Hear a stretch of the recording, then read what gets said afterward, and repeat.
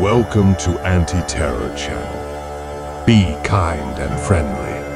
The ancient Chechens are here. Stop being Arab and go back to your own roots.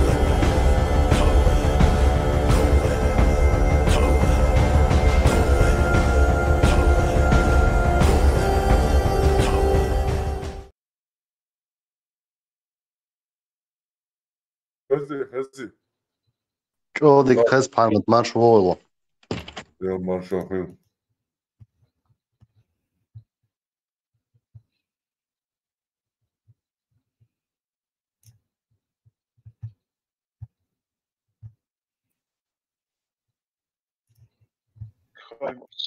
Maşallah. Maşallah. Хорошо, хорошо. Хаймас, эфир Юля Лёд. Заскочи на секунду в личку.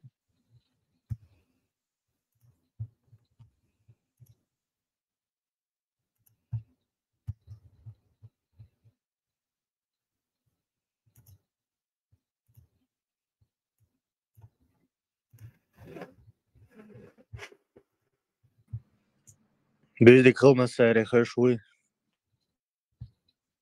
Не. Дацо, фотояма.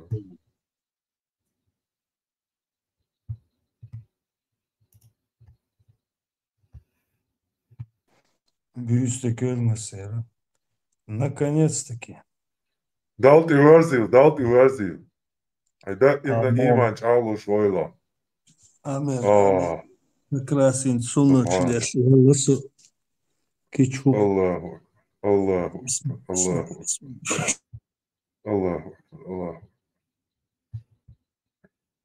Allah alış vol tadan. Allah alış vojla. Allah mokshi mershi liel vojla hadan. Allah Roma goy tilandan. Ламач карахал. Ламас кара постоянно здесь. Колдак, все, дуй. Дигдо. Туалет, какой туалет? Ламас колдак куечу. Это? Мял язду шадыга. Мял хазду. Asıl sayın Yatsıtaş öl buraket ya izletan что? Не, что он лил цахашин, петишь. Все равно. Я наблюдаю вот за вами, лил цаэмшин, все равно лил. Я хаздан, под ойля, коситляш, да лил цахашин. Устарели вы, да.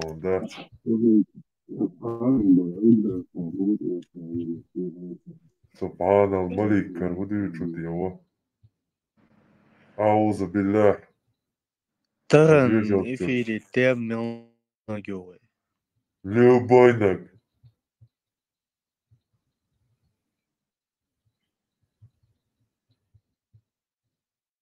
Таран тема. Массаж. Вей, массаж. Просто. Саэлэмна бат садалачин болса цана болса. Тамича буца уста элэмна буквой. Да постоянно бицкойкиш. Элэмна элла бобо. Вот и элэмна юбошел и шлангна шат. И шую холс да аккуэтан. Цага ек хуилмиу. И шую. Иш элэмна хьечер шую. Is elmnach tsara, elmnach ols, is elmnach melchietje kuju hoordu pointava. Is jes elmnach bos jes kuju hoordu point. Ju tsara elmnach jes liels jes kuju hoordu point. Короче, одним словом, сегодня мы будем проводить экскурсию в джунглях. Вечер был лонг. ده وقت سون تبول إشهر صدقني أجواز دوس دا علمنا بوشاقة يعني بلقصة صابدي Арман, можно про твою веру спросить? А, Вот и титул яци Айламсык. И кто ее дает вообще, интересно? Сама она лучше, мы как первому Айламсыгу дали, их потом Совет старейшин или как там? Не, пожалуйста, чтобы дать титул Айламсык, должны быть Айламнах. Но Айламнах не появится, пока не будет Айламнах. То есть будет яйца проблема. Да, вот такое слово. На, ашдахцы будет, ашей, порвать. Да, курица, яйца, проблема, это классически. Что первым появился? Айламнах или или люди, которые назначают Айламнах? Айламнах — это на русском ученый бывший. Бац, клирик, жрецы, клирики. Нет, клирики, жрецы. Можно короткий вопрос задать? Очень такой. Рискни. Вот, именно. Пармат, Ага. можно вопрос задавать? Да, задавать можно. Ну, по вчерашнему посту в Телеграме я хотел спросить, ты же видеоролик поставил, там этот Леонид Тугутов про ведические знания, там лекцию читал. Вот реинкарнация может быть или его вообще не существует? Вот об этом немножко хотел спросить. Есть у тебя какие-то Почему мнения не по может поводу быть? этого? Вполне возможно. Почему не может быть? Конечно, может быть. Пармат, Самое можно вопрос вероятное из задать? всех этих сказок, мне кажется. Пармат, можно вопрос задать? Да, можно.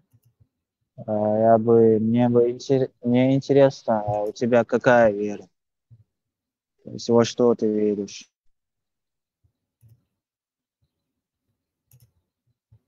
Ты, наверное, много раз Ну, на это отвечал, но я просто не слышал.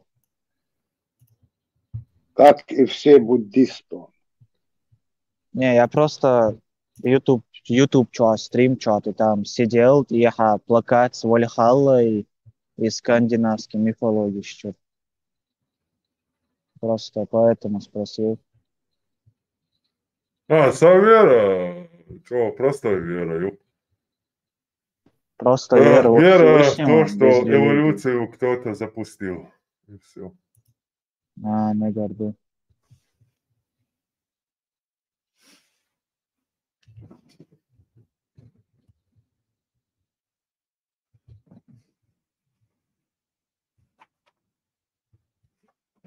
Arvad igasuguse vanase Odinu alusformatsioonina.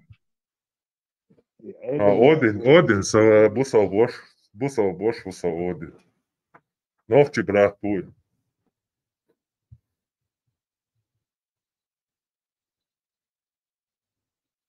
Так, давайте тогда начнем, Дон.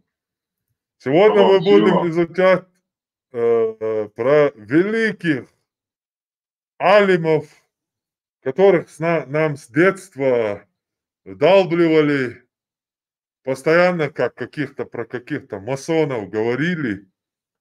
Вот там алимы сказали, алимы решили. Но мы никто никогда не понимал, кто эти алимы, где они, вообще, что они говорили. Ничего о них не знали. Сегодня мы, благодаря нашим мозгам, сами докопались до этих алимов, взяли их труды и собрали очень интересный материал, с которым мы сегодня познакомим вас, чтобы вы понимали, что за обезьяны, которые у микрофонов стоят и постоянно говорят про каких-то ученых ислама. И что за обезьяны сами эти ученые ислама. Вы будете знать, что это за виды, что это за джунгли и какие звери там обитают. Анонс. Благостная весть, о мои братья с финиковых пальм. Возрадуйтесь, ибо наш храбрый и неутомимый пророк Абу Нео, который умолял его не упоминать, странствуя по знойной пустыне Хиджаза, обнаружил великолепную суру. Сура висела на финиковой пальме, охранялась 3 бабуинами, которые на проверку оказались туристами-ваххабистами из шариатской Швеции, прилетевшими из Стокгольма, чтобы пополнить бюджет Бен Салмана на хаджи. Почувствовав внезапный зов природы, они взобрались на пальму. И так там и сидели, пока полиция Эр-Рияда не сбила их длинным шестом. Сорванный лист сурой упал к ногам Абу Нео, и наш скрытый пророк всю ночь, размышляя в своей палатке, пытаясь понять это скрытое послание Аллаха. Итак, сама сура, как вы могли догадаться, называется «Аль-Голубой Аль-Кит». Алиф лам пам парам. О верующий, разве вы не знаете историю про синего кита?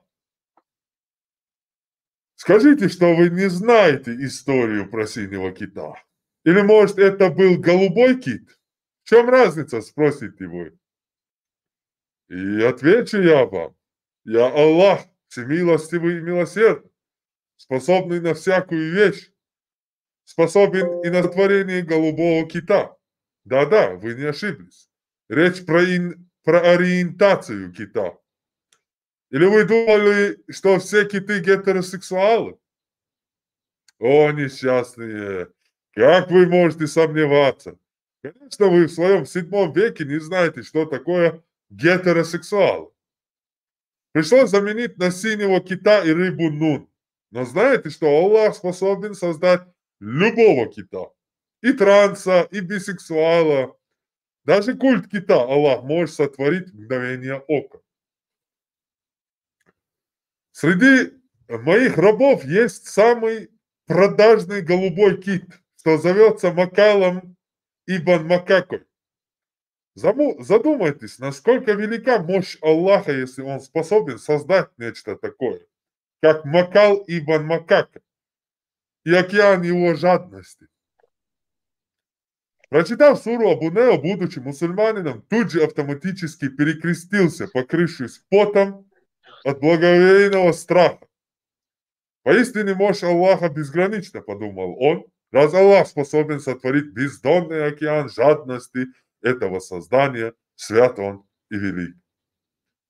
Как всегда, ваш Пармат, Абу Хаймерс, Ибн Атакамский, ваши вопросы, пожалуйста, в комментариях. Пармат, сахум хотар, дарас. Вот в Коране же есть аят: Аллах купил у верующих их души в обмен на рай.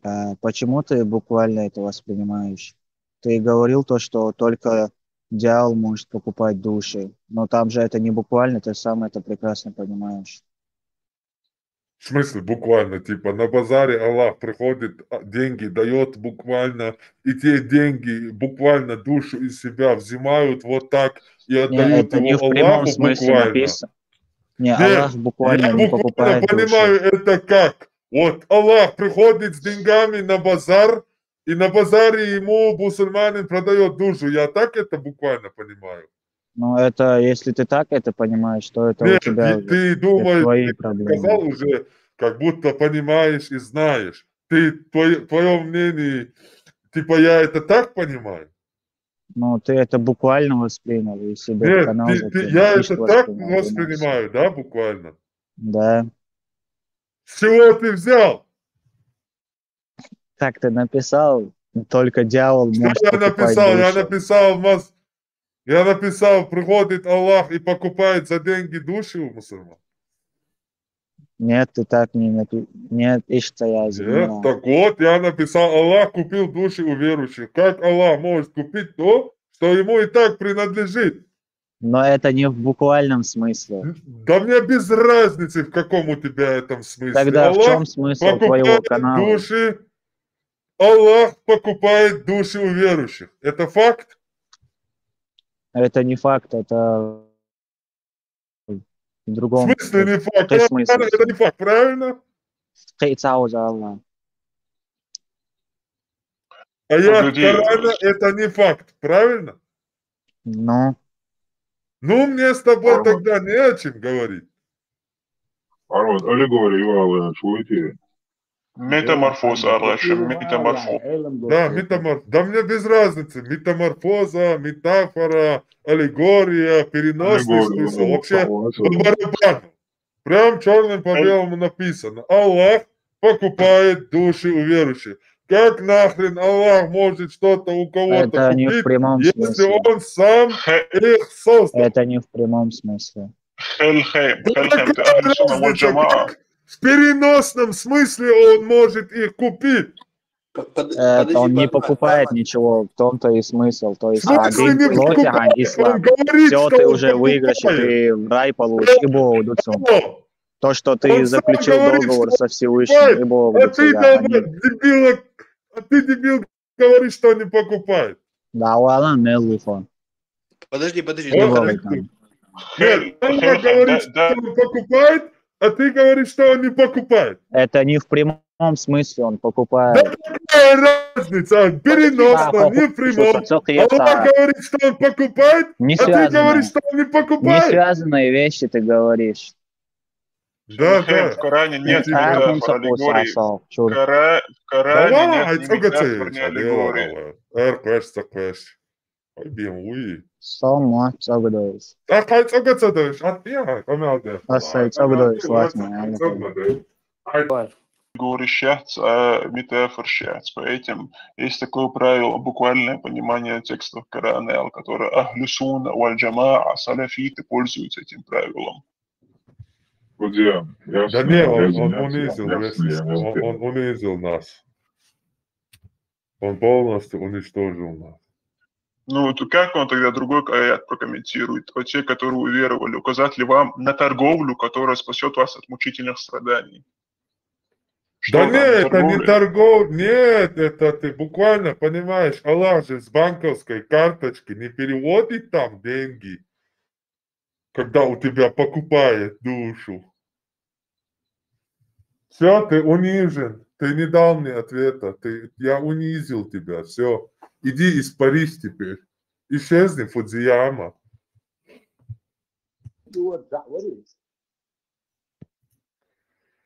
Итак, начинаю. Землю держит кит. У нас были дебаты на нейтральной площадке. Вроде бы, как мы думали, предполагались, знающими ислам людьми Абу Джапаром, каким-то Д и еще какими-то бабуинами на этом нейтральном канале. И мы там привели тафсир, где Ибн Касир приводит в тафсире на суру Калам, письменная трость, первый аят Нун, где в толковании Ибн Касир в тафсире приводит мнение ученых салафов, ранних сподвижников и табиинов, что земля стоит на ките, на спине кита. Нас там, конечно, жестко отшили, сказали, что это мнение какого-то там алима, одного какого-то ученого. Давайте посмотрим, один ли это ученый, или это вся ученая традиция, вся секта Мухаммеда, его сподвижников и табиинов. Или же это мнение какого-то отдельного ученого. Нун, сура 68, аят 1. Нун, клянусь письменной тростью и тем, что они пишут. Первый аят 58 суры. Итак, толкование Ибн Касира. Ибн Касир – это мухаддис, факих, муфассир, историк, экзегет. Дата его рождения – это 1301 год. Направление деятельности – история, хадисоведение, тафсир и фикх. Работал в медресе Наджибия, медресе Танкизия, медресе Нурия, Даруль Хадис Аль-Ашрафия и медресе Ас-Салихия. Его полное имя Имамуддин Абуль-Фида Исмаил ибн Умар ад-Димашки, известный как Ибн Касир. Родился в Басре 1301 года, умер в Дамаске 1373 года. Исламский ученый, правовед, историк, хафиз, толкователь Корана и хадиса. Его полное имя Имамуддин Абуль-Фида Исмаил ибн Умар ибн Касир Аль-Бусрави ад-Димашки Аль-Урейши Аш-Шафи. Родился в 1301 году в селе Мадждал, поблизости от Бусры, Сирия. Отец умер, когда Ибн Касиру было 3 года. Учителями Ибн Касира были исламские ученые, такие как Аз-Захаби и Ибн Таймия. Ибн Касир преподавал в крупнейшей медресе Аль-Ашрафия, Ан-Наджибия, умер в 1373 году. Его сочинения, его труды – это Тафсируль Курануль Азим, толкование Великого Корана, известное также как Тафсир Ибн Касира, комментарий Корана. Аль-Бидая ван-Нихая, начало и конец, исторический труд. Аль-Фусуль фи Сират ар-Русуль, главы о биографии посланника, сочинение о жизни пророка Мухаммеда. Хисас аль-Анбия, рассказы о пророках, трактат о жизни исламских пророков. Это один, Ибн Касир. Второй, имам Ибн Джарир, по-другому от Табари, передает по цепочке от Ибн Аббаса.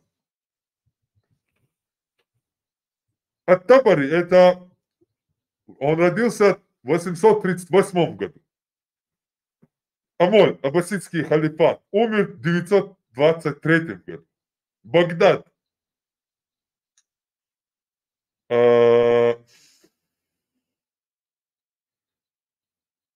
Исламский историк и богослов, основатель и эпоним джариритского мазхаба. Ат-Табари является автором исторического труда «История пророков и царей», тафсиры Корана и трудов по исламскому законоведению. К 7 годам стал хафизом, выучил Коран наизусть. К 8 считался имамом. К 12 лет покинул отчий дом для продолжения учебы, вначале в Рее, затем в Багдаде. Путешествовал в Сирию, Палестину, Египет. К концу жизни вступил в конфликт с последователями Ханбалита аль-Барбахари. В арабской исторической литературе он занимает одно из первых мест как отец мусульманской историографии. Автор работы Тарих ар-Русуль валь-Мулюк, история пророков и царей. Полное заглавие: история царей и их жизнь, рождение пророков и известий о них, и того, что случилось во время каждого из них. Это всеобщая история сотворения мира до IX века, крупнейшее произведение исламской историографии. Этот труд был закончен в 914 году. Другой труд от Табари – это Тафсир от Табари, великий тафсир или комментарий Корана. Из-за объема и оригинальности суждений некоторые трактовки использовались предводителями восстаний. Текст не имел широкого хождения, однако до нас дошел и сейчас считается классикой исламского богословия. Более того, многими мусульманскими богословами он признавался самым лучшим тафсиром Корана. Ан-Навави пишет об Ибн Джарире, то есть от Табари. У него есть известная книга по истории и тафсир, равного которому еще никто не написал. Такого же мнения о нем Джалалуддин ас-Суюти. Он говорит: тафсир имама Абу Джафара ибн Джарира ат-Табари, о котором уважаемые ученые сошлись на том, что не было написано тафсира, подобного ему. Ничтожество, аж. Да я опять ученый, мнение не яйцерим бианил, тафсир и аятан толкование на гушунар. Нах ячу, нах. Юх шайдин уважат те, шайдела те, шайвер уважат те бостак. Амил шок астига. Самаш булар бихалца ешу дина. Хума я ячу. Хума я. Чу яцешу дина яц. Шашта деша дина ашсек шайдина ваш ба. Бершотом шаш майорел. Что цавешься? Что дина цавешься? Что святой мелдол умна цавешься? Нах цахет соншу. Ашарум оба мелцаду. Шаш бусал дубай шайдин оба дише берштовец огацадой. Нах йоц, нах. Сатик амирста дешок чуах. Тafsir людей, тafsir кайси, перевод кайси, хадис дерди, мадерди. Да яла делда я, хоп я хадела я, хасито мелдо ума делда. Так я, хоп я, хадела я.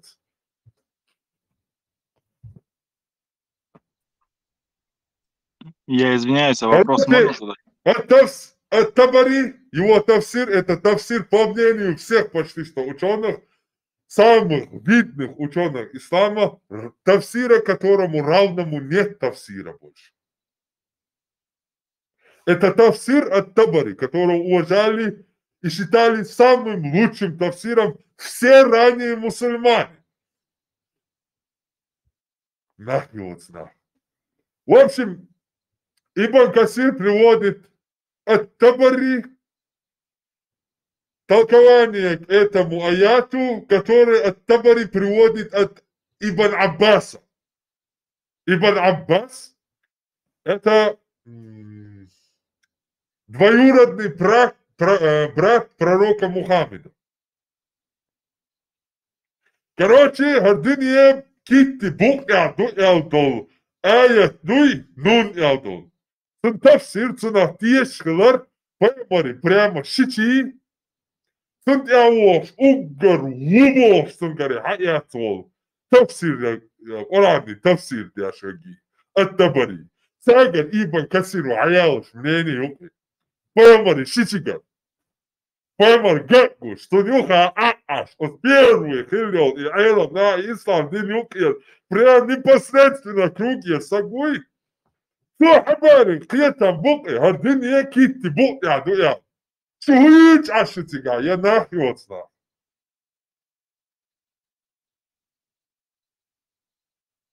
شو دي حياتي وبشي داديت شي باش نوت دين مدر شي باش وت بامر شي باش بوت صحاب شو دينا قيت مخيلة داديت ناي شو وبشي باش يا يوشو ناحي يا اي وبشي شو هي يا ها؟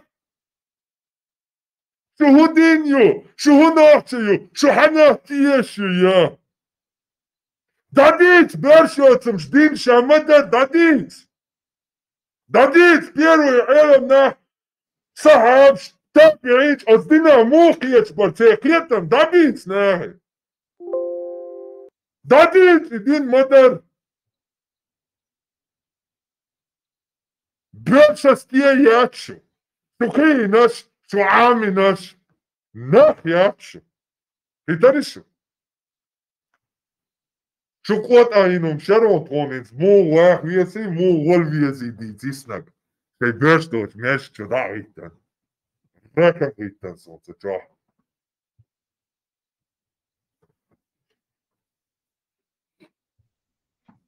ابن عباس قولنا هو إنا أبو العباس عبد الله ابن عباس ابن عبد المطلب القريشي 619 он родился. До смерти Мухаммеда 4 года. Когда умер Мухаммед, ему было 4 года, да, или нет?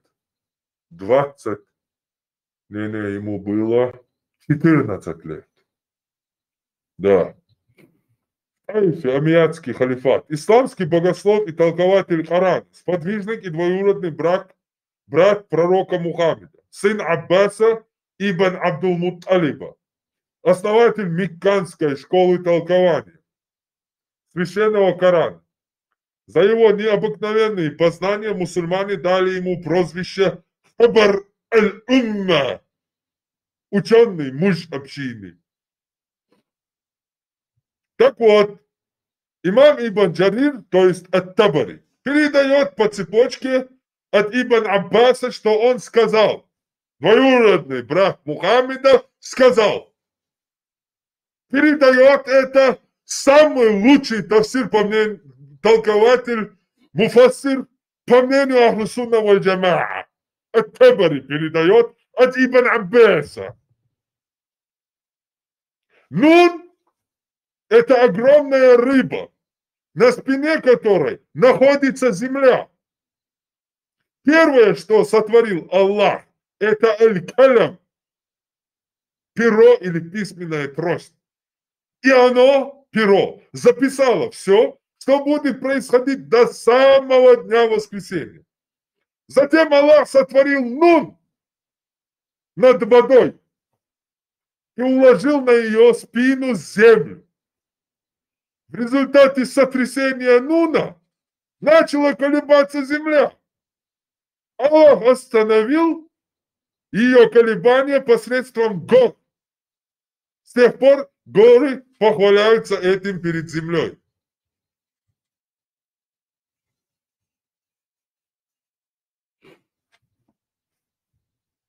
Некоторые сказали, что смысл слова «нун» – это громадный кит, плывущий по огромному океану и несущий на себе 7 земель. Так говорил имам Абу Джафар бин Джарир, то есть ат-Табари, лучший муфассир, равному которого не было. Он также сообщил от Ибн Аббаса: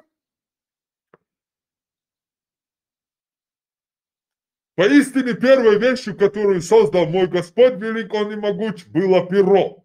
Потом он сказал ему: пиши. И оно написало все, что будет происходить до того, как наступит последний час.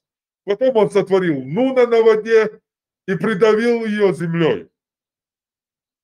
Ибн Башар передал также от Ибн Аббаса. Первым из того, что создал Аллах, было перо, которому он сказал: пиши. Перо спросило: что же мне писать? Он сказал: напишу судьбу всего. Тогда оно поспешило написать обо всем, что будет с того дня, вплоть до дня наступления часа. Затем он создал нун и поднял водяной пар, из которого рассекалось небо и расстелилась земля на спине нуна. Тогда нун заволновался, и земля начала шататься, но Аллах укрепил ее горами, которые вознеслись над землей. Ат-Табари также передает от Ибн Аббас. Первым из того, что сотворил Аллах, были перо и кит. Он сказал перу: пиши. Она спросила: что мне писать? Он ответил: все, что будет происходить до дня воскресения. Потом Аллах произнес: нун, клянусь пером и тем, что они пишут. И нун – это кит, а перо – это перо. Смотрите Тафсируль Кур'ануль Азим. Том 8, страница 184-185. Тафсир, толкование Корану ат-Табари. Это толкование, равному которому нет толкования. Взято прямо от двоюродного брата пророка Мухаммеда, от Ибн Аббаса. Первый из перечисленных хадисов Ибн Аббаса передали также Ибн Абу Шейба, Абдур-Разак, Ибн Абу Хатим, Аль-Байхаки и Аль-Хаким. Аль-Хаким признавал его достоверным с условиями Аль-Бухари и Муслима. И с этим согласился Аз-Захаби. Аз-Захаби кто такой? Мы тоже сейчас узнаем. Все они кто такие?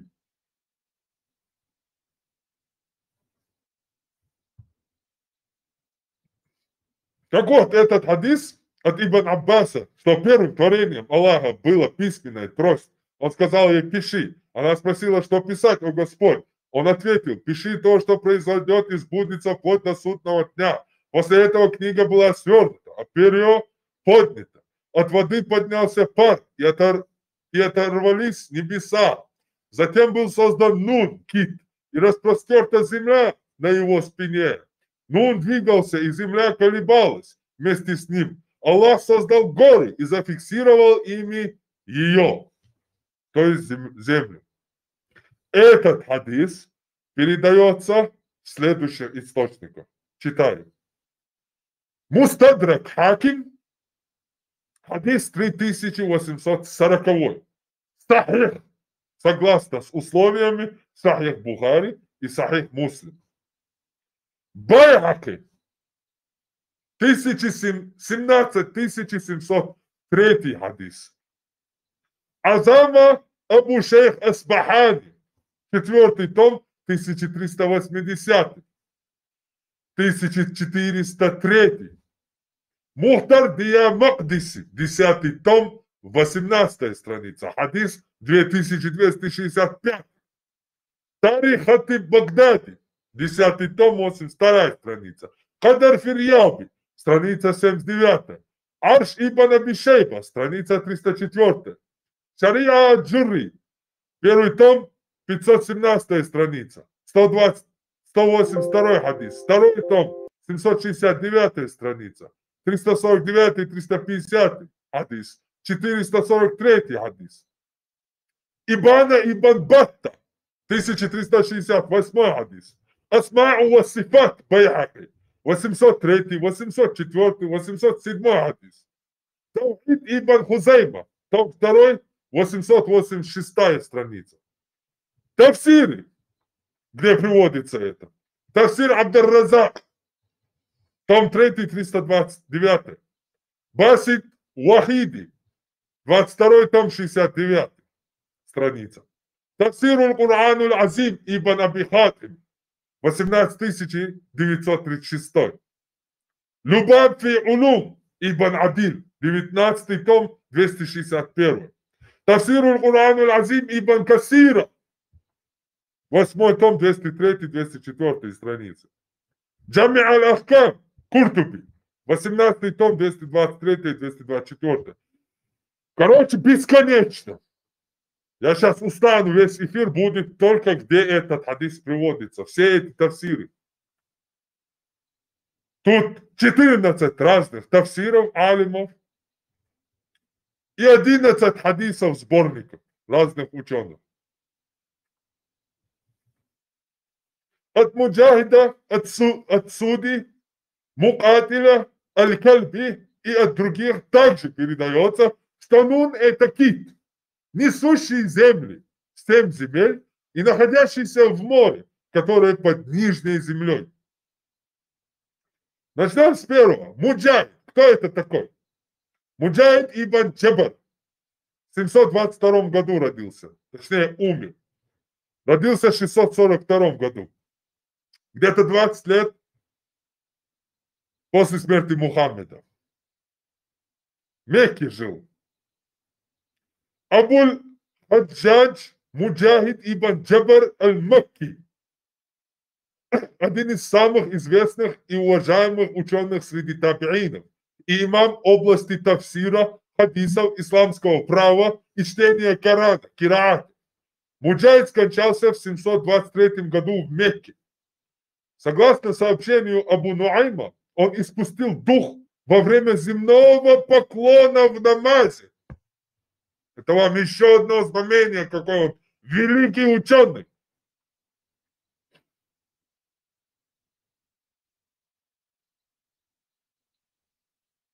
Он обучался благословию у многих сподвижников, но больше всего ссылался на Абдаллаха ибн Аббаса, останавливаясь после каждого аята и расспрашивая его о причинах его ниспослания. То есть он прямо брал уроки у двоюродного брата пророка Мухаммада ибн Аббаса. После каждого аята спрашивая его, где этот аят был ниспослан, как, по какому поводу и все остальное. Муджахид также передавал хадисы со слов Али ибн Абу Талиба. это другой двоюродный брат Мухаммеда. Убайя ибн Ка'ба, ибн Умара, это сын Умара ибн Аль-Хаттаба. Абу Хурайры, это сподвижник Мухаммеда, который больше всего хадисы передает. Айши, это жена Мухаммеда. Джабира ибн Абдуллах, Са'да ибн Абу Вакаса, Абу Саида Аль-Худри, Саламы и других. У него же непосредственно, у Муджахида обучались Корану такие выдающиеся чтецы, как Ибн Касир ад-Дари, Абу Амр ибн Аль-Аля и Ибн Мухайси. Хадисы с его слов рассказывали Амр ибн Динар, Ау аз-Зубайр, Аль-Хакам ибн Утайба, Сулейман Аль-Амаш, Аюб ас-Сахти, Яни, Ибн Аун, Катада ибн Диама, Хумайд Аль-Радж и другие. Аш-Шафи Яхья ибн Майн, Аль-Бухари и многие другие признавали его надежным и достойным доверия передатчиком. В Сахихе имама Аль-Бухари есть много хадисов, рассказанных с его слов, то есть со слов Муджахида. Муджахид ибн Джабар. Муджахид проявлял завидное упорство в обучении религиозным наукам. Много путешествовал в поисках знаний, собирал предания не только от мусульманских улемов, но и от людей Писания. По его собственному признанию, поначалу он приобрел знания без намерения, а потом Аллах одарил его правильным и чистым намерением. Существует мнение, что его перу принадлежит самый ранний сборник преданий, посвященных комментариям Корана.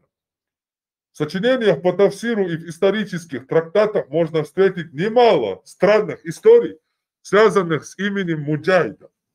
Некоторые из них сообщается, что он отправлялся в путь, как только слышал о каком-то удивительном месте или событии, чтобы лично убедиться в этом. Передается, что он отправился в Вавилон. Также передается, что он отправился в Хад-Рамаут, колодцу Бир-Бархут. Сообщение о том, что в Вавилоне он нашел проводника иудея, который привел его к колодцу, в котором были заточены ангелы Харут и Марут, не заслуживают доверия у них уже сегодня, понимаете? Скорее всего, они были сочинены людьми, которые желали создать вокруг личности Муджахида некий ореол святости и таинственности.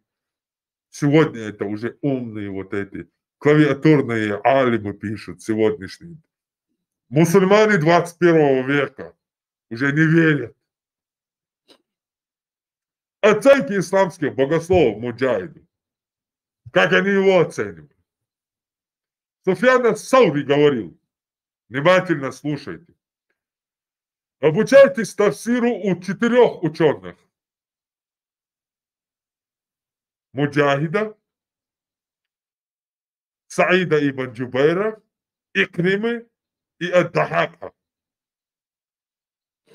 Катада ибн Диама говорил, среди тех, кто остался в живых, самый знающий в вопросах тафсира – это Муджахид. Ибн Джурайдж говорил, слышат хадисы от Муджахида и говорит, что я слышал от Муджахида, для меня желание, чем моя семья и мое имущество. Аль-Амаш говорил, он был старательным в приобретении знаний, а когда он говорил, из его уст словно рассыпался жемчуг. Салама ибн Хухель рассказывал, я не встречал никого, кто приобретал бы эти знания только ради Аллаха, кроме 3. Ати, Муджахида и Тауса. Ибн Сад сказал, он был надежным передатчиком, правоведом, ученым и рассказывал много хадисов. Ибн Хиббан сказал о нем, он был ученым, сторонился всего сомнительного, часто и много поклонялся и был богобоязненным мужем. Это один Муджахид. Второй у нас кто был? Аль-Кальби, который передает, говорит, что земля на спине кита.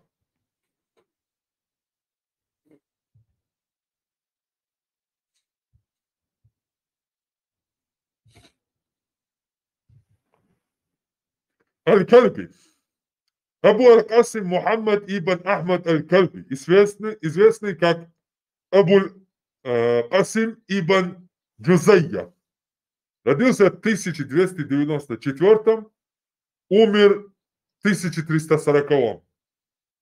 Арабский богослов, поэт, комментатор Корана, правовед маликитского мазхаба, автор книг по фикху, тафсиру, хадисам и калам. Отец Абу Абдаллаха ибн Джузайя Аль-Кальби. Его полное имя Абу Аль-Касим Мухаммад ибн Ахмад ибн Мухаммад ибн Яхья ибн Юсуф ибн Абдуррахман ибн Джузайя Аль-Кальби Аль-Гирнати. Он родился 19 Рабиуль Ауаля 693 года. Это 17 февраля 1294 год в Гранаде. По другой версии он родился 9 Рабиуль Ахири, это 8-9 марта того же года. Он является членом йеменского племени Бану Кальб. Их предки пришли в Андалусию во время первых арабских завоеваний и поселились в Вельме, на юге Гранады. Город, который Макари называет Вельбе-Уэльба, расположен на юго-западе Ишбилие, Севильи. Дед его деда Яхья и его отец Абдуррахман Джаян были эмирами. Ибн Джузай получил образование в Гранаде. Он брал уроки у таких ученых, как Ибн Аль-Зубайр Ас-Сакафи, Ибн Аль-Каммад, Ибн Русайд, Ибн Аль-Муаззи, Ибн Аш-Шат и других. У него учились такие ученые, как Лисануддин Ибн Аль-Хатиб, Ибн Аль-Хасан Ан-Нубахи, Ибн Аль-Хаша и другие. Обладая глубокими познаниями в фикхе, чтении Корана, тафсире, хадиса и арабском языке, Ибн Джузай в молодом возрасте был назначен имамом хатибом большой мечети Гранады. Он увлекался коллекционированием книг и имел большую библиотеку. Источником утверждается, что он был общительным и обладал набожностью. Погиб в битве при Саладо, октябрь 1340 год. Имел 3 сыновей, сохранилось несколько стихов Ибн Джузайя, различные труды по фикху, тафсиру, хадисам и калам. Среди них такие. Аль-Каванин Аль-Фикхия. Это краткая книга по сравнительному фикху. Разделена на 2 основные части, каждая из которых состоит из 10 книг и 100 глав, после введения в различных тем, связанных с принципами веры. Второе. Табир аль-Вусуль иля Ильм аль-Усуль. Краткая работа по методологии фикха. Ат-Ташкиль ли-Улум ат-Танзиль. Одна из работ связана с толкованием Корана. После введения, которое включало словарь по истории, кораническим наукам и значением некоторых слов, часто употребляемых в Коране. Ибн Джузай разбирал каждый аят по очереди и довольствовался лишь толкованием слова и композиции, которые трудно понять. Автор затрагивал те вопросы, которым он придавал большое значение. Аль-Анвар ас-Сания фил калимат ас-Сунния. Это краткий трактат, в котором собраны достоверные хадисы о поклонении, ибадат, вопросах фикха, связанных с поклонением, муаммалят и нравственности, адаб. Ан-Нур аль-Мубин фи каваиди акаид ад-дин. Это один экземпляр, находится в библиотеке Аль-Карауин в Марокко. Аз-Дурури фи Илм ад-Дин. Следующее. Тавсият аль-Кулуб фил Васуль иля Хазрати Алами аль-Гаюб. Следующее. Аль-Мухтасар аль-Бари фи Кираати Нафи.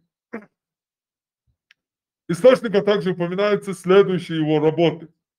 وصلت المسلم في تهذيب صحيح مسلم الدوات والأذكار المستخرجة من صحيح الأخبار أصول القراء الستة غير نافع الفواعد الأماء في لحن الأماء и Фахраса. В общем, вот эти все люди, первые сподвижники, табиины, говорят, прямо слышавшие Мухаммеда пророка, что письменно, что сура 86, аят 1, точнее 68 сура, аят 1, Нун, клянусь письменной тростью и тем, что они пишут. Эти первые ученые говорят, что Нун – это кит, которого создал Аллах, и эту землю, вот эта земля, в которой мы живем, поместил на спине этого кита.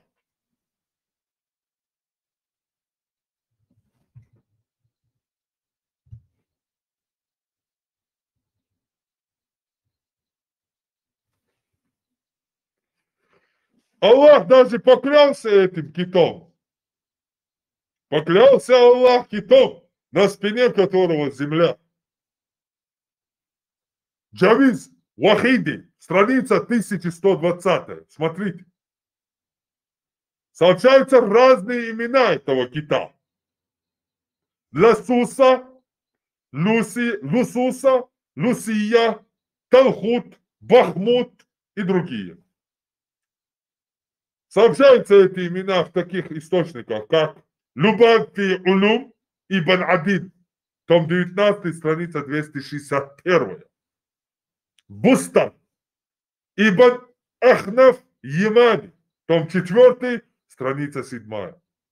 Джами аль-Ахкам Куртуби, 18 том, 224 страница. Кашф Вабаян Саляби, 5 том, 10 страница. Сирадж Мунир, Хатиб Ширбини, 4 том, 349 страница.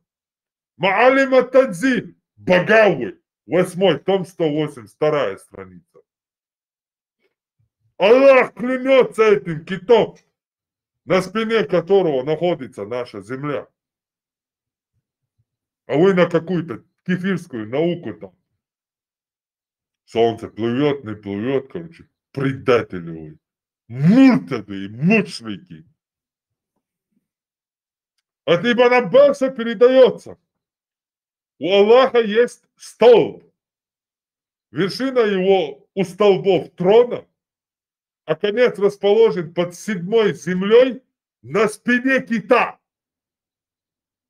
Если скажет раб, нет Бога, кроме Аллаха, трясется этот кит, сотрясается столб и сотрясается трон Аллаха, то Аллах говорит своему трону: успокойся. И трон отвечает: нет, клянусь Аллахом твоим величием, я не успокоюсь, пока ты не простишь тому, кто произнес это его грехи. И Аллах прощает ему его грехи. Это сообщается в Тарихе Хатиб Багдади, том 6, страница 182-183, хадис 2659. Также это сообщается, этот хадис, Дур аль-Мансур ас-Суюти, 7 том, 714 страница. Тарих Хатиб Багдади, да? Давайте, хотите узнать, кто такой Хатиб Багдади? Так вот, Хатиб Багдади, Ахмад ибн Али, имя при рождении. Прозвище Аль-Хатиб, профессия, род его, деятельности. Мухаддис, историк, учитель, писатель. Дата рождения – это 7 мая 1002 год. И умер он 5 сентября 1071 года. 69 лет он прожил. Багдад, Ирак, аббасидский халифат. Направление мухаддис. Его учителя Абу Нуайм аль-Исфахани ибн Шихаб аль-Укбари, Абу аль-Хасан ибн Ризкавей, Абу Бакр аль-Баркави, Абу аль-Хамид аль-Исфараини, следующий, Саид ибн Мухаммад аль-Аставаи, следующий, Абу аль-Касим аль-Азхари, следующий, и Абу Саад аль-Ассаман. Его ученики Абу аль-Хасан аль-Маварди, Мамус аль-Лакси, следующий, Абу аль-Ганаим аль-Насри, следующий, Абу аль-Фаррадж аль-Арманази, Камиль ибн Сабит ас-Сурри. Труды Хатиба. История Багдада. Аль-Кифая фи илм аль-Ривая. اقتداء العلم الأمال. الرحلة في طلب الحديث. الفاكح والمتفاكح. مسألة في الصفات. شرف أصحاب الحديث. الجامع لأخلاق الراوي وأداب السامي. أبو بكر Ахмад ибн аль-Багдади по прозвищу Аль-Хатиб аль-Багдади.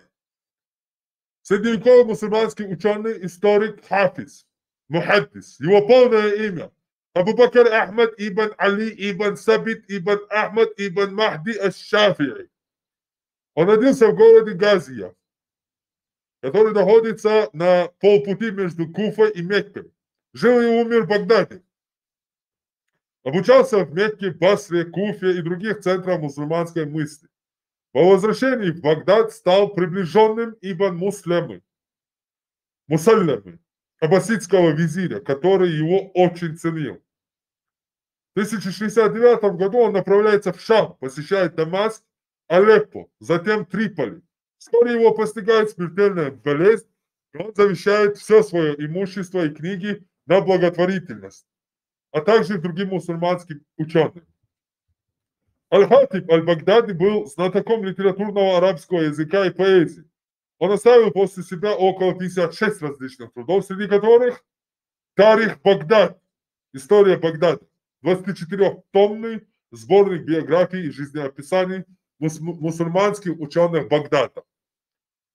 Ат-Татфиль ва Хикят ат-Туфайли.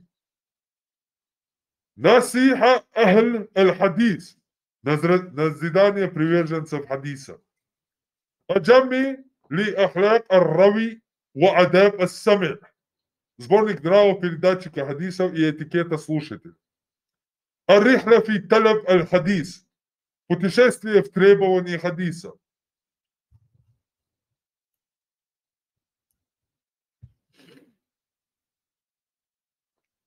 Аль-Факих والمتفاكه. Аль-Кифая фи илм ар-Руат. Достаточное пособие в науке передатчиков хадисов. Шараф асхаб аль-Хадис. Почет приверженцев хадиса. Аль-Бухала. Скупые. Az-Zuhd вар-Рака'i. Вар-Рака'ик. Аскетизм и доброта. А кто у нас второй? Так, стоп. Хатиб Багдади вор, в Тарихе, который приводит от Ибн Аббаса.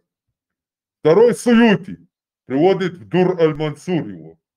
Кто такой Ас-Суюти? Давайте посмотрим.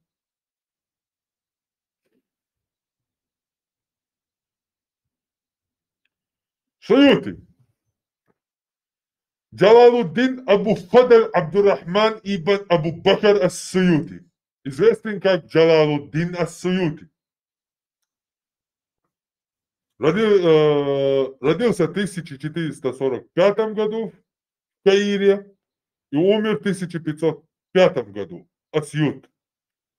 Исламский богослов, по мнению ученых-историков, один из наиболее плодовитых авторов не только мамлюкской, но и, возможно, всей арабо-мусульманской литературы в целом.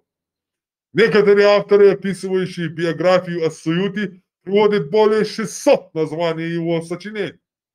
Самыми популярными его сочинениями являются «Тафсир аль-Джалалей» и «Аль-Иктан фи улум аль-Кур'ан». Его полное имя – Абу Фадль Абдуррахман ибн Абу Бакр ас-Суюти. Абдуль Фадль Абдуррахман ибн Абу Бакр ибн Мухаммад аль-Худайри ас-Суюти. Он родился в 1445 году в ас-Суюти, в семье известного каирского законоведа шафиитского мазхаба Камалуддина ас-Суюти. Род отца имел персидские корни. Также его предки жили в Багдаде, но в мамлюкский период они переселились в ас-Суют. Это порт на реке Нил в Египте, где и умер его отец. По мнению историков, отец Джалалуддина был известен за пределами Египта. Когда-то ему предложили пост судьи Мекки, но он отказался. В возрасте 6 лет после смерти отца опекуном мальчика становится шейх Камалуддин ибн аль-Хуммам. 8 лет юный ас-Суюти выучил наизусть Коран, после чего он выучил Умда аль-Ахкам, Ибн Дакик аль-Ида, Минхаж имама аль-Навави, аль-Усуль имама аль-Байдави и аль-Фию имама Ибн Малика. 8 лет все это он выучил наизусть. Фикх и грамматику ему преподавали несколько ученых, а науку о дележе наследства – мирас. Шейх Шихабаддин аш-Шар-Масахи. 17 лет ас-Суюти получает разрешение иджазу на преподавание арабского языка, и в том же году он написал свое первое сочинение «Толкование смысла истиазы и басмалы». 27 лет он получил иджазу на преподавание и вынесение фикх. В поисках знаний он побывал в городах Шама, Хиджаза, Йемена, Восточной Африки и Индии. В последний период своей жизни ас-Суюти уже не выходил из дома. Он умер на 61-м году жизни утром в пятницу 17 октября 1505 года. Похоронную молитву джаназа намаз провел его ученик Аль-Ашари в мечети имени шейха Ахмада Аль-Абарики. Кроме этого, джаназа намаз совершили во всех мечетях Египта и большой аммиятской мечети Дамаска.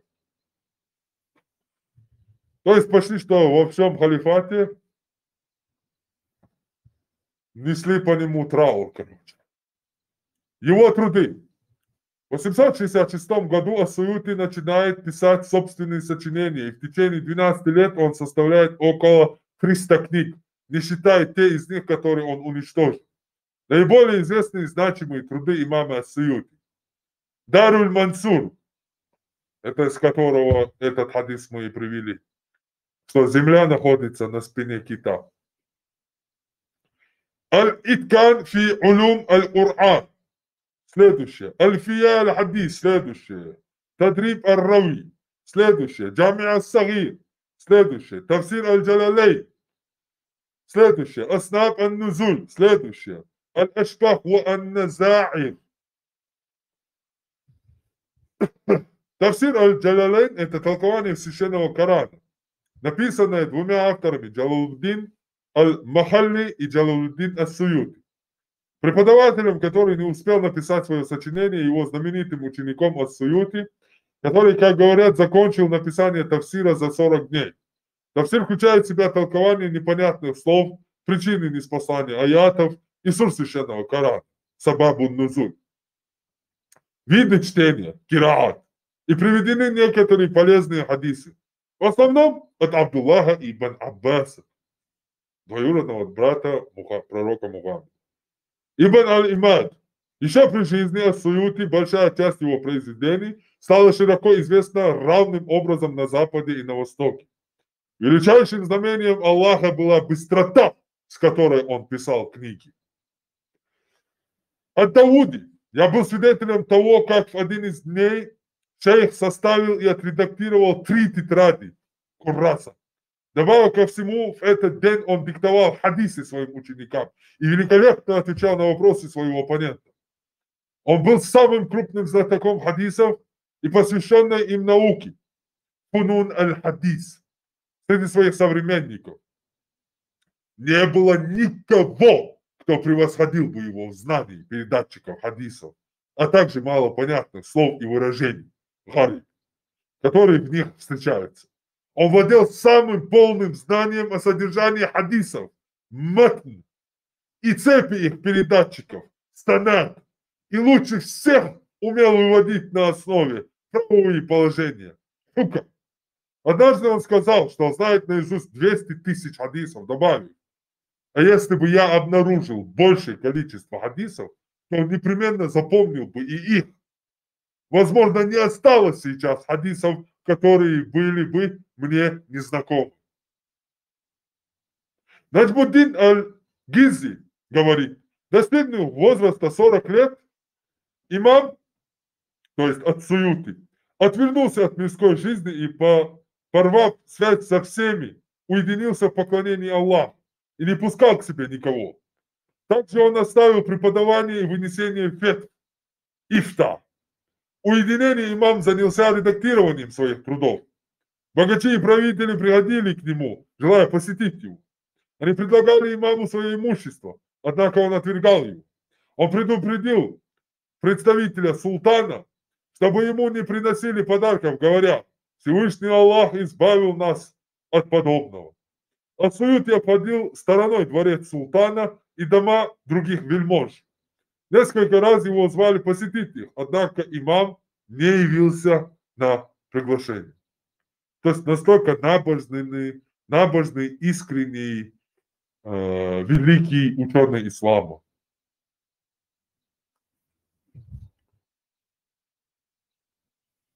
Короче, вот эти 2 балбеса говорят, что земля на спине кита. Не только вот эти 2 балбеса. И за весь эфир сколько там уже количество я вам биографии рассказал первых ученых, сахабов, табиинов и так далее. Вот все эти обезьяны говорят, что земля на спине кита. Это говорит их гребаный это говорит и хадисы, это говорят и Коран. Все об этом говорит. Ислам со времен Мухаммеда до 11, 13, 14, 15 века ислам говорит, что земля на спине кита.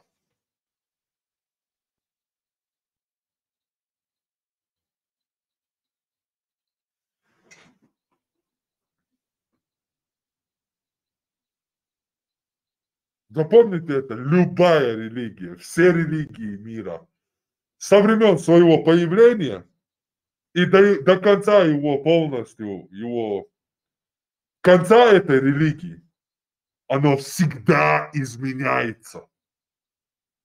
Например, египетская религия, египетской цивилизации 3500 лет насчитывается около.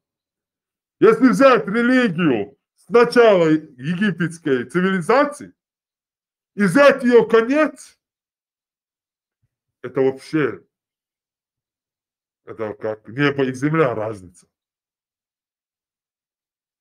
Начав свой путь обожествления разных животных в виде соколов, своих тотемных охотничьих животных, они пришли к единому незримому богу Амон-Ра, в честь кого сегодня вы, мусульмане, христиане, иудеи, на своих молитвах в конце всегда говорите его имя. Аминь.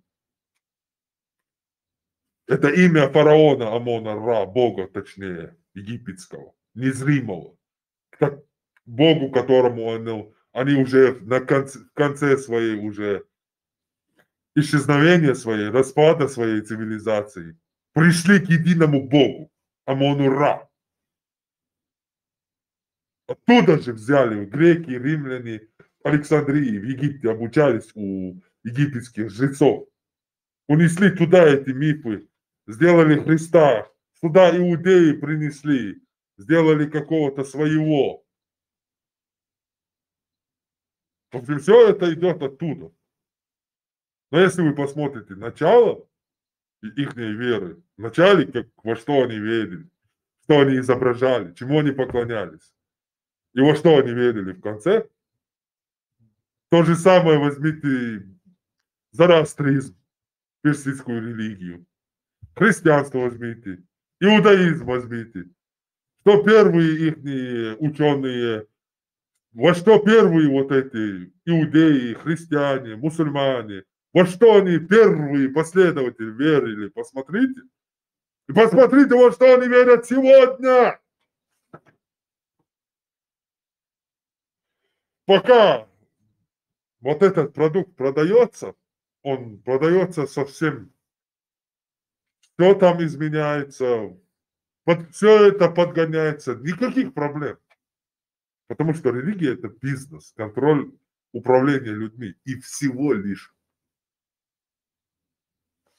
Упомянул Абу Наим ат-Каба, что Иблис, сатана, проник к этому киту, на спине которого наша земля находится по исламу, и бросил в его сердце, то есть стал научать: знаешь ли ты, о Лусия, о том, что на твоей спине из народов, деревьев, животных, людей и гор. Если бы ты стряхнул их и сбросил бы их всех с твоей спины, вознамерился Лусия сделать это, и отправил Аллах червя, который заполз в его ноздрю и дошел до мозга. Бросился он, кит, взывать к Аллаху. Тогда Аллах разрешил червю выйти, и он вышел. Сказал Кааб: клянусь тем, в чьей длани моя душа. Он смотрел на нее между своих рук, и она смотрела на него. И если бы он, кит, вознамерился совершить что-то подобное из вышесказанного, то стал бы тем, чем был раньше.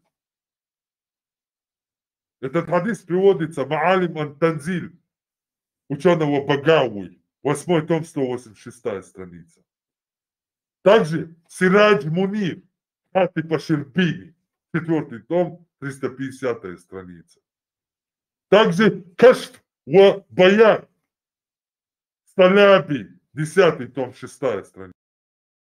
Джами аль-Ахкам, Куртуби, 18 том, 224 страница. И сказал Руат, когда Аллах создал землю и разорвал ее на 7 частей, послал он ангела из-под трона Аллаха, который спустился на землю и достиг 7-й земли, и положил Аллах ее землю на его плечо или плечи, так что одна его ангела рука была на востоке, а вторая на западе. Держал он 7 земель, пока не осталось для его стоп-места, чтобы утвердиться. И спустил тогда Аллах из Фирдауса быка 40 000 рогами и 40 000 ногами, и послужил в качестве основания для ног ангела горб этого быка. И тогда не утвердились ноги ангела. Затем Аллах взял из высшего Фирдауса зеленый яхот с толщиной в 500 лет пути и положил его между горбом быка до его ушей, и тогда зафиксировались ноги ангела. И рога того быка выходили из края земли, а его ноздри находились в море. И дышал он каждый день. Когда он делал вдох, вода поднималась, море, океаны поднимались. А когда выдыхал, то вода убывала. И не было для его ног места для фиксации. И тогда создал Аллах скалу с размером 7 небес и земель, и утвердил ноги быка на этой скале. И это та скала, о которой сказывали Лукман своему сыну. Но не было у той скалы основания для фиксации. И создал Аллах Нуна, и положил скалу на его спину, а само тело кита расположил на воде, на море, Море же это на ветру, а ветер этот стоит на могуществе. Или из-за могущества Аллаха. Вот вам и устройство мира в понимании пророка Мухаммеда, сподвижников, табиинов и ранних мусульман. Это хадис приводится, записывай. Маалима ат-Танзиль, Багави, 8 том, 186 страница. Сирадж Мунир, Хатиб Ширбини, 4 том, 349-350 страницы. Кашфа Баян, Салям, том 10, 5-6 страницы. Тафсир Аль-Кур'ан Аль-Азим Ат-Табари, толкование Корана великого имама Ат-Табари. Асма ва Сифат имама Байхаки, том 2, 243 страница. Хадис номер 807. Все эти хадисы, все эти номера, все ссылки на исламские библиотеки, на эти книги, все это будет у нас в Телеграме после эфира. Мы выставим это в документ формате. Всю эту лекцию. Прям можете, прям с катарских, с египетских, саудовских, исламских университетов, на их официальных сайтах читать эти книги и наполняться мудростью и наукой. И сделаем атомную бомбу на спине кита.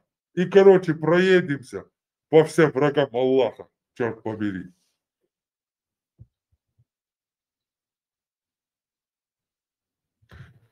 Передается от Ибн Аббаса.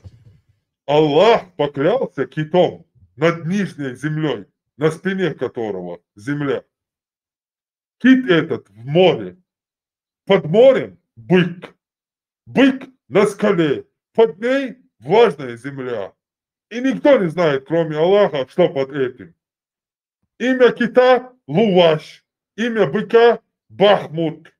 Море именуется Удван, а скала – Джафа. В этой скале 40 000 щелей. И из одной из них выходит вода на поверхность земли.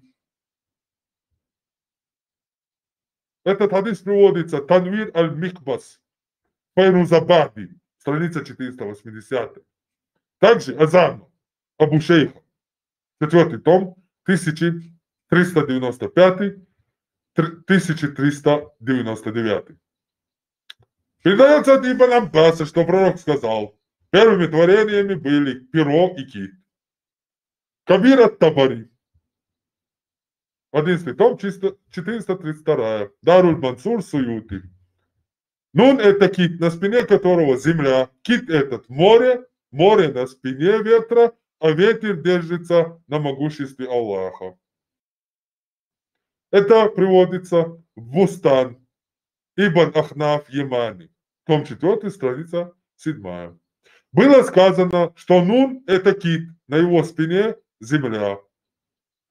Тазкират аль-Ариб Ибн Джаузи, страница 409. Как сказал Всевышний, и землю после этого распростер, то есть расстелил, а также аят, и землю мы расстелили. В этом аяте опровержение тем, кто утверждает, что земля имеет форму шара. Дебилы вы. Прям аяты опровергают вашу шарообразную землю. Что вы под кефиром ложитесь? Будьте мусульманами, какими были праведные сподвижники и их сподвижники. Земля находится, по мнению сподвижников и Мухаммада, на спине кита. Землетрясение происходит, когда кит трясется. И чтобы землетрясение происходило, Аллах поставил горы на спине кита, чтобы наша земля не тряслась сильно. Это Джам'и аль-Ахкам Куртуби приводит. То землю расстелили, как ковер. Муалим аль-Танзиль Багави. Также том 4, 374 страница. Фатх аль-Кадир Шаукани, 3 том, 151 страница. Сказал Ибн Аббас, расстелил он, Аллах, ее, землю, на поверхности воды.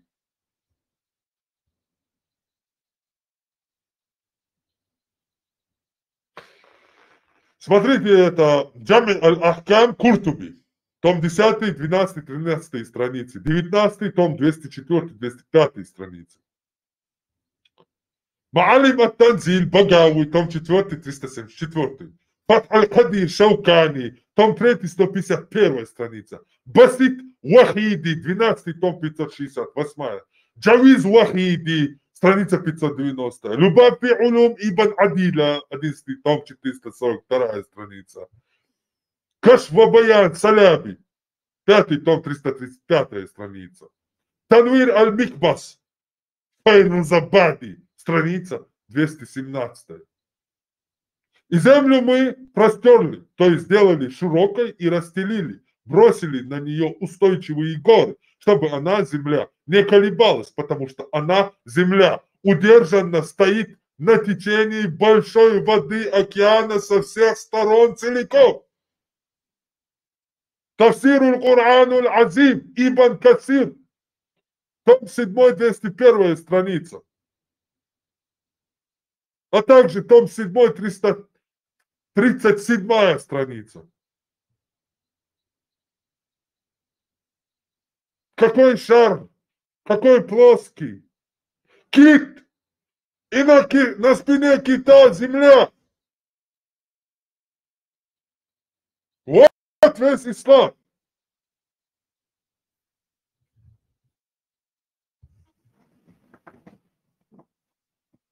Переходим к Млечному пути и радуге. Что для этих обезьян радуга и Млечный путь? Обезьян, почему я их считаю? Да потому что во времена Мухаммеда и этих обезьян 2000 лет до этого, 1000 лет до этого он уже в Египте, Александрии, там, библиотека, уже все установили, земля круглая, сколько его она метров, там, 1 метр где-то, ошибку допустил Эратосфен. Вон Аристотель, Пифагор, вообще пик всей мысли тогда уже 1000 лет до Мухаммеда положено в мире. Вот поэтому я их называю обезьянами, потому что они претендуют на какую-то цивилизованность. Ладно, если как сейчас какие-то африканские племена, там индонезийские, они жили себе, да и жили. Никому не мешали. Плевать я на них хотел бы. Но эти обезьяны пришли к людям и говорят, я обезьяна тупая, безмозглая. Я вообще ни хрена не понимаю. Я просто жрать, срать и собачью работу только умею. Но я, короче, лучше тебя. Глотни это.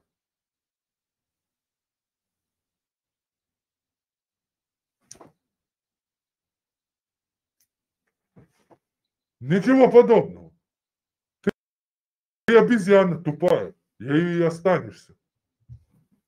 Как и основатель твоей религии, как и первые его последователи, звери, которые пришли на нашу землю, изнасиловали и забирали с собой наших бабушек, прапрабабушек, прапрадедушек убивали, головы им отрубали. Черным по белому открыто это ничтожество, сами это записывают. 9 век историк Аль-Куфи, Аль-Балазур. Если вы читать не хотите, дагестанские мусульмане вон целые лекции по этим книгам сделали. Ислам в Дагестане, на Кавказе. Забейте там, найдете целый курс лекций. Там черным по белому эти ничтожества, обезьяны пишут. Марван великий полководец, вот эти все великие сподвижники, которых сегодня они называют, они что, просто там, я не понимаю, почему они это так записывали, у меня остается только один ответ, что для них, для этих обезьян это было нормально. И они не видели ничего плохого в этом. Поэтому и записывали это как есть. Это первый историк исламский. Аль-Куфи Мухаммад и Аль-Баразули. Две книги. Китаб Аль-Футух и Китаб Аль-Футух Аль-Будла. Книга завоеваний. Начиная с халифа Абу Бакра и заканчивая его временем, 9 веком его халифом, который там. Все завоевания там записаны. Прямо говорится, он пошел, там исламский великий амир, ему хотели сдаться, пришли, сказали, пощади нас, и мы отдаем. Он поклялся Аллахом, что пощадит их, они ушли, но потом он догнал их и всех нас убил, уничтожил. И никто вообще не удивляется. Никто ничего там не замечает. Все нормально. Захватил там женщин, разделил между собой, детей и женщин разделил. Это прямо у нас они распространяют, на Кавказе. Чечня, Дагестан, Грузия, вот эти все места. Там прям поименно все они рассказывают. Послушайте ваших мусульман. Или почитайте там штук 15, 20, 30 страниц только. Как мусульмане изнасиловали, как сподвижники изнасиловали твою бабушку, а твоего прапрадеда ему голову отрубали. И их детей с собой увозили в гареме. И вечно, короче, секс с рабынями их делали.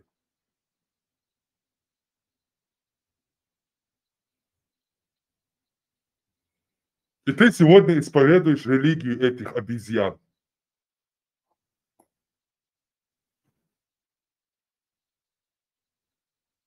Обезьян, которые насиловали твоих бабушек, женщин, твоей нации, из твоего рода.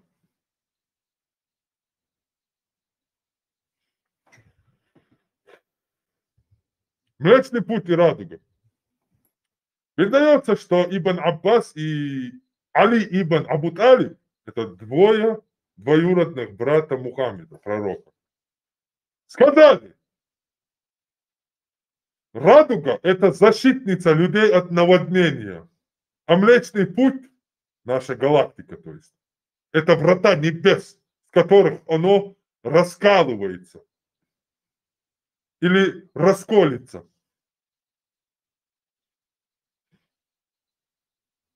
Это приводится в Адаб Муфрад Бухари, страница 269, хадис 767. Альбани, Хукам Альбани, достоверный. Фуад Абдул-Бак, достоверный. Сахих Аль-Адаб Аль-Муфрад Альбани. Нихая Ибн Асир. Кабир Ат-Табаррани. Маджма Заваид Хайсам. Хилья Абу Нуайм. أزامة أبو شيخ إسبعاني كنز عمر خندي مختار ديا مقديسي دور المنصور سيوطي تمحيد ابن عبد البار سراج منير خاتم شربيني تفسير القرآن العظيم ابن كثير جمع الأحكام قرطبي. Где приводится этот бред? Передается, что Ибн Аббас и Али ибн Абу Талиб сказали, Млечный путь – это задний, анальный проход неба. Посредством него были открыты небеса с потоком изливающейся воды во время всемирного потопа.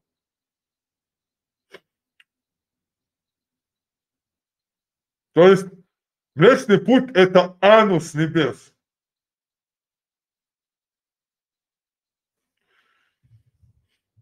А для тех, кто не знает, что такое Млечный путь, давайте посмотрим, если вы не возражаете.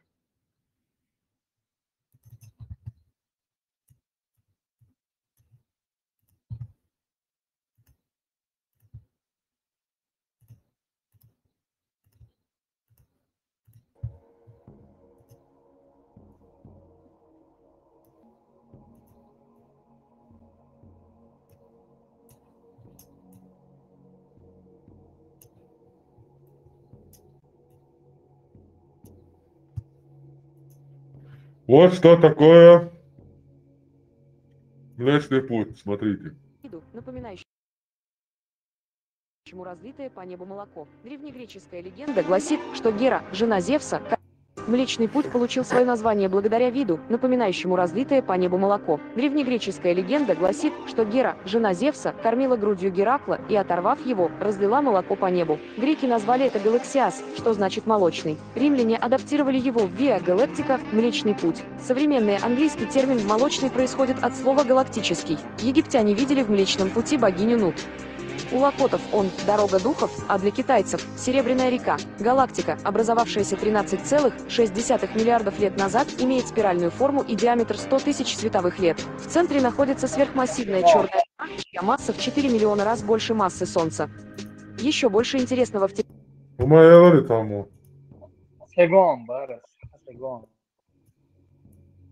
Видно. Гущен, может, у некоторых не видно.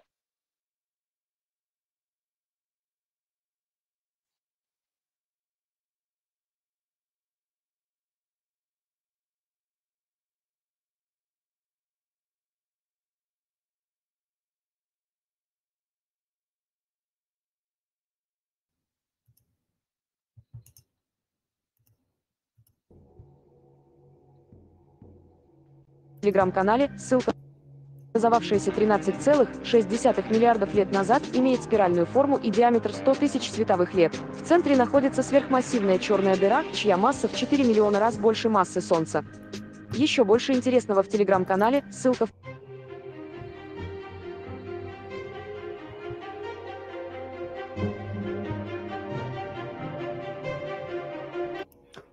Ибн Аббас وإيه علي ابن أبو طالب وهرآن وصدبه.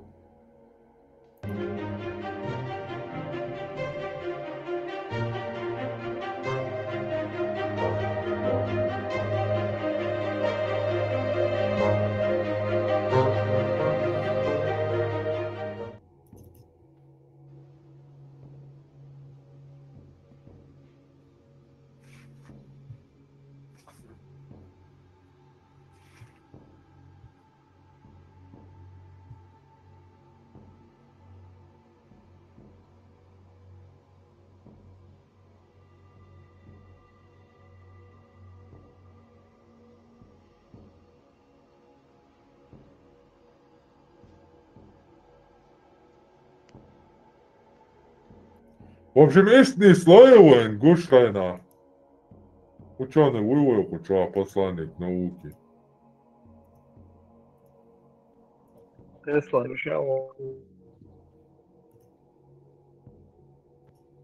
В общем, есть твой Нахушхайна Гуш. И юка ищешь твой Динедир. Твой Дине Окадат она. Где-то вот здесь мы находимся, в галактике. И когда смотрим вот эту сторону, вот это нам кажется как вот.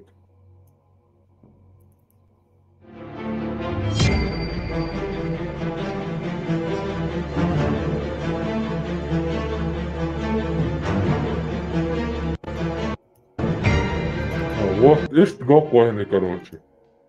Вот это есть. Ее вот это, центр, короче.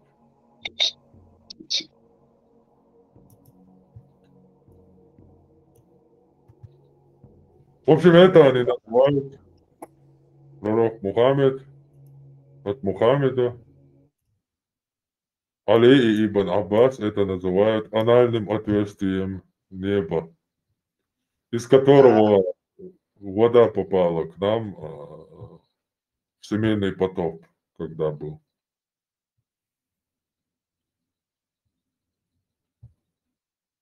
Это приводится Адаб аль-Муфрад Бухари, достоверный Альбани подтвердил, я уже говорил. Передается от Муаза бин Джабаля, что пророк сказал: Млечный Путь, который в небе, это пот или слюна змеи, находящейся под троном Аллаха. Этот хадис приводится Аусат ат-Табарани, том 3, 71 страница, хадис 6760. Кабир ат-Табарани, том 20, 67, 7 страница, 1807 хадис. Также 123. Азама. Абу Шейх Асбахани, том 4, хадис 1298. Передается от Ибн Аббаса, что пророк сказал: Млечный путь – это врата неба. Азама Абу Шейх Асбахани, том 4, 1301. Передается от Али, что пророк сказал: Млечный путь – это врата неба, через которые полилась вода на народ пророка Нуха во время всемирного потопа. Азама Абу Шейха Асбахани, том 4, 1301, Канц Умаль, Хинди, том 2, 548 страница, хадис 4697. Ну, говорят, вот это пока я добрый говорит.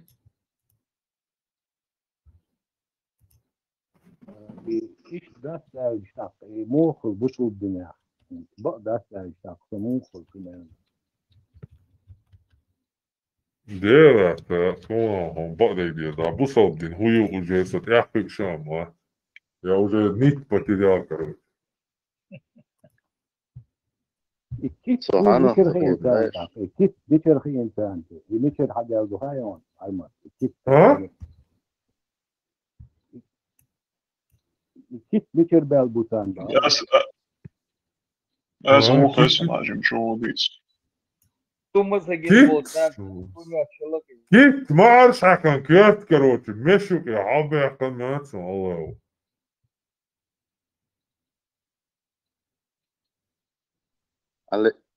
Сухана сядь, ухая. И Млечный путь писатель, да? И хосом сахалых тицешь, да, вот эти эгдосы, да. Еще я гюхцы, да, я Чтобы это писать, что ты молодцы, знаю. Это кишечник, да, Шейн? Расстройство кишечника, Шейн. Идиот, Лёг, толкование, идиот. Да, острешал мадон, от Лёга и толкование коч, тавсир. Сум коч, уммата, хилмата, царер. Ардин, адам хаквалан здинста, тиеш мегардонс. Так свое Хаймарс, какое-то созвездие было в виде треугольника, греки треугольником назвали, да, и что Хошбабан сказали, что это, ну, в общем-то, промежность ЛРЦ. Armatin ay dit badasar في الجنيا مثلا اسفل شناتا كان يقربوا نقطة مستمر وتشوا بقى كيف تعطى نا أشبور توتشنا إير لا يو لا حوسا عوس بيقسم توتشنا Kas stiger hayes الموضوع وصل دينك hayes الموضوع Дуде, шайка, Азия, хая, يعني ما يوسف Пушкин يعني البراك يقول يا حوق راسك أكيا نسي وتاع Искатель самобранка, там все такое.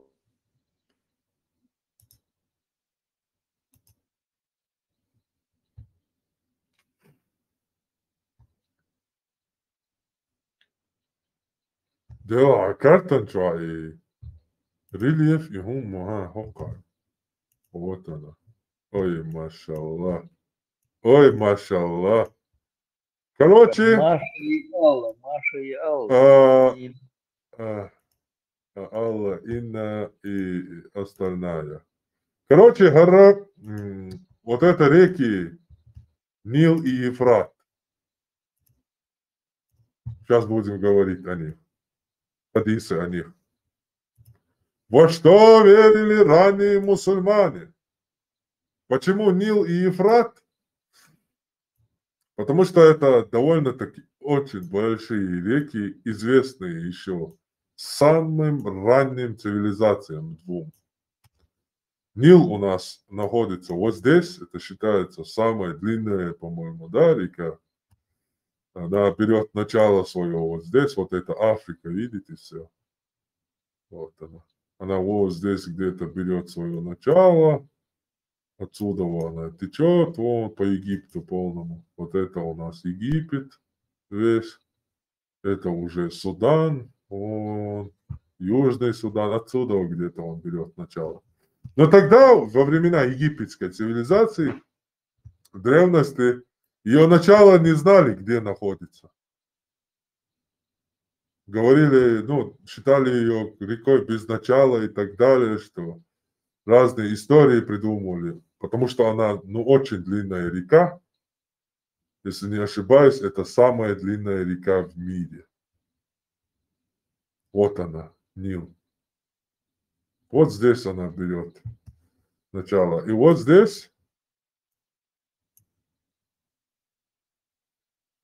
так,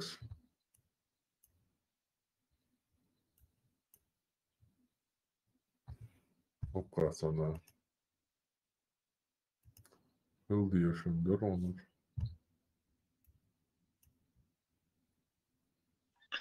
Поставь снова эту Ионе, вот это течет она. Снова его. Ты Парюка. видишь, у тебя А? Ион. Название заглушил, что сказал. Harduka harma duy Nil. Ой, ты Ефрат. Армат. Амазон чуть ак Нил второе место. Второе место, дуй Нил. Амазон самый первый, Нил во второе место. Амазон, Бразилия, она дек дуй. Да, сам хуже дуй да. Бразилия, Америка, хуже. То badne ока гушма, да, Амазон. И мечада, да. Амазон через Бразилию, а было что там длинная река, самая длинная низкая. Ну это маленькая, наверное, да, река? Не, как раз она большая, длинная. Самый первый место, Амазон тут ак Нил выше. Ну как, говорит, с космоса гусь яску затахи. Нил, короче, он этажа. Тут почти что, короче, yok расстояние, yok Нил. Ну, а царь египетский цивилизации, ну, года канал, штяш, хочу дал дяш, из цивилизации махилица, арашат дяш, поляш. И царь дайса изен, швадел хумикис. Ну, в общем, Окадор, Тигр, то есть Ефрат. Уши мясо. Амазон. Ион, низко это просто наверх, тихая маршрут. 6800. Ион, вот. Нил 6800 километров разных. Идон, вот Ефрат. Да, в общем, Хардукар Ефрат. Ока, уйду, горю, Чечня. В общем, и что Кера штука, да. До Судова она идет. Попадает в Персидский залив. И Ефрат, и Тигр. Это называется междуречье, вот это место. Шумерия, Вавилон, это все вот здесь. Сейчас это Ирак. Тут ИГИЛ все поуничтожал там, что до чего они могли дотянуться, в общем. То есть вот эти две реки, они очень длинные. Нил это вообще... Сама вода тогда вообще считалась священной, очень пресная вода. Везде, где находили воду, она обычно становилась священной. Даже у нас, у чеченцев, при всем обилии вот этой воды, родников, родник у нас тоже считается священным. Где встречались молодые пары и обручались. Так вот, по мнению мусульман, мусульмане все-таки сделали открытие еще в 7 веке, черт побери, еще в 7 веке. Тогда не было всех этих технологий. Откуда мог знать человек в пустыне Саудовской Аравии, вот здесь, откуда он мог знать, который весь мир не знал, где берет начало вот это, и вот эти две реки, откуда он такое мог знать? Неизвестно, только один ответ, он пророк, саллаллаху алейхи вассаляма. Когда он, пророк, находился на нижнем небе во время вознесения Исра валь Ми'радж, то увидел две текущие реки и сказал: Джибрил, что это за реки? То есть на небе, ночь вознесения, Мухаммад на Аль-Бураке летит к Аллаху и видит две реки и спрашивает ангела Джибриля, что это за две реки? И Джибриль отвечает: это Нил и Ефрат. То есть, допустим, да, он вот так летит на седьмое небо, да, вот здесь он мягкий поднимается, из мягкий, короче, быстро, короче, отсюда он перемещается вот сюда, в Иерусалим, вот сюда, Аль-Акси, который еще не был построен тогда, какой-то мечети Аль-Акси, который тогда не было, он сюда приехал, и потом резко восходит вот так на седьмое небо, на Аль-Бураке к Аллаху, земля становится маленькой, и он видит вот эти, да, из космоса две эти реки, и двух этих рек, и спрашивает у Джибриля, вот так, улетая на седьмое небо, вот так, вот так, и спрашивает: опа, что это за две реки? И Джибриль отвечает: это Нил и Ефрат. Пока что все понятно, да? Видит он Нил, видит он Ефрат, и Джибриль рядом говорит мне, ну, допустим, да, рядом со мной сейчас Джибриль, и мы вот так на Аль-Бураке восходим к Аллаху. И я спрашиваю: Джибриль, а что это за две реки? И он говорит мне: это Нил и Ефрат. Это Нил и это Ефрат, которые берут отсюда свое начало. Мы вот так идем, да, на небо. Отсюда берут начало. Отсюда неба, они туда уходят. И вот здесь с неба, короче, начинает свое начало. Понятно, чуть-чуть пока что уже непонятки пошли. Отсюда берут начало. Затем Джибриль провел его по нижнему небу. Допустим, это у нас вот на это расстояние у нас нижнее небо пусть будет. И он водит меня здесь по нижнему небу. И он увидел другую реку, на берегу которой был дворец из жемчуга и хризолита. И он ударил своей рукой по реке и обнаружил, что его глина – благоухающий мускус. Он спросил: о, Джибриль, что это? Он ответил: это Аль-Каусар, который припас тебе твой Господь. Короче, там где-то на небе мы отсюда, мне говорят, берут начало, пока что непонятно. Дальше идем. Этот хадис приводится в Бухари, 7517. Асма ва сифат имама Байхаки, 930. Нихая ибн Асир, том 3, 309 страница. Мустахридж Абу Авана, том 1, 120 страница, хадис 357. Дальше. Сообщается со слов Анаса ибн Малика, что пророк сказал: я был вознесен к лотосу крайнего предела, Сидрат аль-Мунтаха. И оказалось, что там текут 4 реки, 2 из которых являются видимыми, а 2 скрытыми. То есть, здесь я вознесен, 2 реки видимые и 2 какие-то невидимые реки. Что касается 2 видимых рек, то это Нил и Ефрат. Что же касается скрытых, то это 2 реки, текущие в раю. Бухари, 5610 хадис, Ахмад, 17833, 17834, 35. А затем я, пророк, был вознесен к лотосу крайнего предела, Сидрат аль-Мунтаха. И оказалось, что плоды его по размерам подобны кувшинам из хаджара, а его листья с лоновым ушам. Джибриль сказал: это лотос крайнего предела. И оказалось, что там текут 4 реки, 2 из которых являются скрытыми, а 2 видимыми. Я спросил: что это за реки, о Джибриль? Он ответил: что касается скрытых рек, то это 2 реки, текущие в раю. Что же касается 2 видимых, то это Нил и Ефрат. Бухари 3207, 3887, Муслим 164, Азам Абу Шейх Асфахани, Тарих Хатиб Багдади.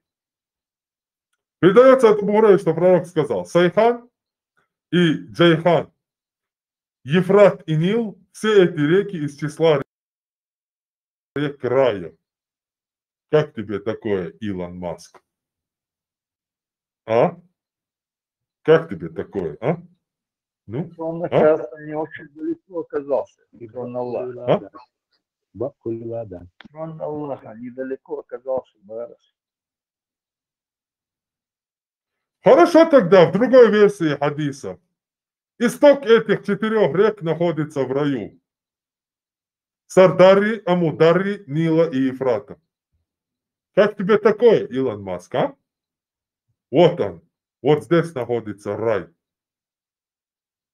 Партеню Сабель. Ты на священной войне. Ты мусульманин. Я нашел рай. Серьезно, он садму. Я нашел рай. Перемещаемся сюда, в эту точку. Вот эти грязные кефиры, мировое правительство, как нас обманывало, оказывается. Рай от нас скрывали. Подожди, тут же 2 реки. Уголочки. Только не черноокие, а чернокожие в Судане. Ага. Так вот, этот хадис приводит Муслим 2839. Рияда Салихин Ан-Навави 1853. Канц Умаль Хинди 35335, 42. Муснад Базар 7956. Так, сейчас уберу это.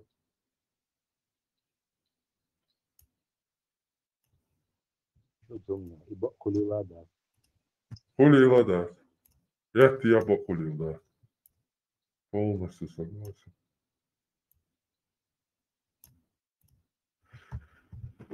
Так.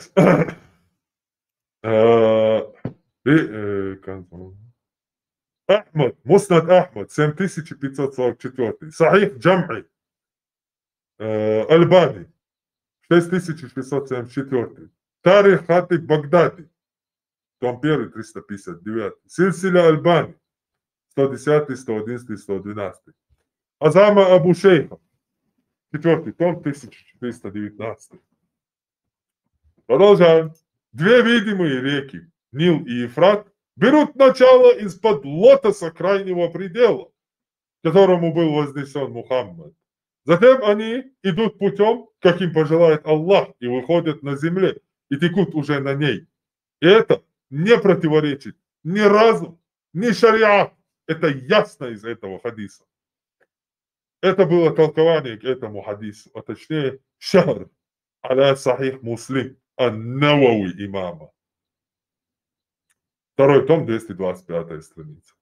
То есть он говорит, типа они у Аллаха где-то начинаются, мы не видим это, и тут на земле появляются. То есть и это не противоречит. Это самое разумное якобы комментарий и объяснение этого хадиса, толкование великого имама ан-Навави этого хадиса. Чтобы мы кефиры не оскорбляли, не исламофобили. Он, пророк, увидел 2 текущие реки на нижнем небе, которые берут там свое начало. Это Нил и Ефрат. Это приводит Ибн Хаджар Аскаляни, Фатхуль Бари, том 7, 214 страница.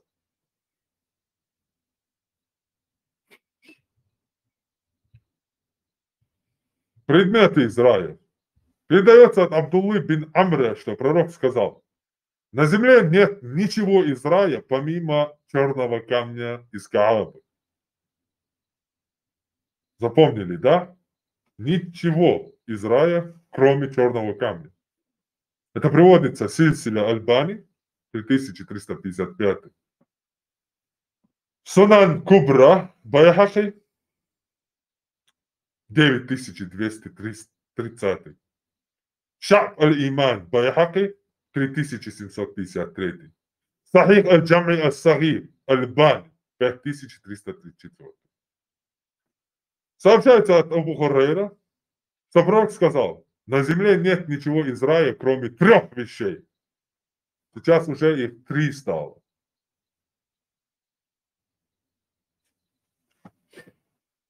Это финиковое дерево Альфуа, серебро, который каждый день не сходит в Ефрат израильской благодати. И черного камня Каабы.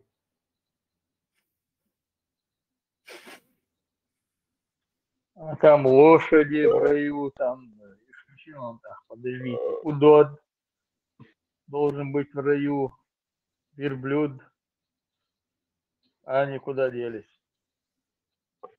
Этот серебро, наверное, когда река там течет, ангел кидает серебро в раю, да, потом это сюда достигает, до земли доходит. Да, они там.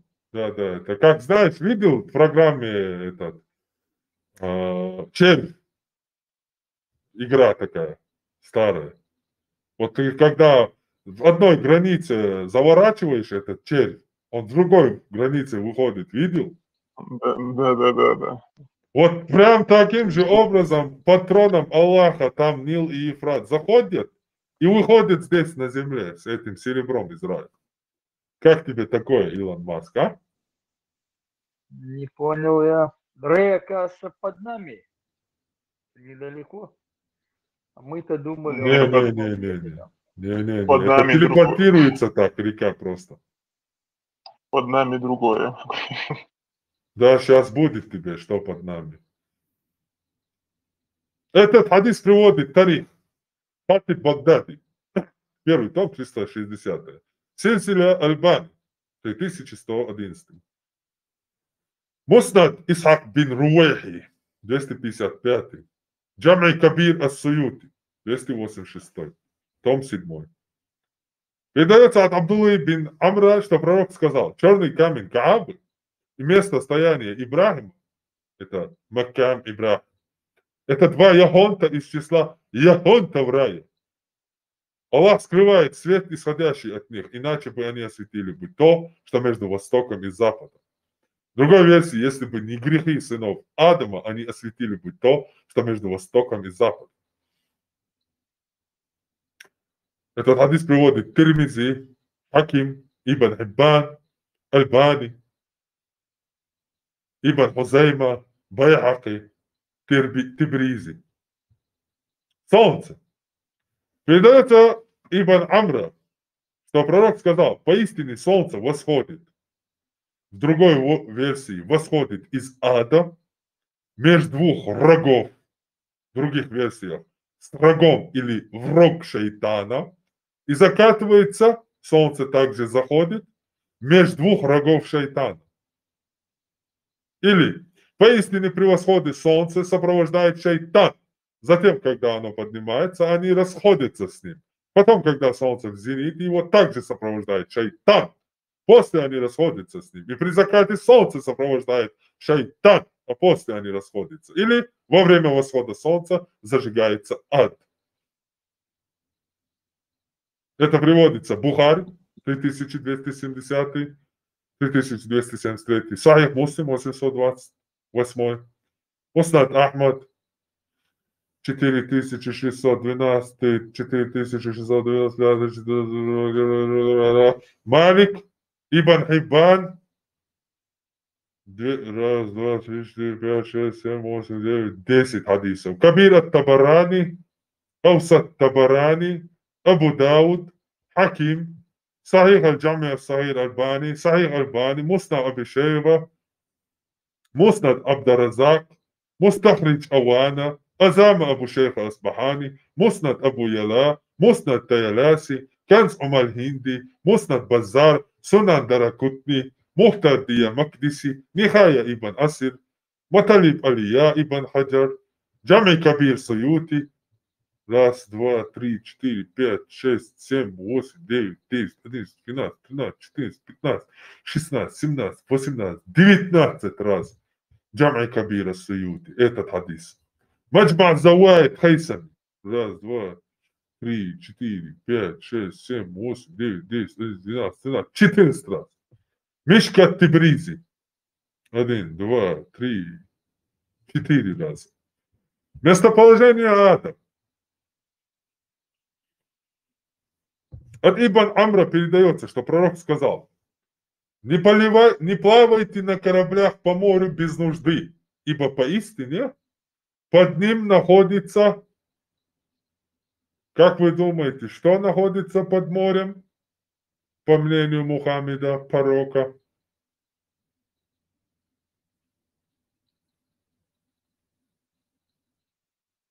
Не плавайте на кораблях по морю без нужды, ибо поистине под морем находится огонь, а под ним другое море.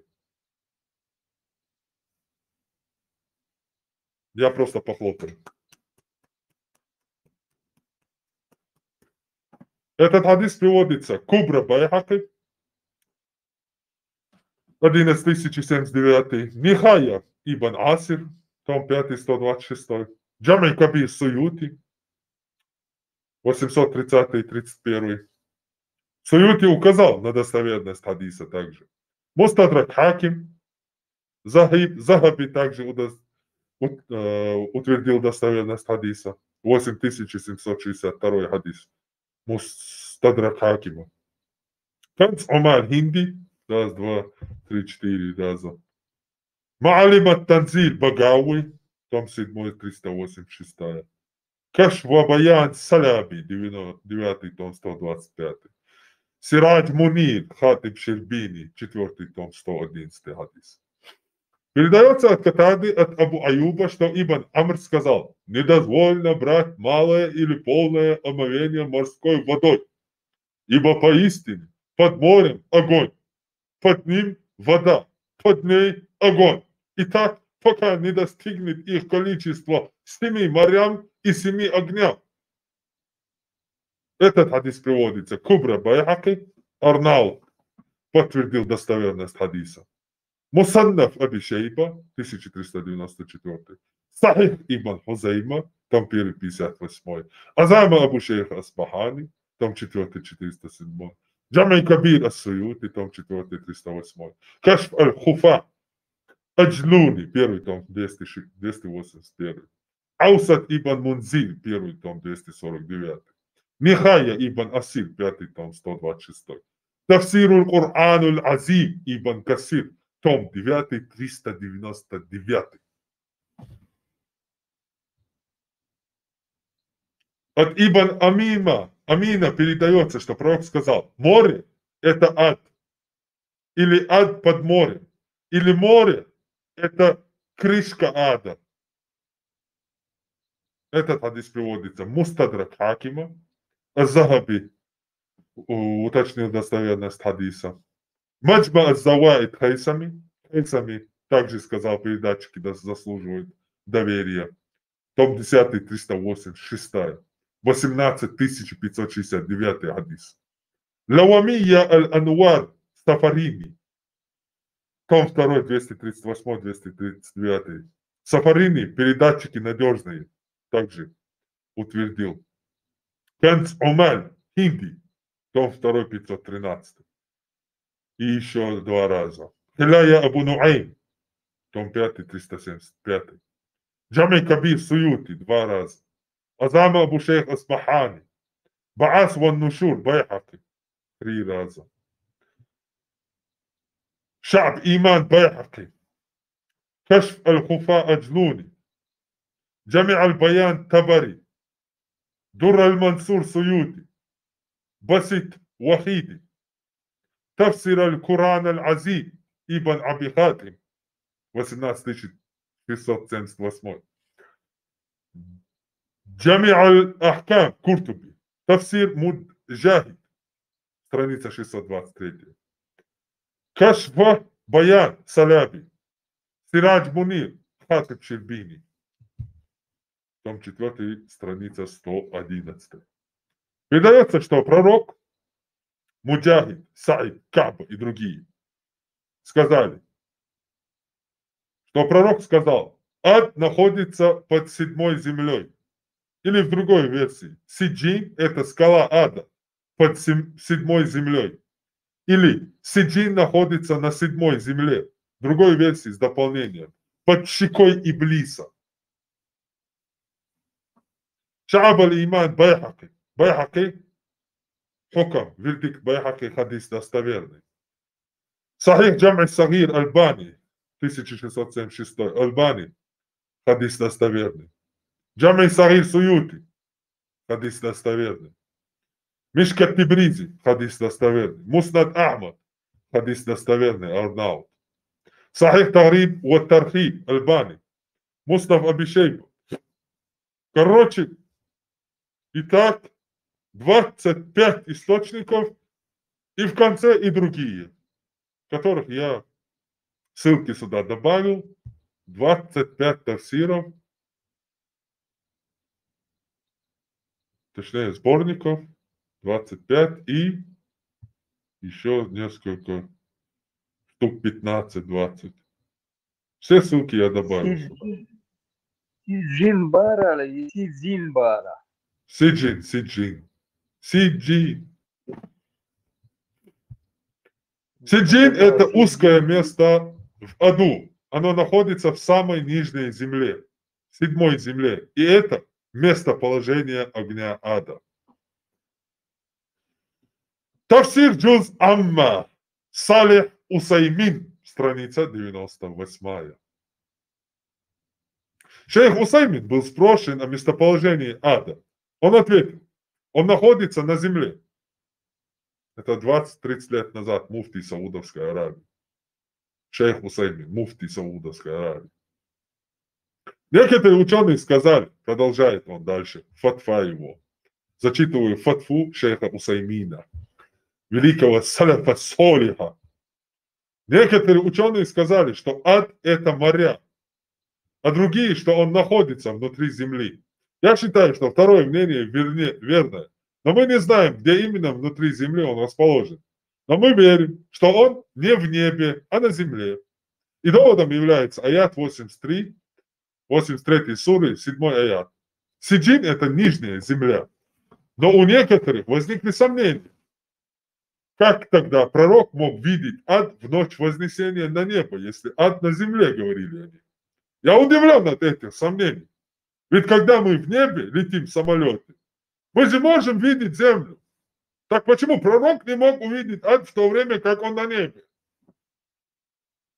Конец фатвы. Маджмуль Фатава, Салих Усаймин. Том 2, 60 страница.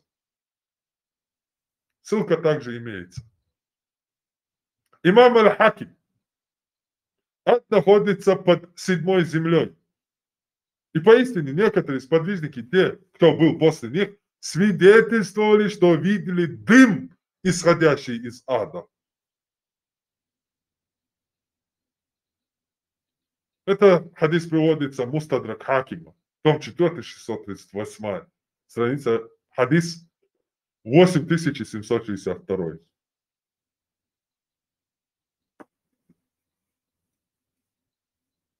А? Как тебе такое, Илон Маск? Ты видел когда-нибудь дым из ада на Мне земле? интересно, что они курили в то время.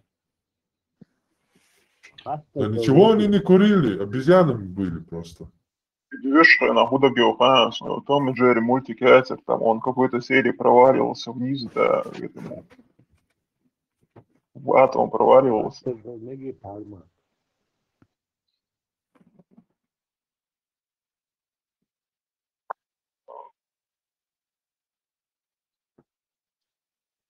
Задай вопрос, Ахта.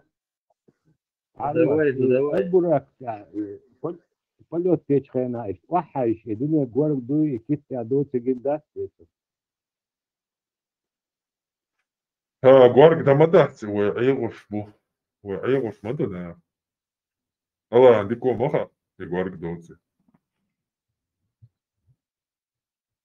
От Джабира ибн Абдуллы передается, что пророк спросил у одного мужчины: была ли у тебя когда-нибудь головная боль?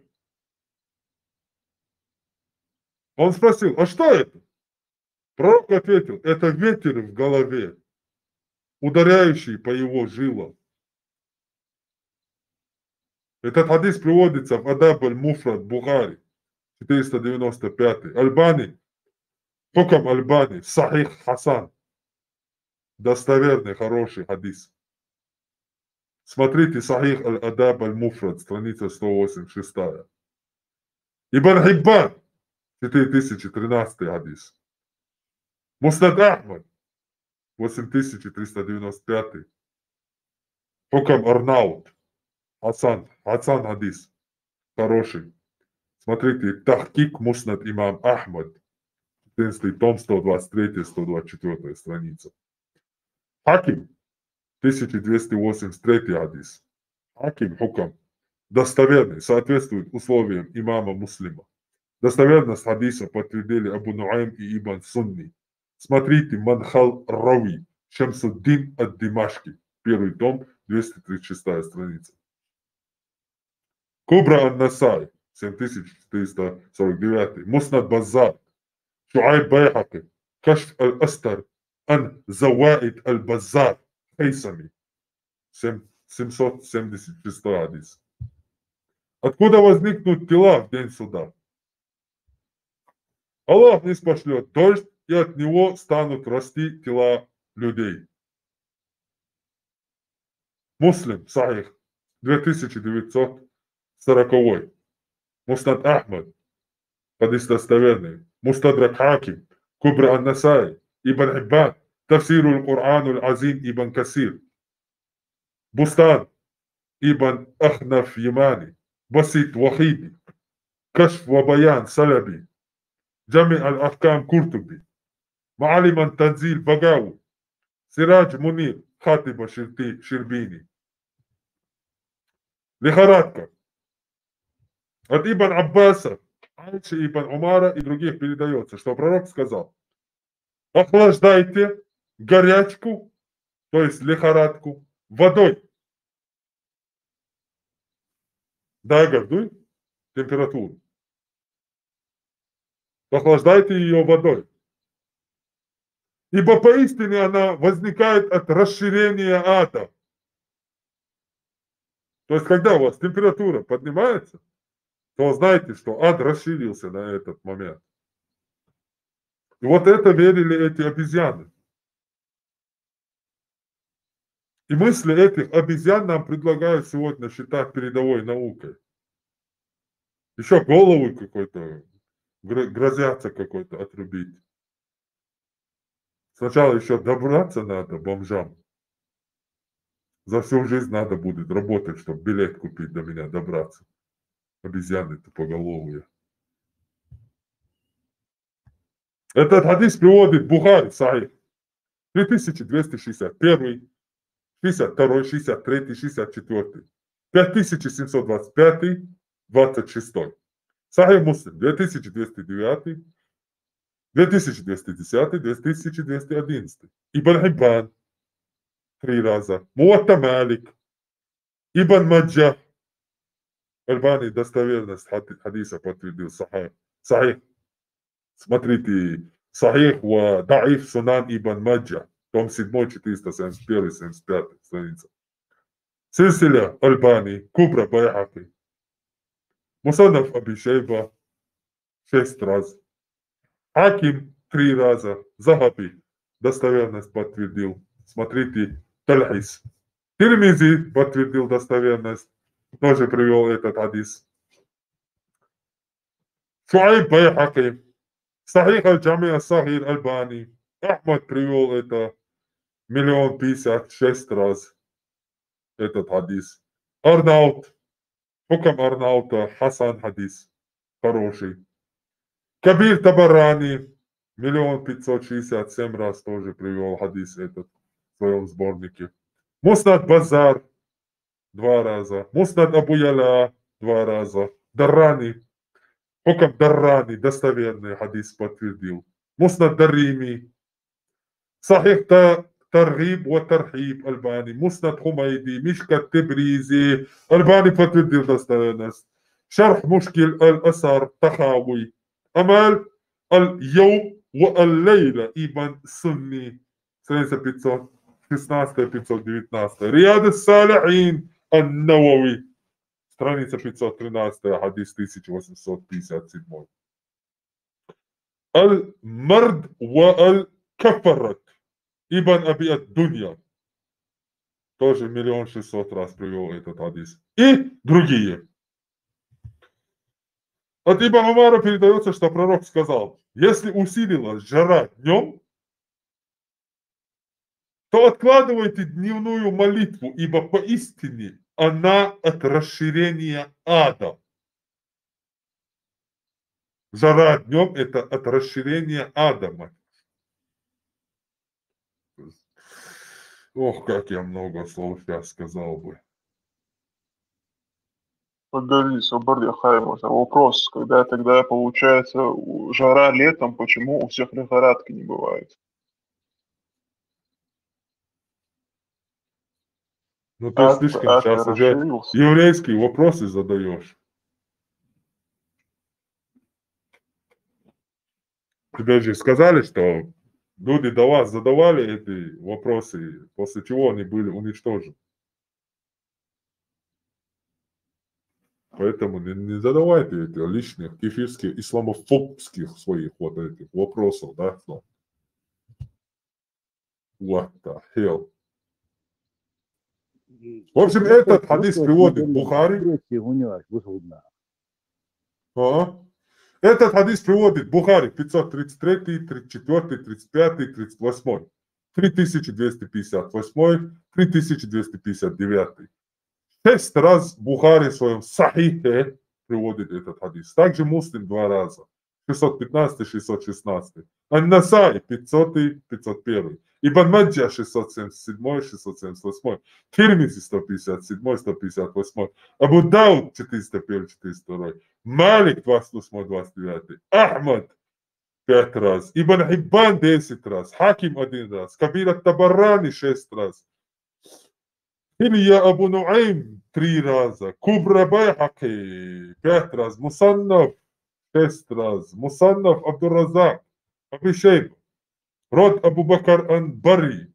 Мустахридж Абу Авана 10 раз. Муснад Абу Яла 5-6 раз. Канц Умар Хинди 15 раз. Муснад Хумейди 1 раз и другие. Передается от Абу Хурайры, что пророк сказал: ад пожаловался Господу, что одна его часть пожирает другую, и тогда он разрешил ему 2 выхода. 2 выдоха. 1 выдох летом, это когда вы ощущаете сильную жару. Это ад выдохнул. А другой зимой, это когда чувствуете сильнейший холод. Это ад сделал 2-й вдох, дозволенный ему Аллахом. Этот хадис приводит Бухари 536, 537, 3260. Сахих Муслим 617. Малик 27-28. Ибн Хиббан, Курба Байхаки. Мустархидж Абу Авана, Муснад Абу Яла, Муснад Хумейди, Муснад Баззар. Пикантное. Сперма попадает в матку и находится там в рассеянном виде. Аллах собирает сперму в родильном месте, месте зародыша в матке в этот первый период. Когда же Аллах хочет создать из нее, из спермы человека, попадает она, сперма, под каждую ноготь и волос женщины, в которой пребывает эта сперма. И пребывает там 40 ночей. Затем она становится кровью в матке. И это время сгустка крови. Муфхим аль-Куртуби. 6-й том, 550-я страница. Ибн Мас'уд прокомментировал этот хадис следующим образом. Когда капля спермы попадает в матку, и Аллах хочет создать из нее человека, она проникает под каждую ноготь и волос женского тела и пребывает там 40 дней. Затем она спускается из-под ногтей и волос в матку в виде крови. Это и есть упомянутое собрание Аллаха, собрание спермы. Есть различие между приведенным комментарием и хадисом Малика бин Хуэйриса. Текст хадиса следующий. Когда Аллах хочет создать раба, и совершили акт мужчина и женщина, его жидкость, сперма, проникает в каждый ее сосуд и орган. На 7-й день Аллах собирает сперму и изготавливает из нее каждый орган в том виде, как он пожелает. И сказал Ибн Манда, что этот хадис соответствует условию достоверности от Тирмизи и от Насай. Фатхуль Бари Ибн Хаджар Аскалани, том 11, 480, 480. Первая страница. Как может превозноситься сын Адама, человек, который дважды вышел из места, откуда выходит моча? Или по-другому, как может превозноситься тот, кто дважды вышел из пути, по которому течет и выходит моча? То есть это имеется в виду, как может человек превозноситься 2 раза он вышел оттуда, откуда выходит моча. Первый раз типа из отца он вышел, 2-й раз из матери он вышел.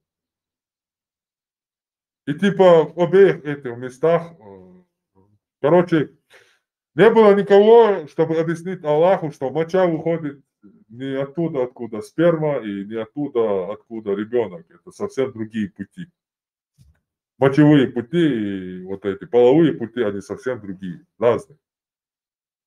Моча выходит из одного места, ребенок, сперма из другого места. А эти слова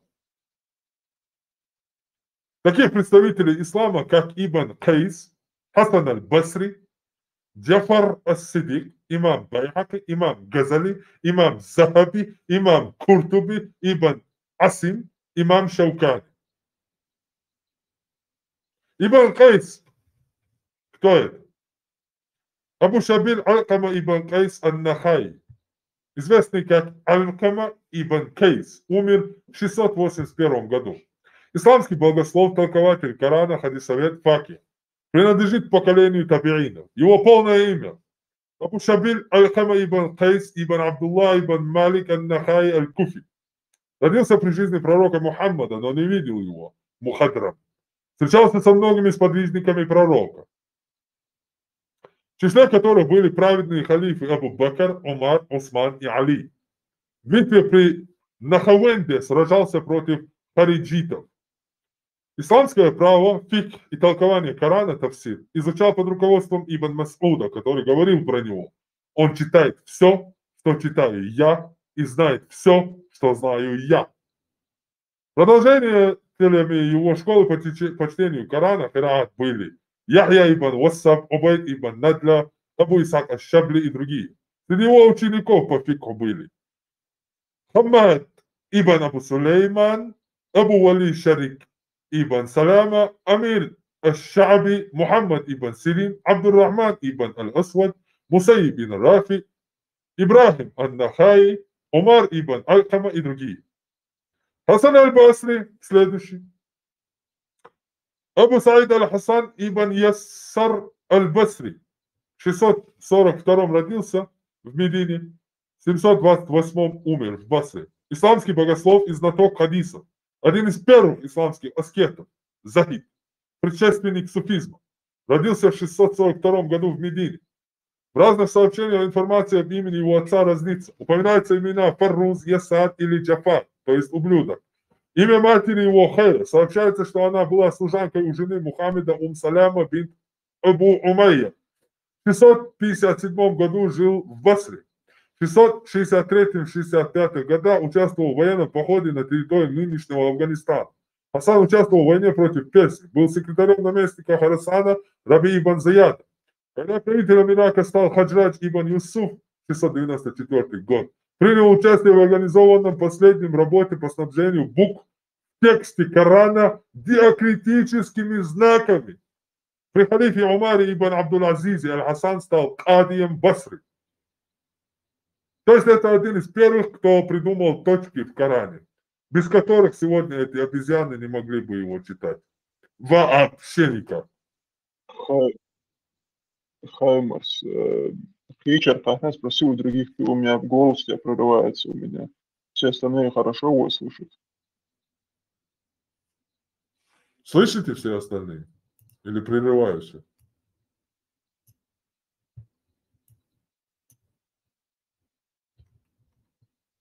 Алло. Я нормально слышу. Все.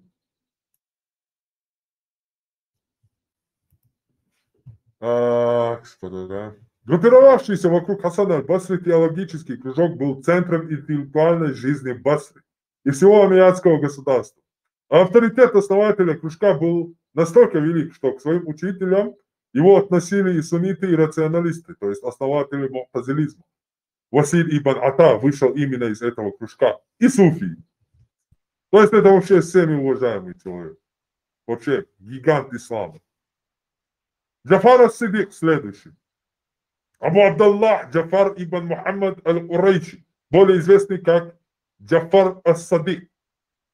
702 год в Медине родился, в Хиджазе. Амиятский халифат. Умер в 765 в Медине, в Хиджазе. Аббасидский халифат. Исламский ученый, богослов, правовед и хадисовед. Потомок пророка Мухаммеда. Он родился в Медине в семье потомка пророка Мухаммеда и Али ибн Абу Талиба. Мухаммада аль-Бакира. Мать Джафара была дочерью Касима ибн Мухаммада, который был известным факихом Медины и внуком праведного халифа Абу Бакра. А его тетя по матери имела дружеские отношения с женой пророка Айшей и передала от нее большое количество хадисов. Имам Байхаки следующий. Абу Бакр Ахмад ибн аль-Хусейн аль-Байхаки, 994 год родился, умер в 1066, Нишапуре. Исламский ученый, богослов, правовед шафиитского мазхаба и хадисовед. Его полное имя. Абу Бакр Ахмад ибн аль-Хусейн ибн Али ибн Муса аль-Хусрау-Жирди аль-Хурасани. Он родился в селении Хусрау-Жирди, района Аль-Байхак, 12 километров от города Нишапур в Иране. Он умер в возрасте 74 лет в Нишапуре. Его тело перевезли в Байхак, где он и похоронен. Аль-Байхаки получал образование более чем у 100 учителей в Хорасане, Багдаде, Куфе и Мекке. 15 лет он начал обучаться в Нишапуре у крупнейшего ученого Аль-Хакима Ан-Нишапури, которому тогда было около 80 лет. Лишь самые способные становились учениками Аль-Хакима, и юный Аль-Байхаки стал одним из его лучших учеников. В дальнейшем Аль-Байхаки приводил в своих книгах очень много хадисов от Аль-Хакима. Проведя странствие около 30 лет, Аль-Байхаки возвратился в Байхак и занялся преподавательской и научной деятельностью. Им было написано много книг по фикху, по праву, каляму и хадисам. Его учителя Ибн Тахир аль-Багдади, Абу Тахир ибн Махмиш аль-Зияди, Абдулла ибн Юсуф аль-Асбахани, Абу Али аль-Рузбари, Абдуррахман аль-Сулейми, Абу Бакр ибн аль-Фуррак, Хамса ибн Абдул-Азиз аль-Мухаллаби, Абу Бакр аль-Хайи, Яхья ибн и, короче, так далее. Его ученики Абу Исмаиль аль-Ансари, Исмаиль ибн Ахмад аль-Байхаки, Убайдуллах ибн Мухаммад ибн аль-Байхаки, Абу Закария Яхья ибн Манда, Абу Абдуллах Мухаммад, Захир ибн Тахир аль-Шахайми, Абу Мабуль Укупуль. Его труды. По некоторым данным, Ахмад аль-Байхаки за свою жизнь написал около 1000 трудов. Наиболее известными его трудами являются Сунан аль-Кубра, большой сборник хадисов, Аль-Асма ва Сифат, имена Аллаха и атрибуты, Китаб аль-Мутакад, книга о вероубеждении, Аль-Ба'с ва Нушур, воскрешение и судный день, الترغيب والترهيب, призыв к благому и предостережение от дурного. الزهد, аскетизм. الخلافيات, различные мнения. دلائل النبوة, доказательства пророчества. السنن الصغير, малый сборник хадисов. شعيب الإيمان, ветви веры. المدخل إلى السنة, введение в сунну. الأداب, книга по этикету. فضائل الأوقات, превосходство отдельных периодов времени для поколения. الأربعين الكبرى, большой сборник хадисов. الأربعين السرة, малый староковник хадисов. الرؤيا, книга снов. الإسра, книга об вознесении. Мунакиб аш-Шафи, безграничные достоинства имама аш-Шафи. Манакиб Ахмад, безграничные достоинства имама Ахмада ибн Ханбаля. Следующий, имам Газали. Абу Хамид Мухаммад. Ширкдахтиш, безграничная Алла Ширкдахтига. Ширкдахти, безграничные достоинства Алла. Ну, це мечма, двоїх, я цього.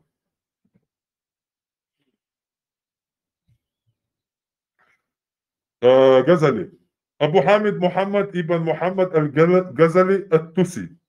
Абу Хамид Мухаммад ибн Мухаммад аль-Газали. Родился в 1508 в Тусе, умер в 1111 в Тусе. Исламский богослов, правовед, философ и мистик, родом из Хорасана, Иран. Один из наиболее авторитетных учителей, входивших в число основателей суфизма. Деятельность Аль-Газали была направлена на формирование всестороннего и систематического учения суфизма, а также на формулирование теоретических основ суфизма. Имам Аз-Захаби, Шамсуддин Абу Абдуллах Мухаммад ибн Ахмад ат-Туркмани, более известный как Аз-Захаби, родился в 1274 Кафр-Батна, Сирия. 4 февраля 1348 года умер в Дамаске. Мусульманский ученый, богослов, хадисовед и историк. Его полное имя Шамсуддин Абу Абдуллах Мухаммад ибн Ахмад ибн Усман ибн Кеймаз ибн Абдуллах ат-Туркмани аль-Фарики ад-Димашки аш-Шафи аз-Захаби. Az-Zahabi начал обучаться мусульманским наукам с раннего возраста. В 10-летнем возрасте он посещал занятия Садраддина ибн Хатиба, аль-Хатиба, по сборнику Сахих Муслим.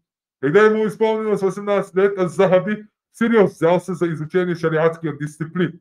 Вначале его отец, из-за того, что Az-Zahabi был единственным ребенком, не позволял ему путешествовать в другие города, но затем смягчился и разрешил ему покидать дом не более чем на 4 года. Az-Zahabi побывал у шейхов Дамаска, Рабвы, Хомса, Хама, Хеврона, Маарет Ну'мана, Алеппо, Баальбека, Триполи в Ливане, Наблуса, Иерусалима, Рамлы, Эль-Карака. Посетил в 1295 году Каир и Александрию. В 1297 году отправился в хадж и посетил священные для мусульман города. Имам Az-Zahabi был одним из учеников Ибн Таймии. Ему приписывается послание Баян Загаль аль-Илм ва-Талаб ан-Насиха Az-Zahabiyya, в которой он уступает с резкой критикой Ибн Таймии и пишет: Ибн Таймию я очень люблю, но истину я люблю еще сильнее. Az-Zahabi является автором около 100 книг и исследований на тему науки о хадисах, истории передатчиков хадисов.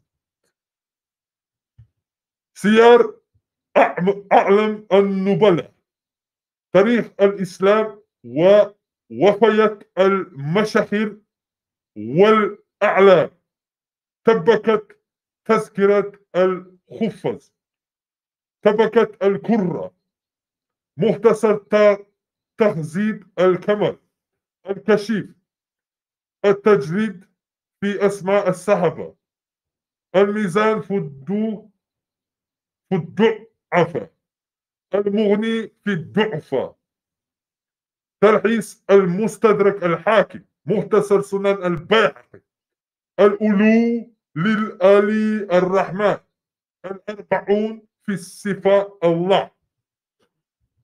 Следующий, имам Куртуби. Абу Абдуллах Мухаммад ибн Ахмад аль-Куртуби. 1214 родился, в 1273 умер. Муньяти, Бану Хасиб, Египет. Исламский богослов, мыслитель, толкователь Корана, мухаддис, родом из мусульманской Испании. Аль-Куртуби родился в Кордове. Аль-Куртуба, в крестьянской семье. С ранних лет интересовался различными науками, занимался изучением арабского языка и поэзии, знал наизусть Коран, обучался исламскому праву, фикху, каноническим наукам, хадисоведению и риторике у известных улемов Раби ибн Абдурахмана, ибн Ахмада и ибн Абу Худжи. После падения Кордовы и других мусульманских городов Испании под натиском христиан Аль-Куртуби переезжает в Александрию, Египет, и продолжает свое обучение у Абу Мухаммада Абдуль-Вахаба ибн Раваджа, ибн Аль-Джумайизи, Абдуль-Аббаса Ахмада ибн Умара Аль-Куртуби и других. Затем он переезжает в Каир, а в конце жизни проживает в селении Муньяти Бану Хасиб, расположенном севернее Асьюта. Мусульманские историки описывают Аль-Куртуби как богобоязненного и аскетического человека. Как и другие испанские ученые, придерживался маликитского масаба, а в плане мировоззрения придерживался ашаритского каляма. Самым известным трудом Аль-Куртуби является толкование Корана. Аль-Джам'иль Ахкам Аль-Кур'ан Валь-Мубайин Лиматадаммана Минас-Сунна ва Аят Аль-Фуркан. Собрание норм Корана и разъяснения, содержащие в нем сунны и стихов Писания. В переводе означает название его сочинения. Толкование. Также является автором книги Ат-Тазкира фи Ахваль аль-Маута ва Умур аль-Ахира. О страшном суде и загробной жизни. Труда Ат-Тазкар фи Афдаль аль-Аскар из 40 глав, в которых повествуется достоинство Корана. Имам Аш-Шаукани. Это не Шаукан из Mortal Kombat. Это Мухаммад ибн Али Аш-Шаукани. Это город такой. В 1760 году он там родился. В Йемене, в Сане, в 1839 умер. Исламский богослов, правовед и реформатор, член салафитского движения из Йемена. На протяжении всей своей жизни Мухаммад Аш-Шаукани не покидал Йемен из-за того, что его родители не дозволяли ему выходить за пределы Саны. После обучения всему, чему можно было научиться у учителей Саны, он стал самостоятельно изучать книги. В 1795 году имам Йемена Аль-Мансур Али I назначил Аш-Шаукани верховным шариатским судьей Кади Саны.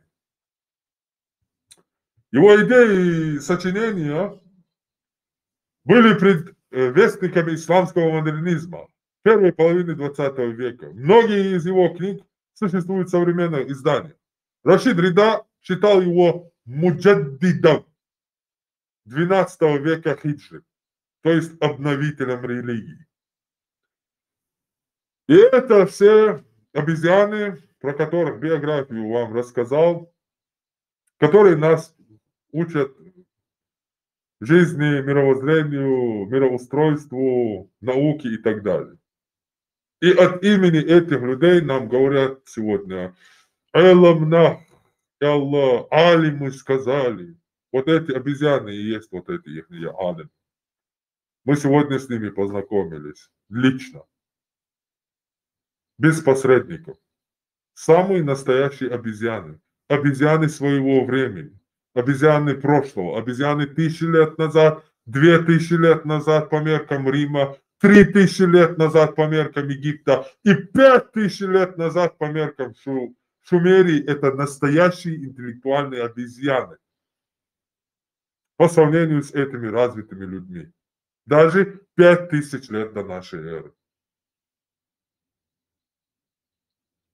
И вот эту дичь сегодня пытаются подсунуть под науку. Теперь-то они уже поняли, заднюю дали уже, сами опровергают себя. Пока мы, кефиры исламофобы, не начали это делать. А мы-то давно уже начали. Если арабы удосужатся открыть учебник по анатомии, не знаю, космологии, химии, физики, до некоторых из них дойдет, что ребенок выходит из влагалища женщины, а моча из мочеиспускательного канала, расположенного между головкой клитора и этим самым влагалищем. Почему женская часть их общества не доносит такие элементарные вещи до этих обезьян? Женщинам не мочатся через вагину, и ребенок не проходит по пути выхода мочи второй раз.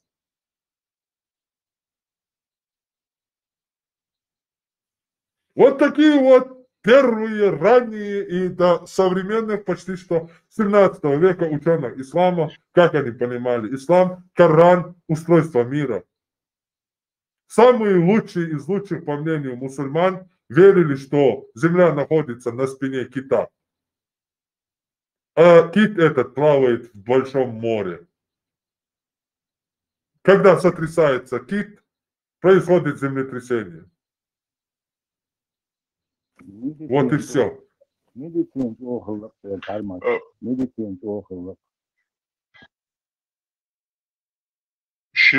Чикуяс. Хаймерс, его же идеология, тоже как детей они обучают по сей день, что земля на ките.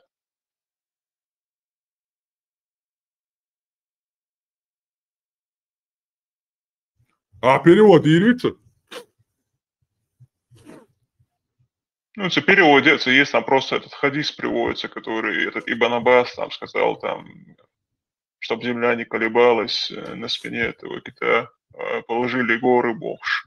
Хадис Тухция, то, что ты читал вначале. Сейчас я его...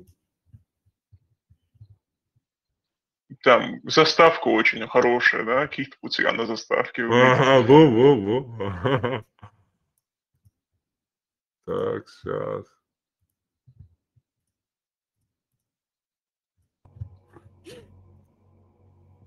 С 9-й, да, минуты. عن دين الله وطريق الهدى وهو أعلم بالأتقياء لأن يصقلون يعلمون. Вот это исламский канал, да?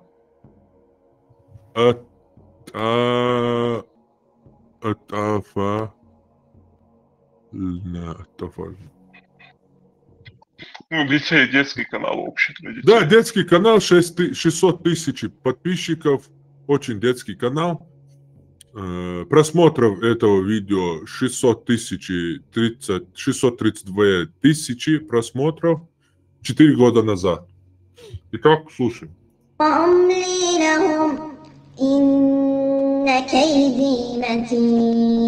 Это этот аят, вот тут видите, нун, воль каламил и так далее.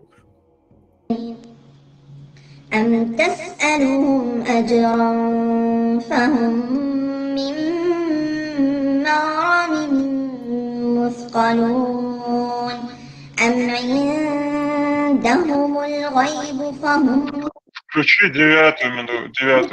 ويقولون اختلف العلماء والقلم وما يسطرون. ونون والقلم وما يسطرون. اختلف العلماء في معنى نون، فمنهم من قال أنه حرف هجاء مقطع كغيره من الحروف التي وردت في أوائل السور مثل صاد وقاف وألف لام ميم وطا سين ميم وغيرها، وهذه الحروف لا يعلم تأويلها وتفسيرها إلا الله. Он говорит, типа, это некоторые говорят, что это обычная буква, да? Да. Сейчас он начнет, 9-я минута, что это кит говорит. ومنهم من فسر نون بأنه الحوت، فعن ابن عباس قال قال رسول الله صلى الله عليه Вот Ибн Аббас, это двоюродный брат пророка Мухаммеда. وسلم بالحديث إن أول ما خلق الله القلم والحوت، قال للقلم اكتب، قال ما أكتب، قال كل شيء كائن إلى يوم القيامة، ثم قرأ. Этот хадис, который мы сегодня зачитывали, Аллах Давай, создал перо давай. и повелел ему Давай записать просто. все, что будет до судного дня. Да, от пророка Ибн Аббас придет к пророку. ومنهم من قال أن نون هي الدواء أي المحبرة أو وعاء الحبر. فعن أبي هريرة قال قال رسول الله صلى الله عليه وسلم إن أول شيء خلقه الله القلم ثم خلق النون وهي الدواء ثم قال له اكتب. قال وما أكتب؟ قال اكتب ما يكون أو ما هو كائن من عمل أو رزق أو أثر أو أجل. فكتب ذلك إلى يوم القيامة فذلك قوله نون والقلم وما يسطرون. ومهما كان معنى النون هنا فقد أقسم الله به. В общем, понятно, да, короче? Да, говорит, он поклялся, Аллах поклялся Нуном. Да. Да, да.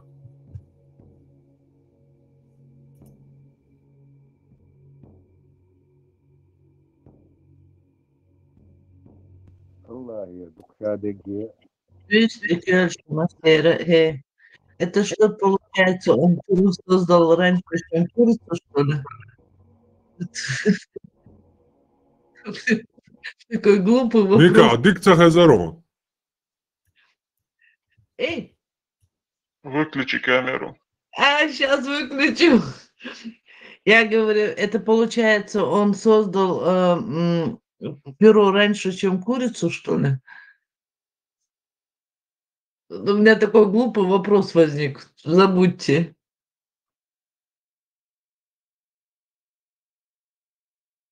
Allah niet bok. Allah niet bok.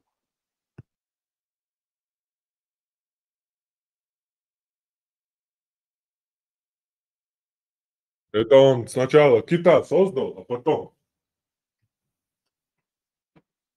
Раньше кита, точнее, создал, перо, а потом и кита создал. Маша Аллах.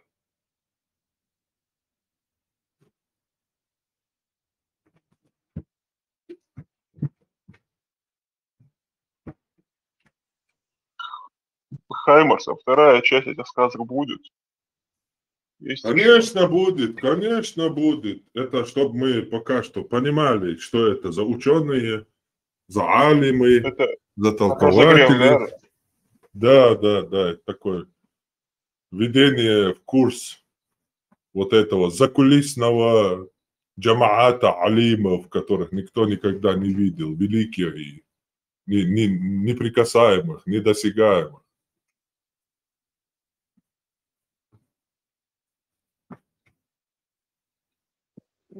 Ochtúdalas bol I wemat büyükbes ba. Sen ina aprilgat mı bu parmak iş maç o aylam doşol diyorsan. Değil mi? Бо, царь вообще слить бой, что ли? Абу Джафар, вот и вообще, короче, шавик. Вплоть до аятов, короче, шадом сливать дашь эксперт. Вообще там оба дашь бат, короче. Иди уже тунца дуа. Хадин антимакит. Уэт, хадин. Шапэмар антимакит. Апэмар он милут сага. Апэмар вот. Ездин, дин, цаум, амин, ватсо. Ахай имам антимакит бо. Он нешчо даватин, ол хошишантиха, еча нисха вина бошвол. Имамуй, цунтимакит бо ахетио. Вах лейн, лилшвол. Цунтимакит бо ах. Аллахантимакит бо ах. Амеча вол ха имамуй. Цун авторитет юма ие бо ах. Те умаца бо. Ветио. Parmak tak idin tekiş beş üçtağol haydin madar adol diyorsun. İdin tekiş beş üçtağol da barosta. После того, Мадар Сум, короче, Саквак, Бах, Санец, гулять, да свет гулять, да вообще ЛГБТ, любой у меня рез, букаш, кич, букаш.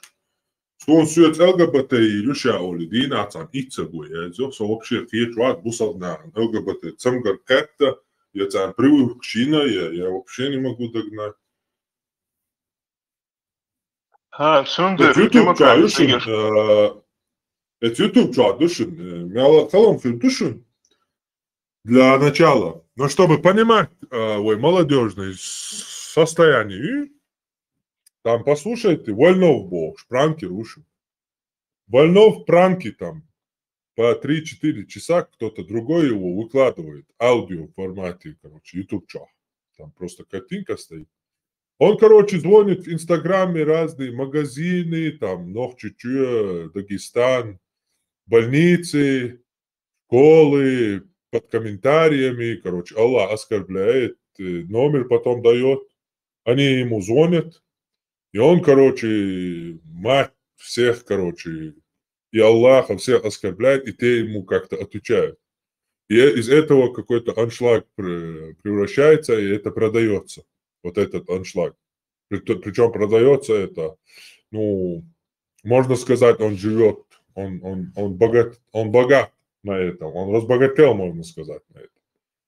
То есть это настолько сильно продается. В Ютубе он это не выкладывает, кто-то другой записывает, просто аудио и выкладывает. То есть посмотрите, послушайте, что ему эти люди отвечают, что они говорят. Вот я твой мать, твой род, твой где, ты где, я тебя сейчас придет, твой род, твой зад, твой перед.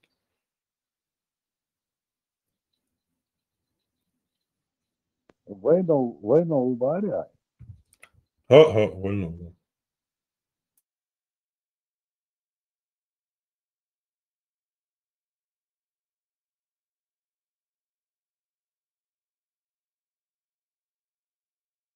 Короче, ишь там, Дуса, я не могу понять, что с этим ЛГБТ, что не так, что-то нам подсыпали или что там, я вообще не могу, короче, вообще не вдупляю. Если вы хотите ЛГБТ, я, конечно, не поддерживаю это, но если вы так этого хотите, найдите себе. Я не ЛГБТ. Найдите себе ЛГБТ и, короче, ему предлагайте это, что вы мне целыми сутками предлагаете. Не придется там, думаю, своего найдете сразу, общий язык найдете. Год будете писать, 1000 лет будете писать, я не ЛГБТ, я поэтому не соглашаюсь на такие предложения.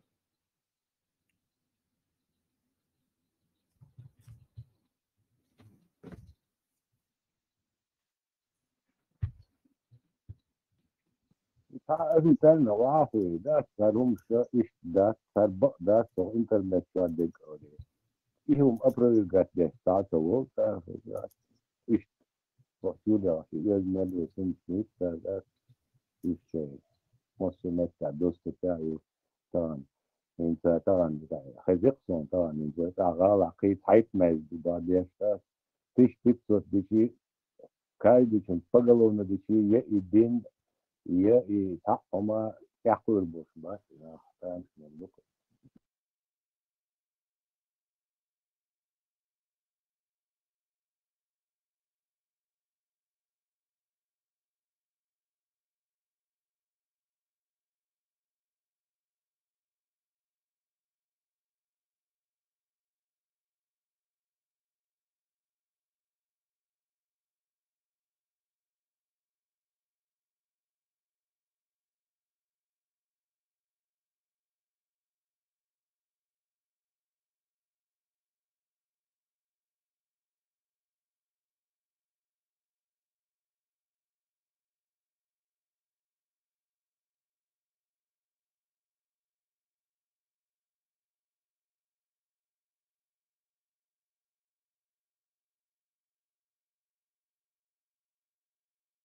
TikTok bērnam kā baroja kaušanā.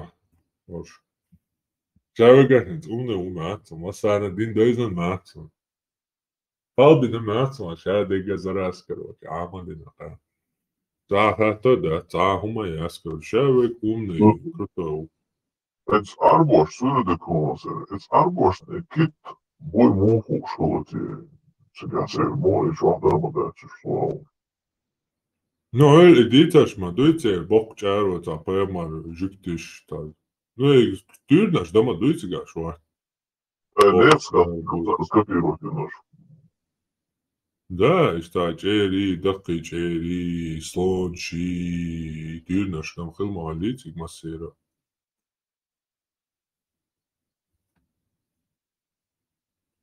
Акара динакшен шварт тűrnaş. Зачем ты постоянно пытаешься опровергнуть чужую религию? Оставь людей верить в то, что они хотят. Так я оставляю их. Я что, к тебе пришел на канал и у тебя комментарии пишу, Ислам Битырбиев? Я к тебе домой зашел? Я к тебе в автобус зашел? Я к тебе в телевизор зашел? Я к тебе в мечеть зашел, твоему ребенку втираю это все. Нет, это делают наоборот твои. Ты и твои братья-мусульмане это делают. Везде, из туалетов, ничем не брезгуют. Из всех дыр вот этот свой ислам воняют. Из всех дыр эту нечисть распространяют. Я тут один в своем скромном, на своем этом канале сижу. И все. Натыкнулся на мой эфир, пролистал. И все. Мне нравится. Arrivederci, amigos.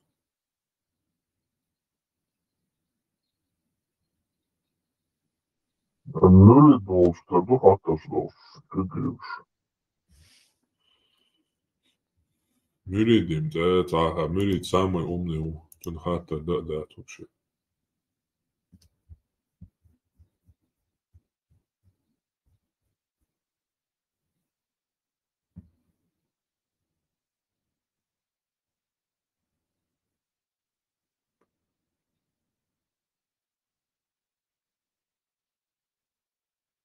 Да, есть много. Есть же много совпадений с научными открытиями, которые написаны в Коране.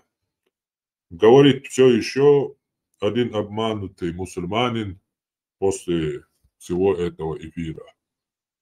Хорошо, Ни можешь одного назвать? нет, ни одного. Да, это Коран, это вообще, если можно было бы самый антинаучный бред написать, Коран на первом месте. Это самый антинаучный бред. Это самая бредовая, непонятная, тупая книга. Без причинно-следственной связи. Без сцены, без сюжета. Вообще самая бредовая, тупая книга, которую только сумасшедший какой-то мог написать. В котором уживается 450 тысяч миллионов личностей. Именно поэтому у вас там миллион тафсиров придумали, потому что этот бред невозможно читать и понимать. И приходилось миллионы и миллионы толкований, объяснений, тафсиров писать этому бреду.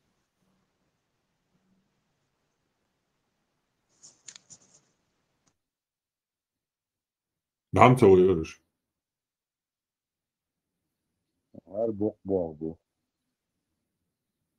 الله كريم يا أبو ومن قير لصاحجان قير الله اسمه كلي يا بيخل تناليو كينك عايش دو اعتلاس دي شخص سجيو تسمح اللي القردبين دا يحتاج جون دا يش ما ياتي نخ صح لو سجيو تسمح قردبي شخص أصلا شادي قاعد وشتى الجيم دول شادا حديثة قال هو ده يشكيت سلفي مش دين مدر زبيتشا İslam din mıdır tilo çusoya. Sette diye şkaza da царя. После смерти пророка иудеи сразу стали извращать ислам. А мусульмане что, спали? Это как говорят они басню, что Кааба, вот эти 4 прямые стены, надо же, додумались, обезьяны 4 прямых стен построят. Прикинь, какая вот это чудо света. 4 прямые долбанные из блока стены. Чудо света. Наследие ЮНЕСКО. Мировое наследие. Прорыв человечества, прорыв века, тысячелетий, эры. 4 стены прямые из блока. Смотри, ходи шляцелюш, Бухари, Муслим, достоверно, я же увидите, как это исказили. Куда Аллах смотрел, как его религию искажают. Это как Авраам построил 4 стены, потом, единобожие там было, а потом какой-то купец Люхай поехал в Ливант, привез оттуда идол и поставил возле Каабы. И вот эти единобожники, великие, мекканцы, как тупые обезьяны вышли, поклонились идолу. И никто ничего не сказал. Великий единобожник. Потом принесли, еще идол поставили, стали и этому идолу поклонялись. И так до 360 идолов принесли им Каабу, а эти тупые обезьяны поклонялись. Так в чем же суть, если ты единобожник, то ты становишься обезьяной? В чем суть тогда? И становишься таким ничтожеством, что поклоняешься любому камню, который тебе приносит какой-то торговец. В чем смысл твоего единобожия? В чем?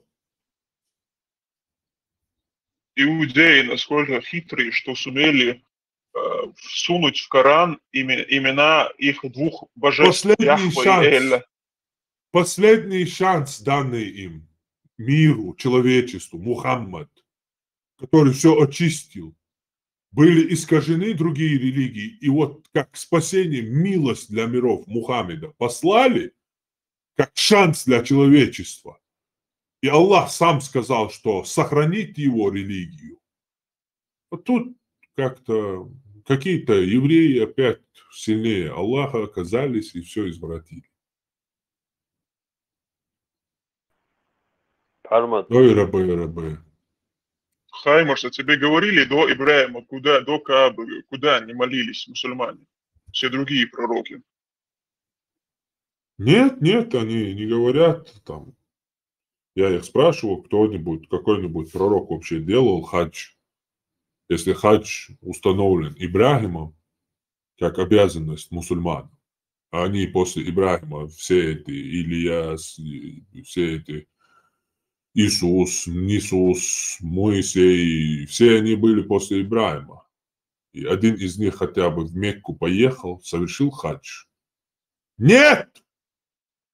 Ни один пророк не совершил хадж! Ни один!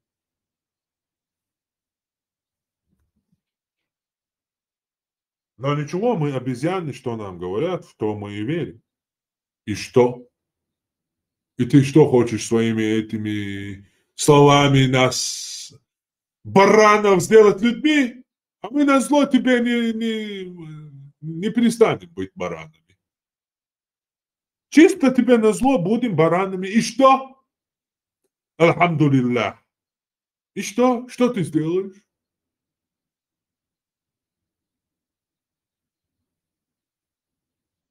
Обыженный на мусульман беженец из Чечни, сидевший в страхе, скрыв лицо, будет что-то говорить на массу. Вообще полностью уничтожь мою личность. Вообще я Иблис, Даджаль Ибн Иблис. И что? Где ты опровергнул хоть одно мое слово и утверждение? Гнина ты, Любянская. Ничтожество. Хорошо, моя личность ничтожна, но мои аргументы весомее, чем ты и весь 1,5 миллиарда, и миллиарды которых вас было за это 1400 лет. Нету среди вас и не было ни одного, кто мог бы разбить мои аргументы. Личность вы можете там представить себе хоть какую хотите, я вам не буду это запрещать. Представьте меня кем хотите. Кем угодно. Я готов быть кем угодно в вашем представлении. Это нисколько не умалит мои аргументы и мои доказательства. Это опровержение, когда опровергают саму личность, а не его тезисы. Вы можете его продавать где-то, я не знаю, папуасам где-нибудь. Но не здесь. Здесь это не продается. Все. Культ личности. Конец. Нету его. Учился 40 лет. И что? Пришел и опозорился по полной. Как обезьяну себя показал. На тысячи и тысячи людей. Учился 30 лет, пришел и опозорился. Как обезьяну тебя выставили. И что? Что дальше? Ничтожество, скрывающее свое лицо, уничтожило все аргументы ислама. Прикинь, обиженное на мусульман ничтожество, сбежавшее и скрывающее свое лицо, изменив свой голос, уничтожило весь ислам. Весь ислам. Нету ни одного ученого ислама, который со мной на нейтральной площадке готов дебатировать на тему истинности ислама. Ни одного нету. Ни одного.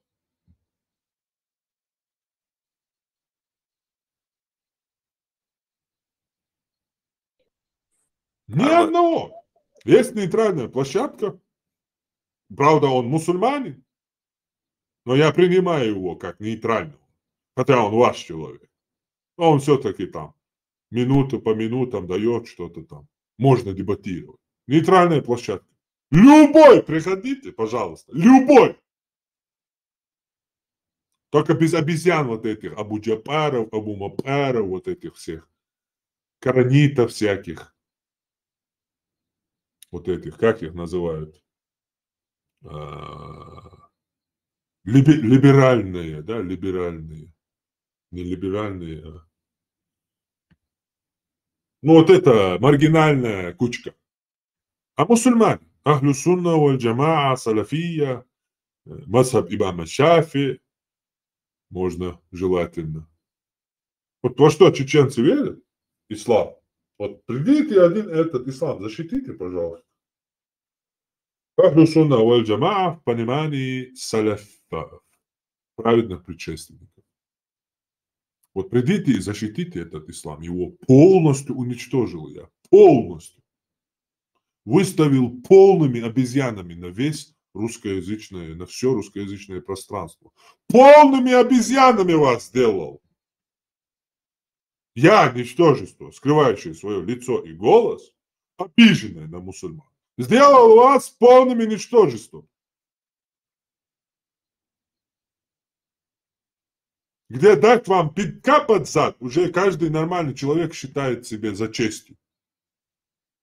Вот такими я вас выставил и сделал такой результат. Ничтожество. И это еще не начало, мой дорогой друг. Это еще не начало. Мы еще не начали. Модераторы там руки поднимают. Армат. Машу, да, чтобы нас не... Машу. Армат, в моменте ты сказал, то, что Мухаммад, он для миров, и они, там же имеется в виду мир джиннов и мир людей. Так, джинны же царства не контакте, что проповедь их, что. Вот такая деятельность Мухаммада там где-то описана в хадисах. Он же для них и для людей. Да, он один раз. Айша проснулась ночью, не нашла Мухаммеда рядом, и прям там в хадисе пишется от ее имени. И я подумала, что он пошел к своей этой Марии, это его секс-рабыня Мария, секс-рабыня Мухаммеда. Пошла, увидела его на молитве, и он там говорит, это твой шайтан. Ну, она нашла его, тот молится, короче. Это его ищет и находит его Айша стоячим на могиле. Короче, и она волосы свои в его голову, ну, руку свою в его волосы засовывает, посмотреть, чтобы мокрые или нет. То есть купался он, то есть занимался он только что сексом или нет. И когда она так делает, Мухаммед заканчивает молитву и говорит, это твой шайтан наущает тебя, о Айша. Воистину у каждого из нас есть шайтан. Своего я заставил принять ислам. Доброго времени суток. И вам того же. Я хотел бы вам прочитать по поводу сказанного вами поэму «Лузумият» Абу Аль-Махари, 973 год, 1057, на ту тему, о которой вы говорили. Твердят христиане, всесилен Христос. Ну как не дивиться той силе? Какой бы всесильный безропотно снес, когда его смертные били. Нам хвалят евреи свое божество, о добром твердят Егове. Он добрый, как странно. Тогда от чего он требует жертвенной крови? Обряды персидские дико смешны. Царю удивляюсь Хосрову. Ведь чтобы очиститься, персы должны умыться мочою коровы. Разумностью, логикой, верой своей и ты не хвались, мусульманин. В дороге, пройдя мимо сотен камней, лишь в Мекке целуешь ты камень. Религия хитрым сплетением слов силки для людей расставляет. Различные силки, неизменен улов. Глупец в них всегда попадает. Это поэма Абу Аль-Махари. Он жил в Сирии, среди мусульман. Он еле выжил. Но вот он это написал. Хотел бы, чтобы вы знали об этой поэме. Спасибо. Там был случай, где Абдур-Рази, или как его там? Да, Рази. Да, Рази, он во время хутбы там читает суру, имам читает суру, «Кулия айюль кафирун», скажи, о неверующий, то есть обращение идет к ним. Он такой резко встает и говорит, да, то есть я тут слушаю. Да, он вообще жестко угорал. Армат, если шейтан и джин разделять, дейтсар, разделять, у него же отдельная деятельность должна быть для джиннов. Шейтан, он же отдельно от джиннов. Давай у меня голова, короче. А шейтан другой. Не, у меня голова чуть не взорвалась, я пытался понять, что там шейтан, иблис, джин, какие там различия. Короче, там один черт, сам шейтан только поймет. Ну, там самим им не ясно до конца, короче. Шейтаны бывают из людей, там еще написано в аяте, да, там последние суры, Ихляс, Фалак, вот этих, там, типа, которые бывают шейтанов, убереги меня от шейтанов, которые бывают из числа джинов и людей. То есть там один шейтан поймет.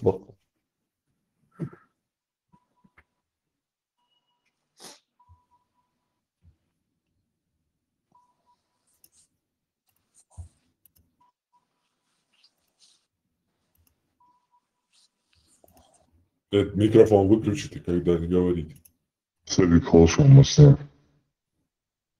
Да, Луиза, маршал. Маршал, да.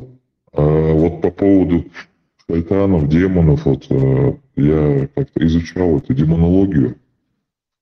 Она говорит именно, вот, если говорить до исламский период, у них вообще слово ангел вообще отсутствует, у них не было у арабов. Были демоны, то есть были вот эти слова, вот этот джин, у них они были, и когда ислам появился, Мухаммад разделил их на джиннов и на ангелов, то есть тех, которые из света, и тех, которые из огня. Вообще у них понятия даже не было, что у них есть вообще там такой, как ангел. То есть существовали только вот эти вот Джинны, да, слово там Джинны, джинны. да, джинны. Джинны, которые прячутся, то есть там тот, который скрыт, невидимый, там переводится. И они, в принципе, они просто делились там на положительных и на плохих. И это все исламом. Соус. А ситуация, можете, у них же такое, что у каждого человека есть свой джин. А джин это как род людей отдельных просто идет, только это типа параллельная вселенная, типа твой аватар Сан Алишакас. Вот он тоже умирает за 3 дня до твоей смерти, и шайтаны тоже на них влияют, и эти джинны могут быть как мусульманами, так и не мусульманами. У них типа параллельная вселенная, именно духовная. И на них не шайтан только у тоже. них как аватар, там есть и отдельные, короче, Мухаммеду они приходили, Коран слушали, ислам приняли, ушли. Есть такие отдельные, которые живут, есть также и аватары, джинны, есть и ангелы-аватары, есть и ангелы в утробах женщин. Хрен поймешь, сколько у тебя ангелов и джиннов. Там такая суть была с тенью, что там еще было связано, я сейчас не помню. То ли через тень они проникают, то ли там тень тоже как-то какой-то из параллельной вселенной, что ли, из другого мира. Вот, Глаза. нельзя потом садиться вот место, где тень, свет и тень, туда нельзя садиться, потому что в этом месте сидит шайтан. Кстати, те, кто болеют этим... Ислам сегодня, он вообще не интересен. Скажи, ранний ислам очень интересен. Я его готов принять. Путешествие на небеса, под землю, вокруг земли. Вообще там экшен полный.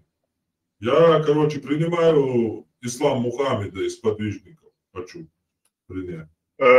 Те, которые джин полный аббат в Европе, а у них заходу. Вот этот чеченский ислам я вообще не хочу. Вот это там. Пью, курю, бухаю, короче. Аллаху выран, мал, там, сыран, короче, пал.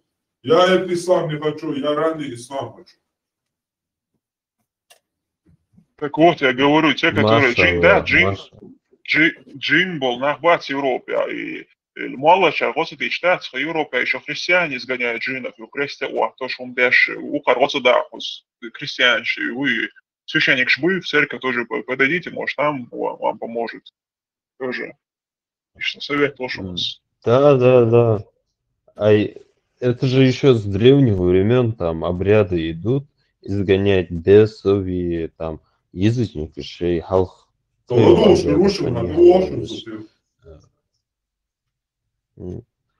Алло, фиш, ацтекаштар, что накуриться, деяться, це типа обрядами юриться, и войти в этот транс, изгонять там. Это очень древняя технология такая. Злого духа. Да. Sanat en boxe bere yetişler. Çok şuur cinti uçağı paymars bak haylan. Çuma hayıqul labo erdal tuşursa pay. Allahi paymaron erdal tuşur bak haylan. Мод эктории. Ну, царь мыслям точно. Вот, допустим, у них до появления политеизма, у них гуманизм был развит сильно. Они очень сильно верили вот в эти разные духи, там, демонов вот этих вот всех там злых, хороших.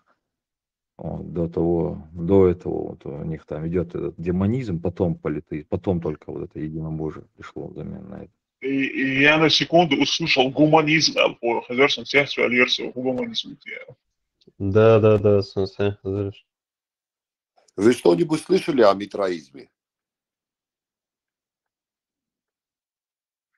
О митраизме? Да. Ну вот, культ Митры? Да, скажем, назовем культом, да. Ну да. Я на секунду. Я так вам скажу. Авраамические религии созданы для того, чтобы уничтожить учение митраизма. Вот так я вам скажу. Если вы А читали... митраизм это что? Ты сам Библия. кто? Подожди, ты сам исповедуешь эту религию, митраизм? Естественно, я митраист. Все, давай закроем тогда эту тему, митраисты нам не нужны. Спасибо. Я сам митраист. Ну, хорошо, исповедуй дальше. Нас Митраизм же вообще, получается, с христианством связано. Это не Нет, то. это наоборот. Это христианство взяло некоторые праздники митраизма и христианизировало. В том числе и ислам, кстати, взял несколько традиций митраизма. В том числе и жертвоприношения. Например, жертвоприношение животных взято из митраизма. До митраизма, то есть после митраизма было жертвоприношение людей у определенных народов. Это Так описано. они везде были. Митраизм, без митраизма эти жертвоприношения, они В везде митраизме были. его не Даже было. В митраизме его не было. В митраизме было животных, жертвоприношение животных жертвенных. А так это во везде Аврааме было. не везде, я снова Хорошо. говорю. Не везде. Ага. Жертвоприношение людей было в основном Он в про Африке. животных говорит. Жертвоприношение животных. Да, животные везде были. Были народы, у которых были жертвоприношения людей. И были народы, которые исповедовали митраизм и никогда людей в жертву не Ну, это не связано, я думаю, потому что Значит, в городе Москва есть мавзолей Ленина, который скопирован с зиккурата в Вавилоне. Зиккураты богини Иштарты. Это был зиккурат жертвоприношения людей. Мавзолей Ленина создан по точной копии этого зиккурата. В Библии, когда Авраам хочет заколоть своего сына, Авраам, да, по-моему? Да. Это тоже было очень нормальным явлением в Иудее, в Палестине, в этих местах. Жертвоприношение людей было очень нормальным явлением. Кстати, эти новые течения, в том числе и исламские, они делают жертвоприношение людей. Я это видел неоднократно. Это дело Сирии. И в России, кстати. Просто да, это понятно, это все понятно. Вот я посмотрел про митраизм, я что-то по твоему, потому что ты сказал, я что-то тоже заподозрил, это очень похоже на зороастризм. Там это, прямая связь, вот. Да. Что-то... Индуизм, зороастризм – это ветки митраизма, правильно. Правильно, это ветки. Это, современным языком говоря, это секты митраизма. Да.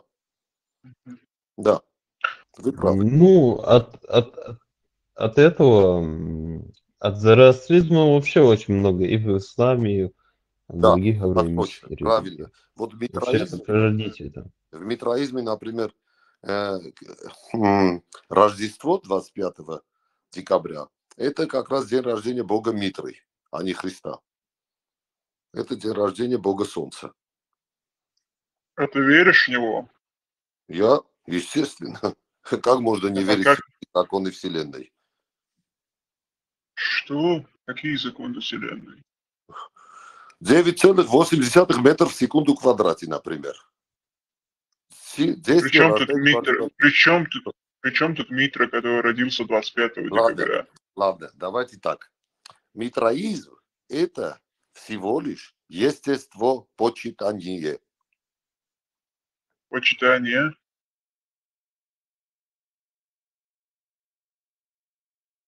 Естество. Чего? Естество. Но ты говоришь, Бог Митра родился 25-го, ты в него веришь, говоришь.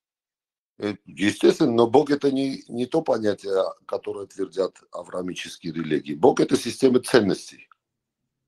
Это система, это, как вам скажу, шкала ценностей.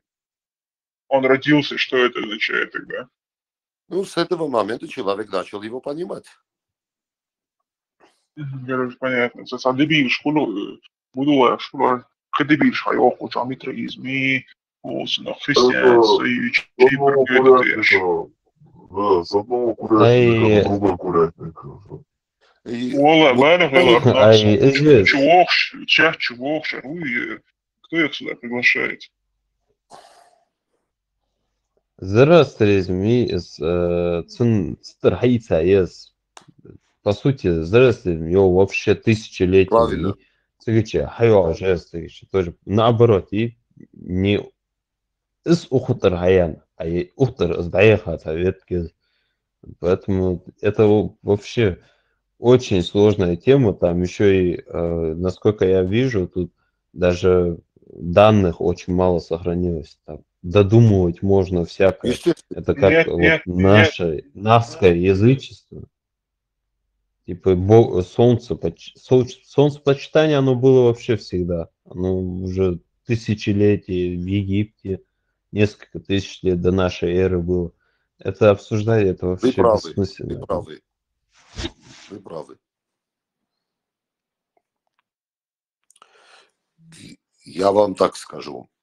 Авраамические религии митраистов называют язычниками, что в корне неправильно.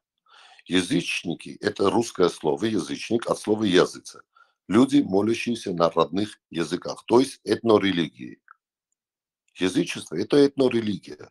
Вот нахи или нахчаматьяны, нахи тоже были митраистами когда-то. Точно так же, как осетины, точно так же, как греки, точно так же, как норвежцы, точно так же, как персы. Хорошо. Тут момент стоит отметить, что Мы поняли. Митраизм – это истинная религия, самая истинная. Ислам, христианство просто шелуха. Никто не говорил. Все были митраистами, все были. Вот ислам говорит, что все были мусульманами, но нет, на самом деле все были митраистами, но пришел какой-то митраистский шайтан и все там испоганил. Все, хорошо, мы поняли. Давайте закроем, будь добр, закроем эту тему митраизма. Пожалуйста. Вообще, Худияму. Стоп, ты Бог. Язычество ючу из Сюркач. Из Пинак Бог шву из. Соба мобо в естество верю.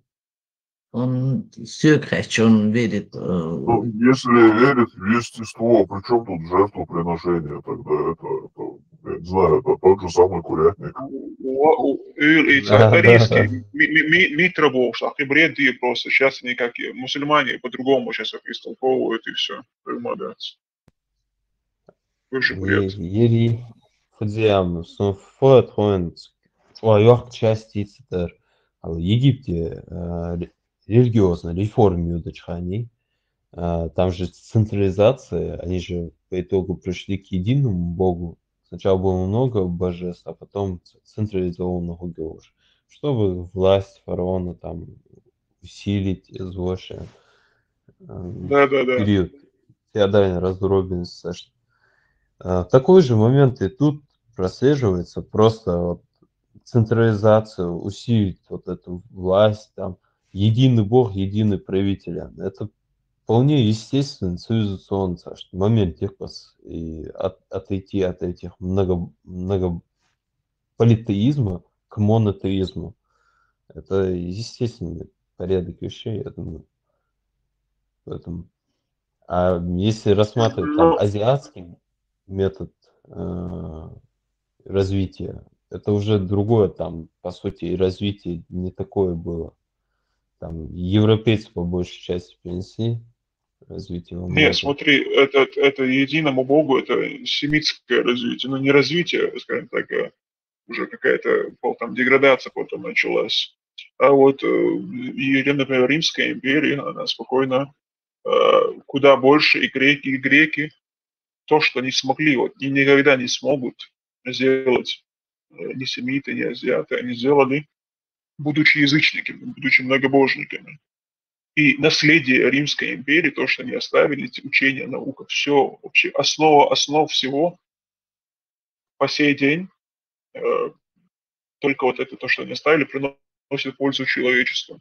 Вся эта система образования, система вообще государства, цивилизации, язычники. И там никакого единого Бога не было необходимости.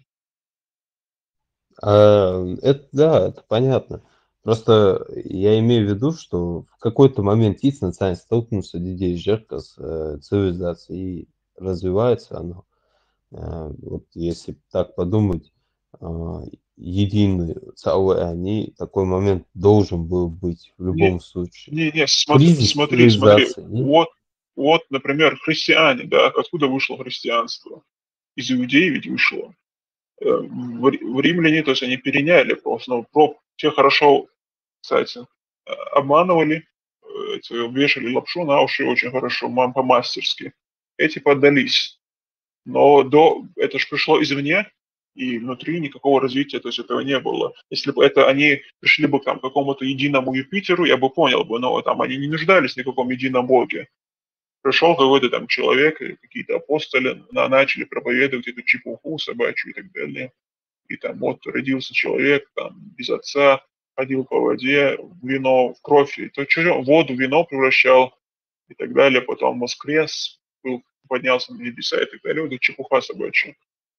Это может быть там где-то на Востоке, на Ближнем Востоке, да, в Египте это была такая необходимость, потому что не могли, как сказать, эти обезьяны организоваться. И римляне спокойно с этим справлялись. Спокойно.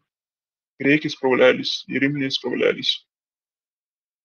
Вторгались, завоевывали страны, несли цивилизацию. Сколько лет? 40 или 60 лет, что ли, вот, до христианства возникла эта Римская империя. И вот там рассвет был, только рассвет. Но он понадобился, там уже император появился, и император уже использовал в своих целях. Но он один, он должен, вот, что вот, ему нужно, что он якобы он помазанник Божий на земле. Вот он один. А до этого была республика римская, где вот уже патриции и уже плебеи, да, в составе сената назначали консул. Короче, демократия была. А тут уже царь, император. Здесь. Но это уже но это не цивилизация, это не уже не, просто как инструмент использовали это государство. Кризиса никакого не было. Просто изменился государственный строй, управление государством поменялось, да, теперь уже побольше один человек. Там сначала он себя принципатом называл, да, первый из первых. А вот потом уже через сколько-то там, 150 лет, что ли, уже там полноценный император был. И постепенно это укреплялось. Это ему нужен был как инструмент управления. Населения тоже. Судьяну там Да, замена населения, поэтому это христианство распространилось, потому что местные перестали плодиться.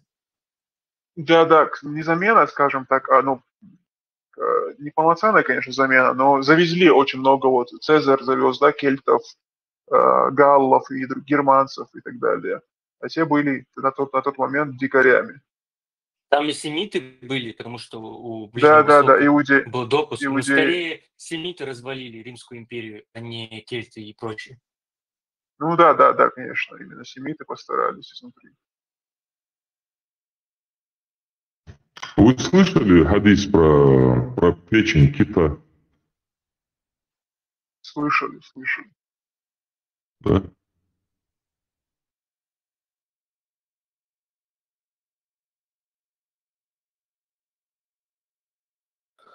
Ислам изначально был инструментом панарабизма. Он был создан для того, чтобы увеличить и усилить арабскую экспансию.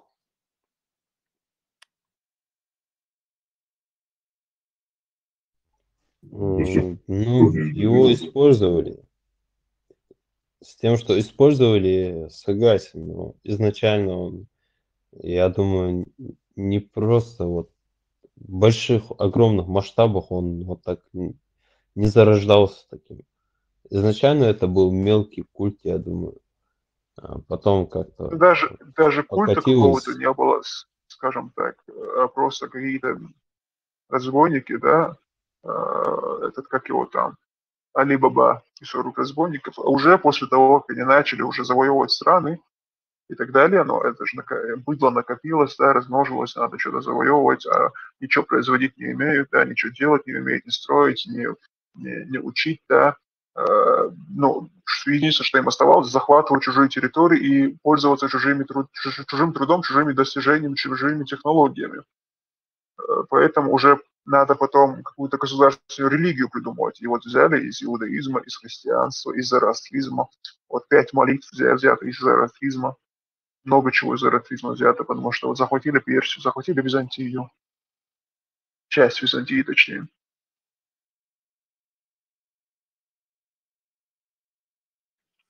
Я полностью с вами согласен. Как ислам, так и христианство.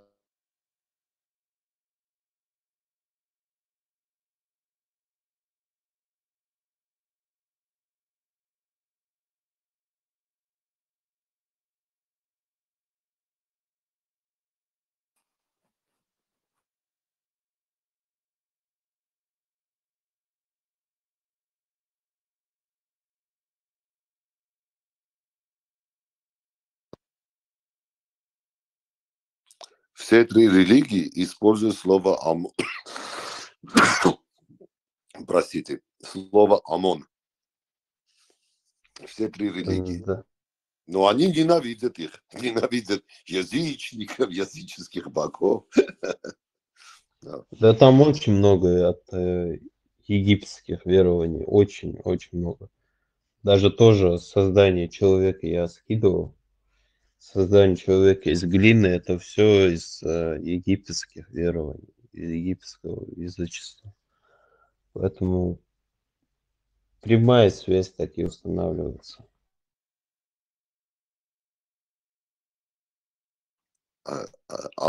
Однозначно, даже в Библии написано в Генезисе, дети землерожденные, да, дети богов спали с землерожденными, и от них рождались титаны.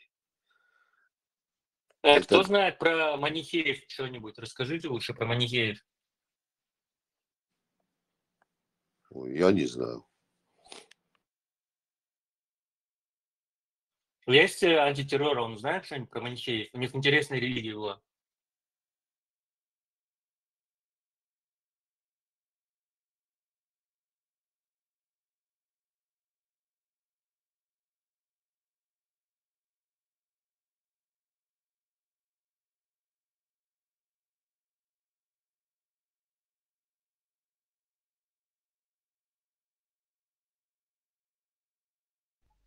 Антитеррор пока отошел, он потом подойдет.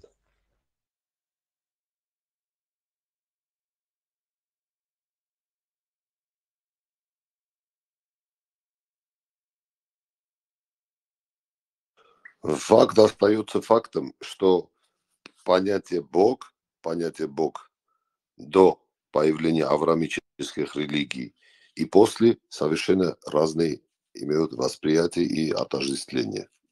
Это факт. Если было много богов, над богами был Создатель, согласно митраизму. То есть боги были намного меньше, скажем так, чем Создатель. Ну, утрированно, естественно. А пути учения, пути, по которым каждый народ пошел, в смысле в течение определенного исторического времени, они могут быть разными. Например, у славянских народов Зевса называют сварогом, у лезгин это Алпан, у норвежцев это Один. Ну, но все равно все народы восхваляли этих богов. Восхваляли этих богов.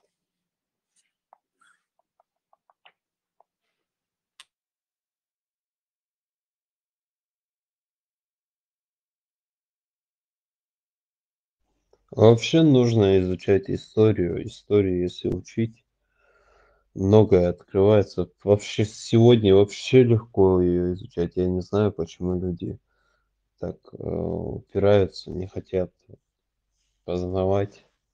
Просто вбить один раз в поисковик, и все, ты можешь лекцию открыть и просто посидеть. Если тебе долго не хочешь сидеть, ты можешь полчаса послушать и абсолютно 80% понять, что откуда взялось, что какой след, какой путь имеет. Поэтому просто надо интересоваться, изучать историю, я думаю. Вы совершенно правы, но это надо изучать в странах, где история не является политической наукой.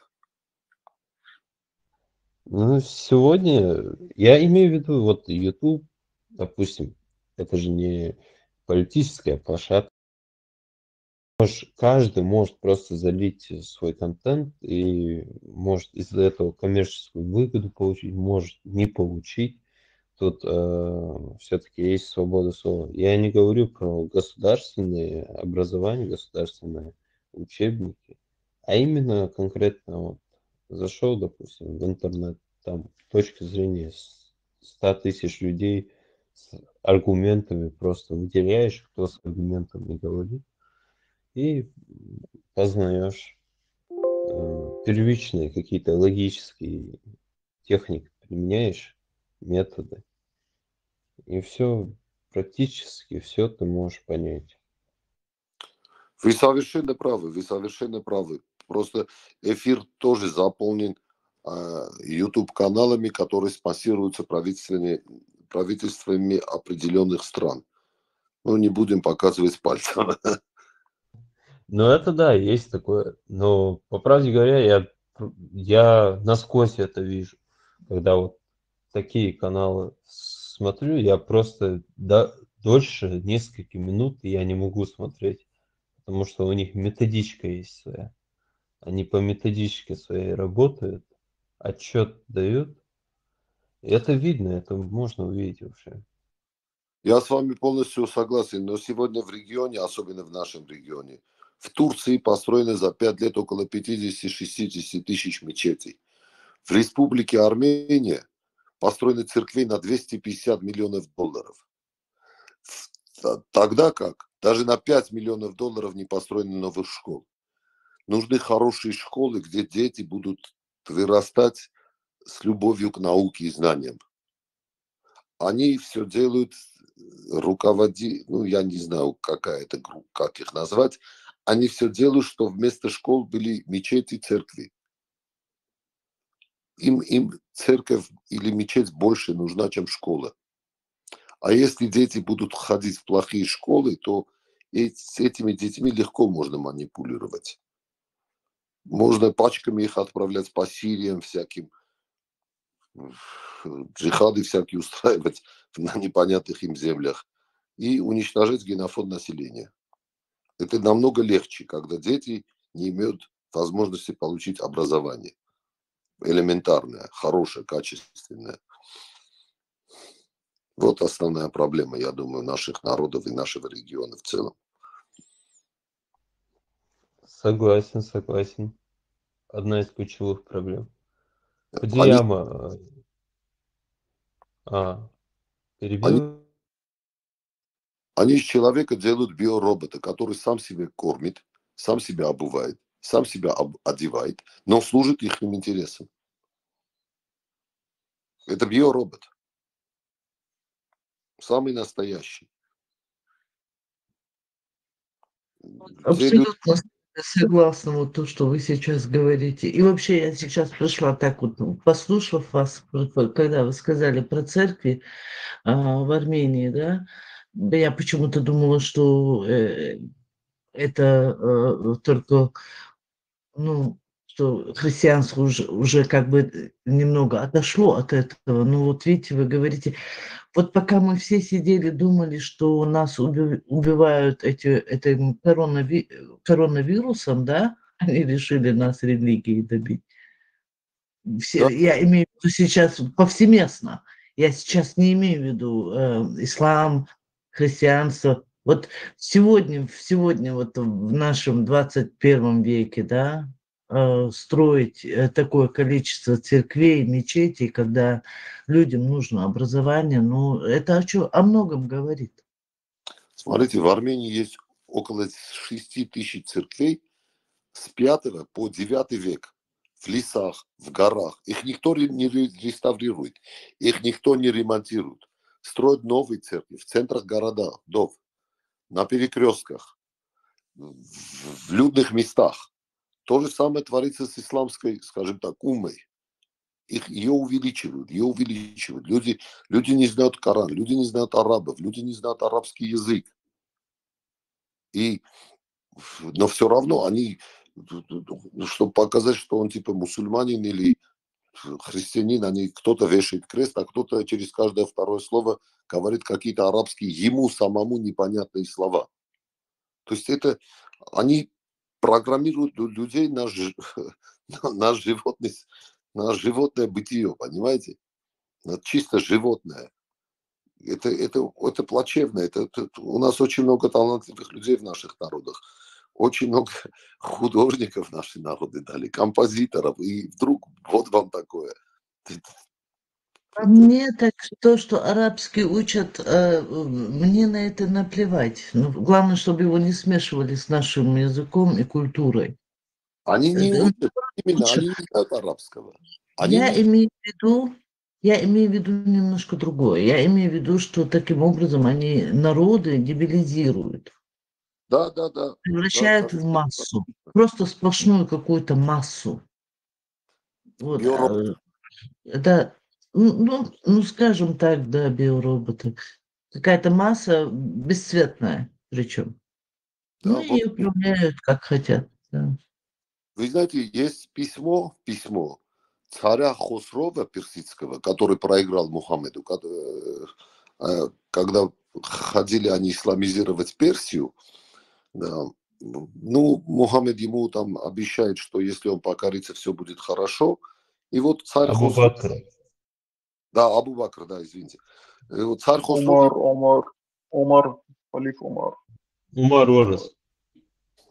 Царь Хосров грамотное письмо пишет в ответ. Очень грамотно. Не знаю, если у вас есть доступ, ознакомьтесь с этим письмом. Оно есть. Да, очень хорошее письмо он пишет. Как раз... Хосрова не знаю. Есть Езергиб, который написал Умару. Подождите, я сейчас даже скажу. Или Ездигерд, или Хосров, или Ездигерд. Да, правильно. Или Хосров, или Ездигерд. Это очень, очень хорошее письмо. Оно как раз описывает то, о чем мы здесь сейчас общаемся. Он очень ясно показывает, кто такие. Еда, ты какой веры придерживаешься? Ты что-то озвучил там какое-то язычество? Во-первых, это не вера, а скорее учение, философия. Вера у всех одна. Все пытаются быть ближе к ценностям. Конфуцианство. Вообще, я заметил, кстати, на русском телевидении тоже все время религию путают с верой. Не надо, религия – это религия. Вера – это вера. Религия – это инструменты для меня. В моем мировосприятии религия – это всего лишь инструмент для контроля над народонаселением. Это в моем мировосприятии. Возможно, я не прав.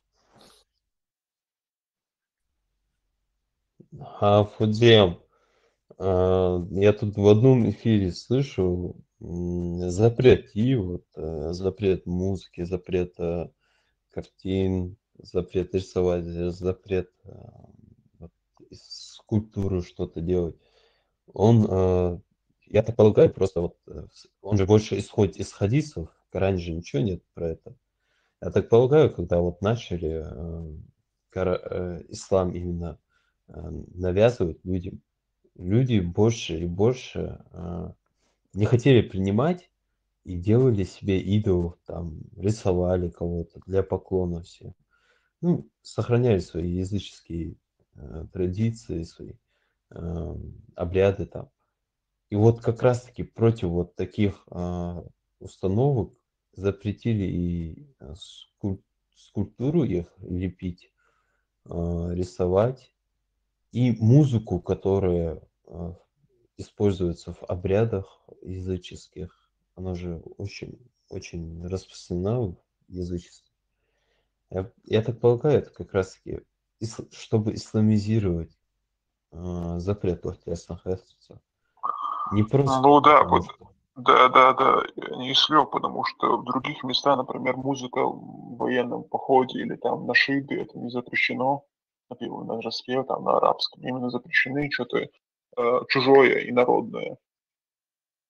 Но сами, кстати, халифы, правители не разрушали эти памятники и идолов Да, не да. разрушали. Вот только в нашем веке начали вот эти экстремисты, террористы разрушать там всякие там организации, да, запрещенные. Начали молотками, молотами все это разрушать, статуи, скульптуры и так далее. Хотя спокойно жили, да, цари жили спокойно при этом. Они же типа быдлом, сброду это не разрешено, да, плебеям это не дозволяется, а вот они могут жить припеваючи, жить среди этого, им могут петь, танцевать и так далее. Знать. Зик, вот у них же договор такой был у Умара или Абу Бакра, я точно не помню, то, что христиане, они не будут строить новые церкви. И иудеям тоже такое же. Новое не строят, а свое старое сохраняют. Типа. Я думаю, тоже вот момент прослеживается. Они не уничтожали, а просто сохраняли это все. Кстати, вот момент, я же сказал, что церкви они уничтожались и так далее. Ну, это, конечно, политический инструмент был такой. Но если с религиозной точки посмотреть, непонятно, да? Аллах называет их христиан и иудеев неверующими, но почему-то это позволяет им молиться в этих церквях. То есть ширк поощряет, ширк дозволяет, да, многобожие. Но это, конечно же, не религия, не от Аллаха, не от Бога. Это просто политика. Всё. Нужно было там их приручить, но не отторгнуть. То есть как это? Можете, да, своим заниматься, но подчиняйтесь нам и служите нам. И дань выплачивайте. Да. И даже у самих сподвижников в обороте был именно язычество, у них в обороте было.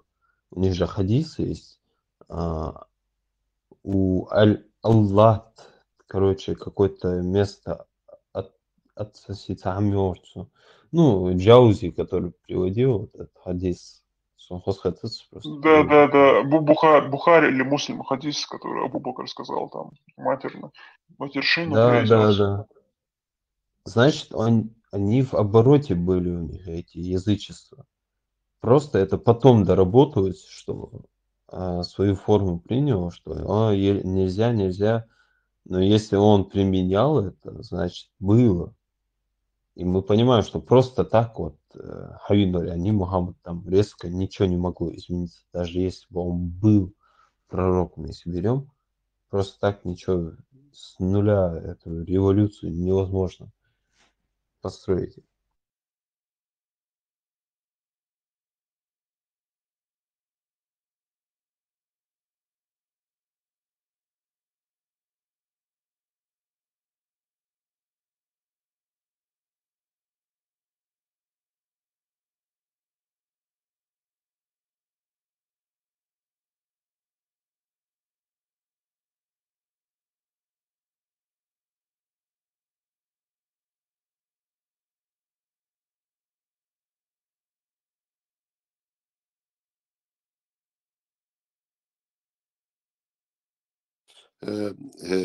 Можно вопрос? Чеченцы когда полностью отказались от митраизма?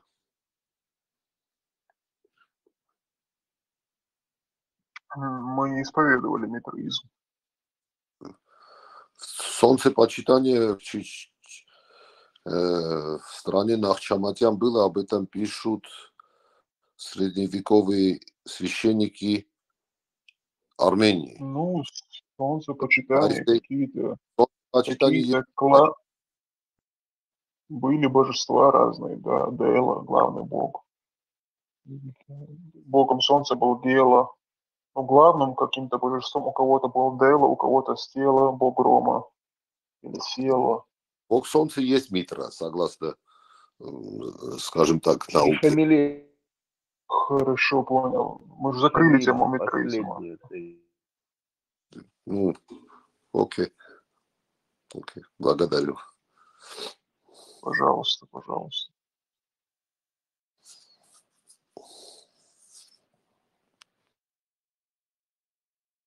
Кстати, с кем Бахармат был в диспуте с арабом, я его с Хабибом видел, этого араба. И очень странно, как они с ним видятся, если этот араб такие вещи говорит против России.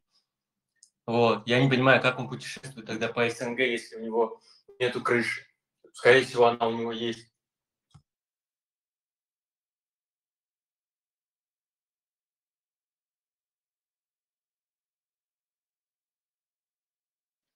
Только про того, которого, как его, Сакар или Сакан, Который всегда говорил, Валахи, ты бежишь от меня, поэма. Плохой, ты врешь, вот этот. Ты бежишь от страха. Да, именно он.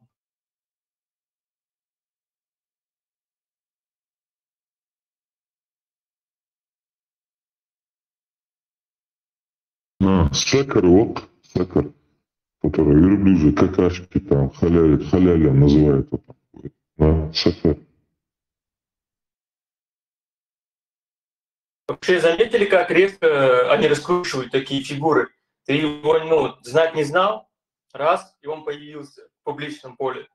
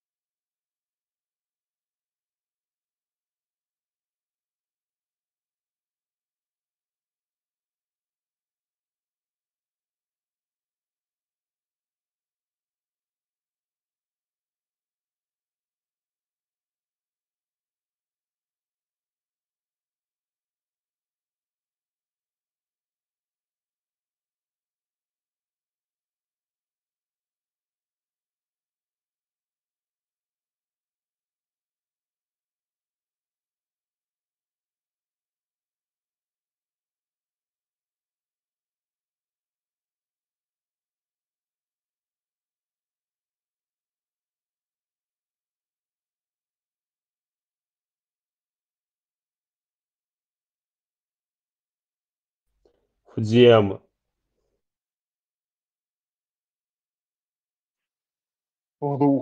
Слушай. Вот в моменте в Коране же сказано про то, что у Аллаха две руки и оба правые, да? Ну, есть такое, да. Вот, я что думаю, настолько они хотели показать его отличие от себя, что это подтираться между левой кигди, они ему переименовали в правую руку, типа. Типа он даже не подтирается, они настолько чистые там. Прикинь, насколько ущербна мысль Ханейцар, чтобы выделить, отличить его от себя, они ему две правые руки приделали. Кстати, значит, у него есть сторона тела, правая сторона тела у него есть, и из этой стороны тела растут две руки. Другая сторона пустая. Да. А какие А интересные мы же не у него, можем... да. Мы же не можем расценивать Коран как интерпретацию чего-то. Нам же нужно его понимать дословно, да, организм есть, вот так понимать, чтобы все поняли, адай там иди, садосы. Ну, это вот эта твоя методика буквального понимания Корана, это называется этот салафизм, Ахлю сунна валь джамаа, Ибн Таймия, Ибн Кайим. И, короче, ну, истинный ислам, по сути, есть этот. Это секта, да, экстремистская. Поэтому они там говорят, там, Аллах оголит свой голень, в судный день наступит на ад, у него есть глаза, рот, он смеется, гневается, смотрит, слушает и так далее. Я максимально тупой, можешь бесить. Там же, получается, он где-то наверху на троне должен сидеть. Эти идиоты даже не понимают. Я просто поражаюсь. Почему идиоты? Они же берут аят, где сказано то, что в исламе как бы нет посредника. Если нет посредника, значит ты как бы читаешь, и как написано, так и надо понимать. Ну, если трактовать этот аят, то, что, например, в этом аяте сказано, что вот. у христиан и у иудеев посредники. Потому что их книги, вот эти священные, они требуют посредника.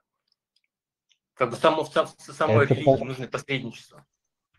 Ну, то же самое в Это исламе, понятно.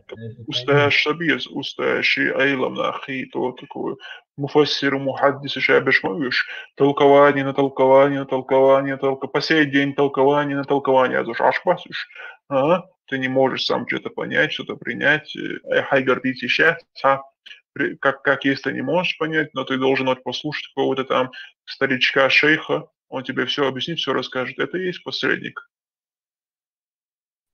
Вот именно. Вот Я про тебя то, не что он слышу, у меня сказал, интернет. просто ветер, просто Коран взять и сесть без посредника, без никого. Ты араб, допустим, ты понимаешь этот язык, взял, сел, почитал, все принял, все, получается, ты самый настоящий, самый чистый мусульманин, что ли? Тогда ты Кстати, коранит. Нет, я нет, вообще как бы... Адыцан говорит. Нет, я имею в виду то, что как бы если трактовать этот аят, понимаешь, в исламе в любом случае есть посредники. В любом случае. Ну, ты просто взять Коран, Катерс, и прочитать его на этом арабском, и понять его ты не сможешь, потому что там есть персидские слова, там есть еврейские слова, там даже есть греческое слово. Кааба – это греческое слово, римское, да, киос, кубус, куб, который значит. Но прямо-таки эти муфассиры, когда пишут, они там пишут, это слово от такого-то передается, что это слово означает такое-то. А когда ты смотришь, да, в словаре ты там этого слова не находишь. Ну, имеется в виду арабского языка. Значит, это заимствованное не арабское слово, которое почему-то использовалось в Коране. Ну, это понятно, сирийский, дешашорты там, да, это понятно. Коран это сам по себе не арабское слово само по себе. Но в общем, если взять, посчитать, принять, вот про это я говорю. Суть остается одна, допустим. Если ты читаешь Коран, то ты понимаешь, что тебе нужен салят совершать, тебе нужно как-то поститься там, но непонятно как. И получается, если ты просто берешь Коран и принимаешь все, что там есть, ты даже не сможешь быть мусульманином. Даже то, что тебе по Корану обозначено.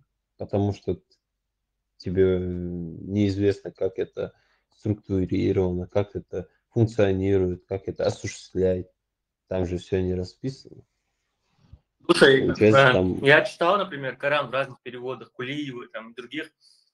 Ну, я еще был даже подростком, когда начал там лет 16 читать. И, честно говоря, когда прочитал, я я как бы не очень понимал, как это может быть руководством для жизни, по правде говоря. Да там в конце сразу и постоянно вот это добавляют, Аллах покарает. Там. В что-то говорит, допустим, про конфеты вкуса там яблоко, и в конце сразу добавляет «Аллах покарает всех, кто не любит конфеты вкуса яблока». Нет, там есть целые Или суры, которые, грубо говоря, не несут никакой смысловой нагрузки. А это руководство до судного дня, кстати. Вот-вот, что самое интересное.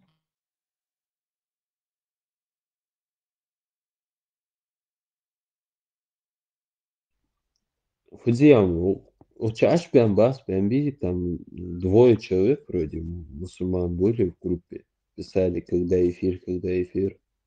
Не зашли там Ахмад и кто-то еще.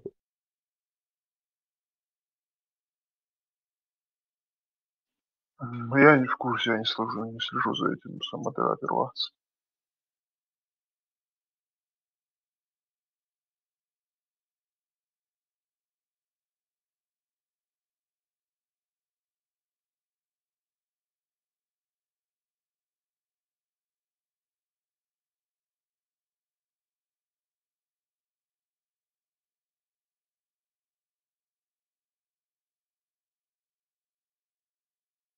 Вчера читал новость в Европе. Вчера, по-моему, или позавчера женщина убила свою дочку, порезала ей горло, типа за то, что та не хотела, как бы, ну, верить в ислам. И другая история тоже случилась там где-то 2-3 дня назад, когда ситуация была наоборот. То есть дочка напала на маму с ножом и порезала ее. Больная нахуй, это зомби, полноценные зомби. Там аргументация ноль, там обувшась, ни логики, ни аргументов просто. Брата, где тише, он все тише. Хаймерсон читает хадисы, там он говорит правду, достоверно подтверждает Илам, да, но когда им их читают, а как Коран говорит, да, отворачиваются с высокомерием, отворачиваются от знамения Аллаха. Вот отворачиваются, потому что у них в голове другая программа. Аль-валя валь-баро, вот это. Ненависть и любовь. Да, вот они говорят истину, и им это не нравится, все, его нужно убить. Больше ничего там у них в мозге нет. Роботы полноценные. У них там протокол включается сразу же. И говорю, интересно, ну, когда они в меньшинстве, когда они слабее, хоть немного слабее, все такие покладистые, просто самые мирные. Чисто арабская тема, Аллах, вот чисто арабская, чисто вот вся эта религия просто, она делает из людей арабов. Вот они такие же просто конченые люди, при тобой там присмыкают, ну, Европе, عشان خوش присмыкают, лебезить, да, бюль, харда, вожда, кама эля, тишем как у него возможность малейшая появляется. Вот это нахуй очень, да, двинул до чемуш. Из-под тишка, что думал, его бьешь. Кстати, вот я знал чеченца, который именно ушел из ислама, познакомившись именно там на Западе. Он жил как раз среди них. И он, короче, просто полностью вышел из религии и сказал, что я не могу быть с такими... Ну вот, если они, типа, являются вот этой одной умой, типа, я не хочу даже с ними ничего общего иметь. Ну, короче, вот их поведение, их именно вот такие этнические вещи, они вызвали полностью отторжение религии. Не этнические, ну да, этнические, которые потом из этого сделали религию. Но слушай, это в любом случае базируется на генах, на культуре, на традициях. Ну, я и говорю, да, но потом из этого сделали религию. Чтобы других опустить до их уровня. Они же типа очень закомплексованы. Например, очень закомплексованные они сами по себе, да, то есть хотят, чтобы другие сами ничего не могут делать, но хотят, чтобы другие тоже стали такими же арабизянами, как и они. Например, православие, русское православие, это ровно, она построена на, грубо говоря, на традициях и на менталитете народа, русское православие, также и ислам. Да, все верно. Дупы. Но صور خودشو и ваххабист, салафист, да, яхан суфизм самый глубокий. Або лично, ну, тоже такой же бред полноценный до себя, да, ну, по крайней мере, там десятки причин, почему это тоже нельзя оставлять ни в коем случае. Ну, одна из причин, лично для меня, это одна из ключевых причин, например, да, суфист хала, я не хочу быть савош халзаля, вот и чередить вот эти тюркские народы, там, арабские народы, семиты, да, вот я еще выживу дальше, таалокса, да, я не могу жить, да, не мнется мне, что якобы я буду братом этих этносов. Это, которые кстати, вот всегда, то, которые что ты всегда, говоришь, он же сказал. دائما تشبه بيشو اللي يلدو القائم штат тюркские народы и его, ну, всякие вот эти пакистанцы, индусы, арии, таджики и так далее. И арабы, вот эти семиты, ушса вежребу эльчса, ларцу, угларца, локой. Мое сердце это не переносит. Вычака сыхбанни, там, поспешил, там, поверив кому-то. Тоже очень много уехали же, вот, запрещенные организации, там, укази, вычан нападать, даже выбор, бабер, Хартама ждётся, поверив. دائما ليلة تشبه ليلة أرقام صمدة وجمدات постоянно оправдывать переждать захал дикнаш по хазниш по дикнаш по вождь шайбер шпац. Олай, сколько уже можем за вас, сколько вы хотите там страдать от них? А и тысячи, сотни тысяч уже пострадали так сильно. Тысячи уже в могилах лежат там, со всего Кавказа до Кунса. Сколько наших там убито. Самое интересное, что за всем этим нету никакой эстетики. То есть Ну, это всё даже верно, некрасиво. Это даже все точно некрасиво. омерзительно. Омерзительно, согласен. Тут как ты можешь эстетику искать? В 7 веке арабы где-то в пустыне, бедуины. Какая тут может быть эстетика? Можно вопрос, Бяхмубилиш? Присутствующим.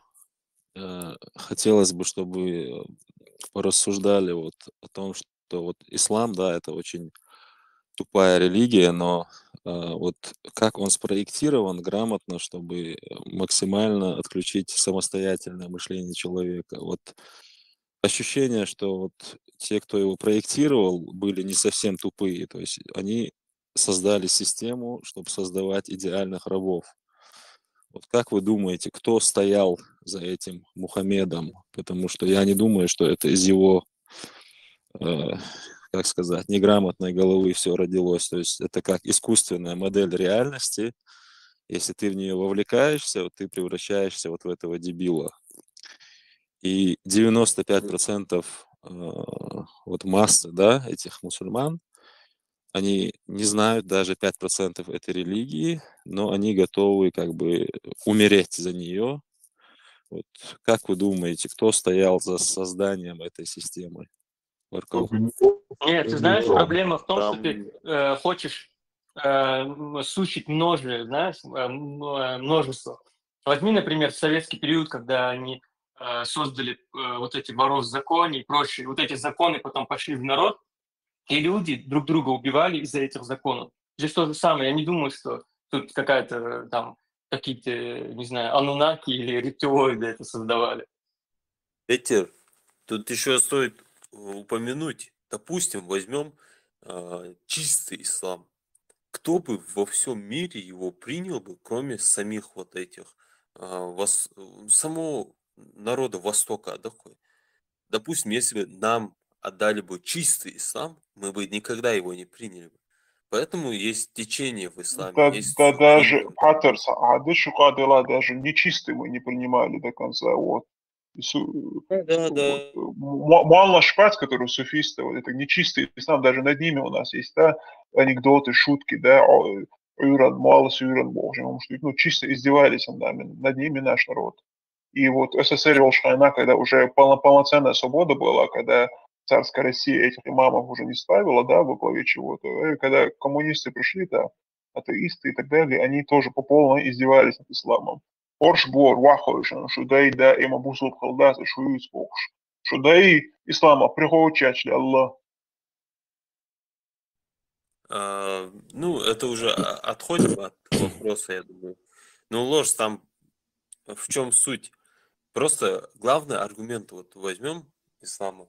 О, единобожие, вот абсолютный сверхразум должен быть туда-сюда. Аргумент к Богу яйца. Ну, у них аргумент Бог.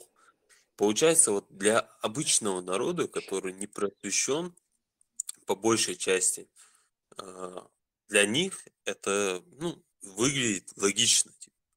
В ислам на протяжении сотен лет входило, допустим, приходил один халиф, он видит, как общество отходит от ислама, который был, общество, которое до него держалось в руках там, этих правителей, оно отходит немного, вводит свой хадис, несколько хадисов там, или десятков хадисов, которые ему необходимы. И таким образом он уже свою власть как-то усиливает. И эти тысячи, сотни тысяч хадисов, аяты там, все это нарабатывалось. Плюс туда пошло суфийская вот эта тема от Турции. Начали распространять суфийского толка. Не все раскрывали, вырывали из контекста, там красивые слова людям говорили, а на самом деле нет такого хорошего, проработанного плана действия в самом исламе. Нет такого. Просто для глупых людей это выглядит логично. А немного мыслящий человек уже поймет, что его...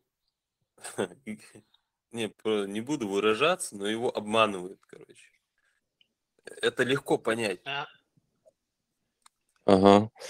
И я вот к тому, что вот он сам так спроектирован, что он отключает вот эту мыслительную способность человека. Элементарно вот тоже вот это проклятие левой руки. То есть сейчас известно, что если ты пользуешься левой рукой, это прилично развивает твой мозг. То есть как будто там даже на анатомическом уровне они знали, как заблокировать вот эту самостоятельную мысль человека. А с чего И ты вот взял, что левая рука в исламе проклята? Где хотя бы один хадис, я один не аят? взял, но я знаю, что вот само это преподносится так, что ты ее считаешь, эту руку, Где это преподносится? Где преподносится? Можешь указать Дуа, местами? как не преподносится, когда я, допустим, со своим дядькой кушал и случайно взял левой рукой, он мне мозги делал. преподносится, да. Это твой дядька. Но твой твой дядька не является это везде так. пророком, исламом, хадисом. Нормальную дискуссию веди. Я Приведи пытаюсь доводы. вести дискуссию. Хадиса или аята. Могу я закончить? Ты можешь закончить просто, да, поясни, откуда ты это из ислама взял. Я говорю, да, по своем... Ты говоришь, задаешь вопрос, откуда ты это взял. В исламе можно левой рукой есть или пить? Нету ни одного аята и хадиса, который бы это запрещал. Короче, коранит, ты, наверное, коранит, дружище, да? Один пусть говорит, Я тебе Фудзияма, говорю, пусть говорит. Ладу. Приведите хотя бы один аят или хадис, где запрещено есть левой рукой. Хорошо, я сейчас открою тебе, да, пока что говорите. Кто там говорил ложь? Можно я закончу? Вот, например, смотрите, левая рука — это только один из элементов. Например, таких хадисов очень много, и ты сейчас их найдешь. Да, Бхармат может целую, наверное, книгу привести по левой руке. Смотрите, запрещено рисовать живых существ. Видите ли, Бог будет требовать, чтобы ты оживил это существо, как ты посмел, типа, тоже творцом стать. Запрещена музыка. То есть практически все запрещено, кроме сношений, воспроизведения биологических роботов. То есть творческая мысль блокируется человека. Без творческой мысли у него же нет критической мысли, нету причинно-следственных связей в голове. И вот мы видим мусульман, которые 5% своей религии не знают и даже не принимают, когда им читают источники достоверные, не хотят принимать. Но они все равно готовы воздаться, усраться и как бы тебе рот закрыть, а если даже достанут и горло тебе за это перерезать. Машаллах. Да, так, ну, вот вопрос в том, Алла, Маша, Алла. Кто проектировал эту систему, которая настолько превращает человека в тупое, покорное существо? Мне это интересно. Мне кажется, кто-то стоял за этим Мухаммедом. Не Анунак, но какие-то там посвященные, какие-то там, не знаю, может, секты христианства, я не знаю, что это было. Вот хотелось бы, чтобы вы немного поисследовали эту тему, и я думаю, было бы интересно. Лорс, не знаю, слышал вы это, нет? До этого я говорил, зачем запретили вот рисовать, скульптуры делать.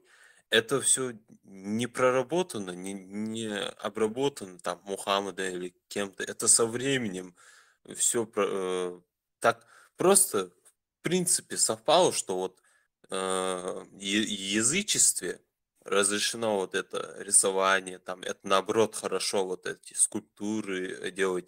И это развивает мозг, поэтому язычники и были умнее, чем те же мусульмане. Это, знаешь, они запретили как раз-таки из-за язычества, потому что они себе и идол делали, и себе для поклонения что-то мастерили, всегда что-то создавали, творили. А Два когда ты слова дай мне творишь, ты... сказать.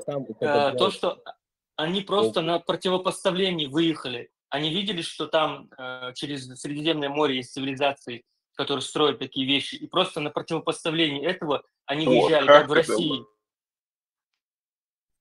Сами, Хашусь, это же... я пропал, да, побил, что вот перебил, может быть, но... Баркал, кто спрашивал про левую руку? Милую помял, да, что там? Впереди ходить.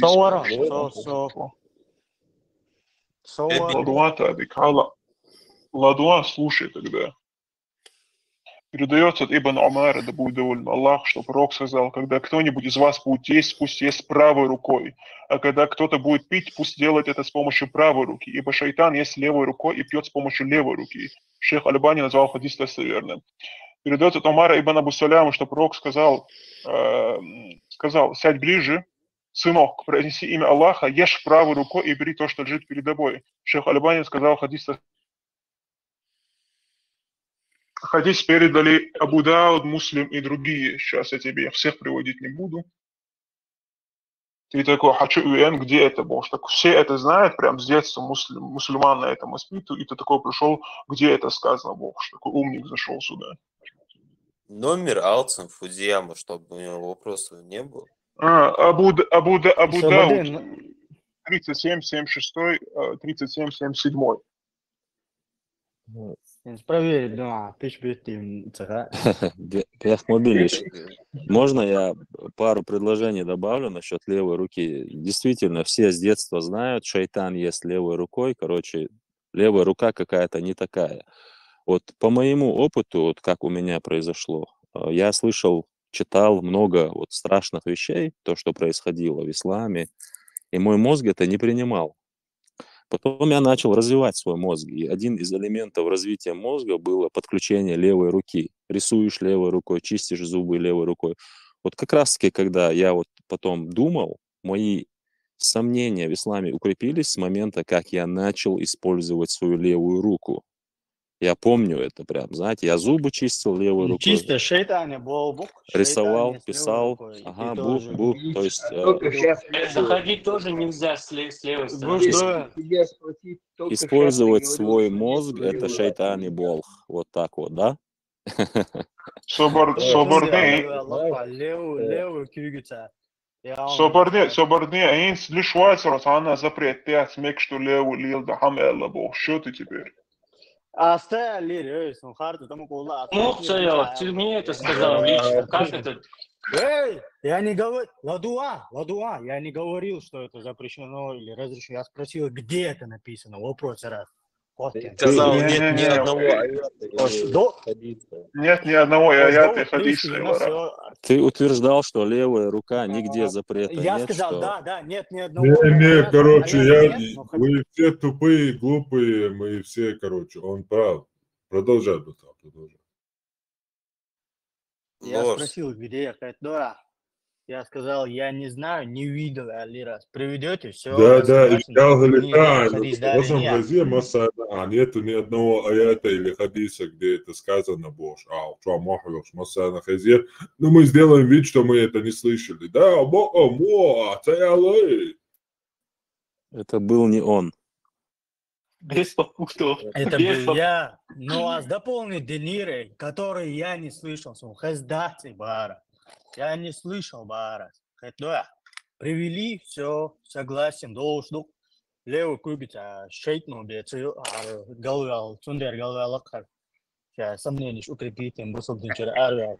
Вот, Сей мозг сам я. Погоди, каким боком это связано? Левый кюкити, шейтво, типа, сам голове худу дашь. Как это связано? Логически объясни это. Это логика, еще это кафирский наук. Вот видите, послушайте, вот предполагается, Погоди, что... вот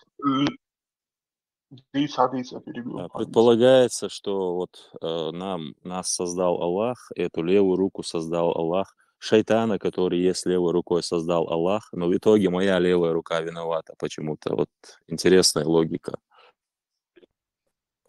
Ну, Аллах дал голове хаква, левый кюкцен, хадис, оболчи деш, левый кюкцен. Дал бухастан, от Аллаху сугаллахтан, масамляхтацу. Хазан, Son bergbast Allah galwaqan son kudiya ba coacher walatson. Son bergboy, son Allah leo kuktan. وحلوك سأل ты Allah побайд, они сошла, только Allah наставляет на прямой путь. Allah не наставил его на прямой путь, он дерцу кобалца ди находись. Allah и бергбой, он coacher wala на кос. Худиям. Аллах, умный ущен, правый рукаш создатель, он воин левый ниш, шейтан левый ниш, и из-за этого наши левые руки в чем-то виноваты. Лорс, с момента про то, что ты говорил, что левую руку использовал, и мышление начало работать. Это не просто левое, если ты, допустим, каждый день используешь левую, а не правую. Чтобы развивать полушарие, ты просто используешь обе руки, и у тебя мозг начинает работать. Это работает и, допустим, с шагом, если ты постоянно с одной ноги там начинаешь ходить и меняешь эту ногу, ты фокусируешь свое внимание мозга, и мозг у тебя начинает работать. Поэтому очень много исследований есть на эту тему, много врачей, там, исследователи советуют вот это. Левой рукой совершать то, что ты каждый день совершаешь правой. Или наоборот. Ага. Походу боксеры в чат вошли. Ага, так силой этимология Рамзан белонеги левый кюбламыз калдак кена. Это отолкан бе парламент даты.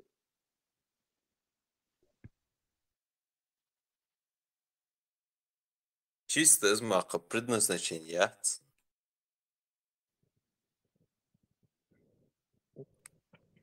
Джабир, объясни геологию. Объясни, Димогин, почему не разрешено левой рукой есть? Левой рукой. Ну, да, традиция, левой потираются обычно, олышко сдаться, правой едят, разграничение опция. Но можно же помыть после рук. Ты можешь помыть руки, и у тебя обе руки будут чистые. Хоть ты лопни, хоть ты тресни, у тебя обе руки будут чистые, если ты помоешь. Это отцол развитый средства гигиены. Да, ходили с говняной левой рукой ходили и не могли ничего поделать. А правой ели. Камнями потирались в пустыне, бедуины. Поэтому левую руку они... Тем более арабы жопу не мыли, олша сдаться, они же камень использовали. У них был посредник между рукой и жопой камень. Рука, значит, чистая была. Иудеи их научили жопу мыть. Взаимодействует. В любом случае, там рука взаимодействует. Да. Джабир, Развлечение. ладно, логика твоя, Джабир. Тогда зачем все вот эти моменты, которые пророк совершал, допустим, зачем это совершать, типа, если в этом даже... где современные люди камнем потираются, Ну, говорят, что это где-то в сунна. Аравии есть такое, да. Ну, по сунне, Ну, халвале тебе надо. Левую руку ты же не используешь, потому что пророк не использовал. Поэтому Это какая-то странная сунна. Milloin lyöhak behkobilla, lyöhak kirjalla tiirää kykyissu. Behkobillas продолжается. Это как это, знаешь, аналогии вот в тюрьме там, там какие-то тюремные законы тоже с этим связаны. С туалетом и с рукой. Ну, да, не изду. Хаттера, сатараттерду. Сделать связано, это правильно, коллаж. Короче, и жена, короче, мать жены ты не видишь, не должен увидеть, да? Должен.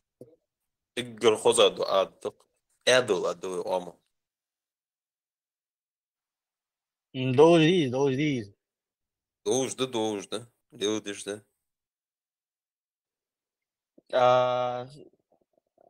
Самдан хай, смысл ходит, он почему только у ингушей он есть. Объяснить нужно. Ты берешь в жены дочь родителей, которые всю жизнь свою вкладывали в эту дочь. Они все свое время, деньги, знания вкладывали в эту дочь. Это их плод. Ты ее берешь и проводишь с ней брачную ночь. И, это, да, это естественно, но все же это интимное. И в знак уважения к ним, в знак твоего стеснения, ты же понимаешь, что это их дочь, там, вот, при всех этих условиях ты ее, допустим, используешь для удовлетворения своих потребностей. Да. И чтобы не показываться им на глаза, такая традиция у нас есть. То есть, это гул царства. Это признак высокой морали. Да, это мораль, очевидно просто.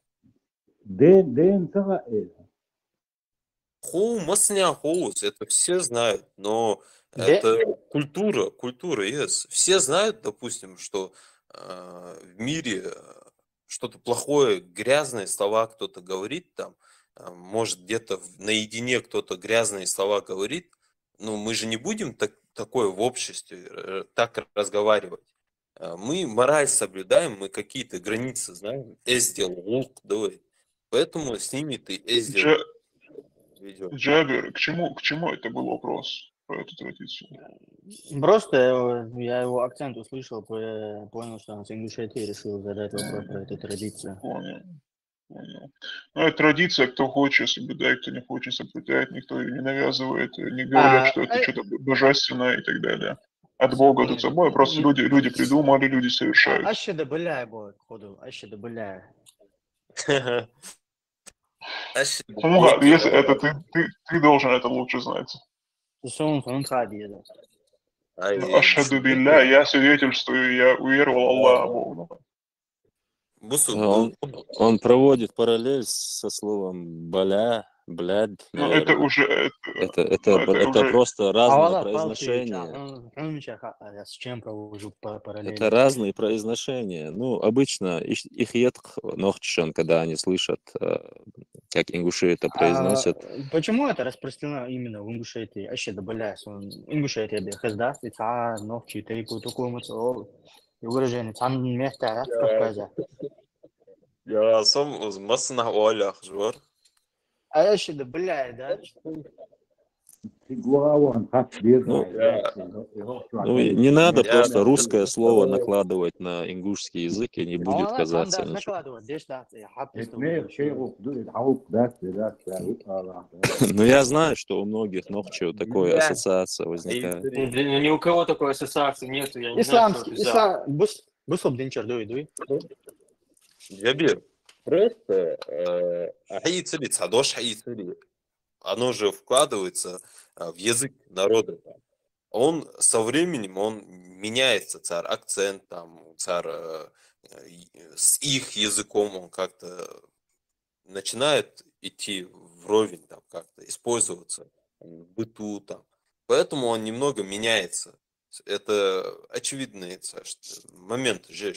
Когда даже, допустим, тюркские слова и чеченцы, и ингуши берут, они же видоизменяют немного. Допустим, тот же Паттерс, вот имя у меня Паттерс. У осетин это Баттерс. У чеченцев это другой разная персонаж. фонетика у разных народов. Да, фонетика это обычно. И, Свек, давай, Бошек, ты можешь ответить, зачем Творцу Вселенной нужен трон, и трон сам летать не может, его нужно, чтобы его 1000 ангелов несли, и 2 правые руки и голень. Зачем Творцу Вселенной это все? Беш таких его прочь, он ходил лучше ясо. Он должен гладить. Ну, Смотри, вот эти... право отвечать или... Дайте задать ему, я задам вопрос, который должен знать каждый мусульманин, ну, потому что если он не знает ответа на этот вопрос, то нет смысла вообще его религии. Давай. Зачем Богу нужно, чтобы ему поклонялись? Вот говорит, Аллах создал, чтобы ему поклонялись все. Зачем ему это? Ему это не зачем, это нужно нам. Это нам нужно для спокойствия. Нам это зачем? Не, погоди, а кто так сделал, чтобы нам это нужно было? Это сделал Всевышний. Ну зачем ему это? Зачем? Мы прошли мирское испытание и заработали, и определились в рай либо в ад. Зачем? Погоди, погоди, испытание, причем тут поклоняться. Он сказал, я хочу, чтобы вы мне поклонялись. Вот такое, зачем ему поклонение? Часть поклонения, это и есть там одно из заданий, так скажем, испытания. Выполнить. Зачем? Объяснить Медина. Тест, чтобы выполнить. Зачем? Я тебе говорю, зачем тест нужен? Тест нужен, чтобы... Это смысл этой жизни, тест этот и есть смысл жизни, чтобы определиться в рай либо в ад. Зачем Богу это? Богу зачем это? Ну, вот так создал он нас для этого. Можно вот я добавлю? Вот так у Бога. Зачем жопа лишаться? Зачем? Ты спрашиваешь, зачем Богу это? Зачем он нас создал это испытание? В этом вопрос. Зачем ему это? И раз он самодостаточен, не нуждается ни в ком и ни в чем, зачем он создавать? Он прямым текстом говорит, я создал, чтобы они мне поклонялись. Ну вот создал, он всемогущий, всесильный, это его дело, его право, мы лишь рабы, мы должны подчиняться, все, да. Ну, он захотел, очень хороший, молодец, ты очень хороший. Мы рабы, мы не должны задавать вопросы, мы должны подчиняться. Спасибо, что это сказал в прямом эфире. Заметь то, что это очень похоже на... Как в православии говорят русские, типа, мы люди маленькие, мы божьи люди, нам приказали, мы выполнили. Это опять же вот элемент отключения свободной мысли. Вот я создал вас только, чтобы вы мне поклонялись. То есть это единственная наша функция. Так.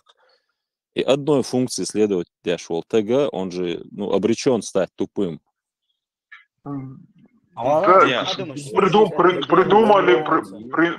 Придумали какую...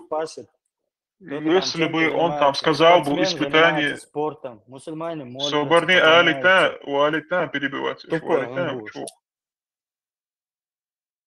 Если бы он как в качестве испытания придумал бы что-то, например, да, самый умный туда попадет, да, изучайте мир, который я создал, и то вопросов было бы куда меньше. Нет, поклоняйтесь мне поклоняйтесь. Зачем тебе поклоняться? Ты что, нуждаешься в этом? Самый сильный наг, самый Где? умный наг, самый волдер, сундер. Ему нужно поклоняться. Да, не слабым уже. Зачем? Причем зачем вообще кому-то поклоняться? Самый Самый сильный, тем более. Даже будешь это объяснять муравью, зачем ты разрушил муравейник? Фудзияма, Вот, допустим, ты знаешь, что, вот, к примеру, я тебе пример приведу. Пчела существует, там, добывает мед, заносит его улей. А она же не в курсе того, что она находится там на пасеке, и приходит этот пчеловод и забирает себе. От нее ничего никто не требует. Перебивать. Ну и ты откуда знаешь, может, у них там свои движения всякие. Откуда тебя? Ну вот.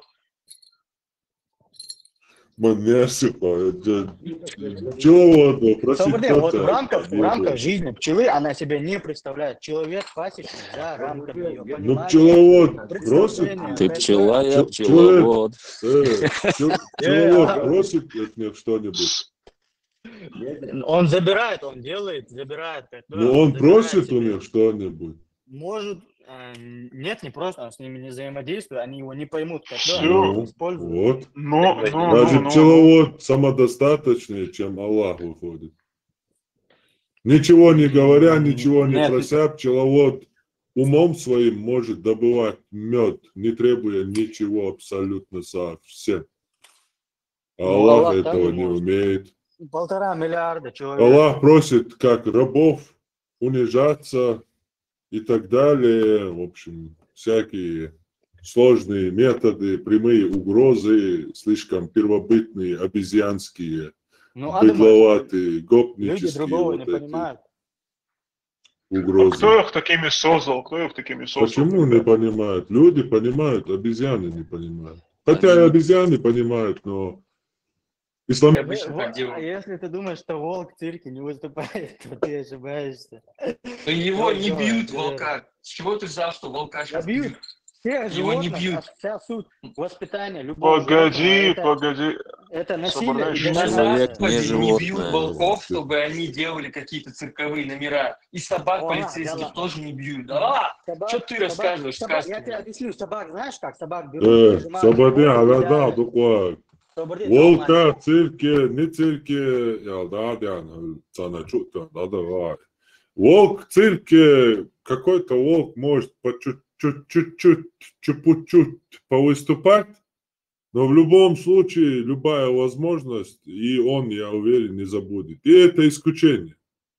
Волк практически в цирке не выступает. Это очень тяжелая будет проблема, чтобы он в цирке выступал. Он не приспособлен для этого. И бить ему, и ты всех говоришь, всех под одну гребенку, опять же. Страх – это не хороший язык для всех. Когда, например, пытаются напугать, для меня это, например, если взять, чем больше меня пытаются пугать, тем больше у меня разум отключается. То есть я сумасшедшим становлюсь и могу, последствия от этого оставить, не задумываясь. А если человек мне будет прямо объяснять, холодной головой рассказывать мне угрозы или угрожать мне, или еще что-то, то есть перед фактом поставить меня, либо ты делаешь вот это, либо будет вот это и вот это. Я холодной головой, может, об этом еще подумаю, поразмышляю, нужна ли мне эта боль или нет. Но если этот человек будет мне угрожать, то это на меня лично, на меня, и я не исключение. Я тебе про себя говорю, чтобы не отходя от кассы, пример тебе показываю. Это будет действовать совсем наоборот.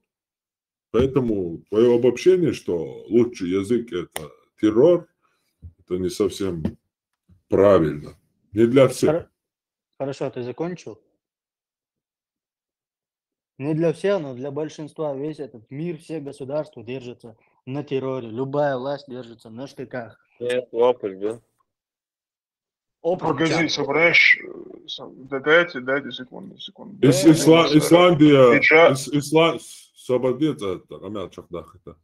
Исландия тоже держится на страхе, да? Я в Исландии не был, не знаю, но цер Халмуду Хасун, Цундер. Цер Халмуду, со всем миром, а сравнивать он до Хорошо, то, Собордин, 1/6 часть суши, Россия. На чем держится власть? Нам 1,5 миллиона росгвардейцев. Россия на всех сравнивает, он до цепется. Хорошо, то, США, США, да, те, кто там штурмовали Конгресс, что с ними стало? Они отправились на 15 лет в тюрьму. Да, любая власть, любое государство держится на терроре. Любая власть держится на терроре. Любая власть у тебя держится в российском вот этом твоем мире. Власть Хорошо, это Америка, люди. Они ее в нормальных странах выбирают и убирают, и никто ее не боится. Привозят мусоровозки, вот в Франции, например, недавно последние события. Фермерам там что-то надо было, их не послушали, они все собрались, все свои эти навозы водрузили вот эти свои машины грузовые, и все это перед мэрией, прямо в центре Парижа, по-моему, если не ошибаюсь. Прямо все это вылили перед воротами мэрии. Навоз.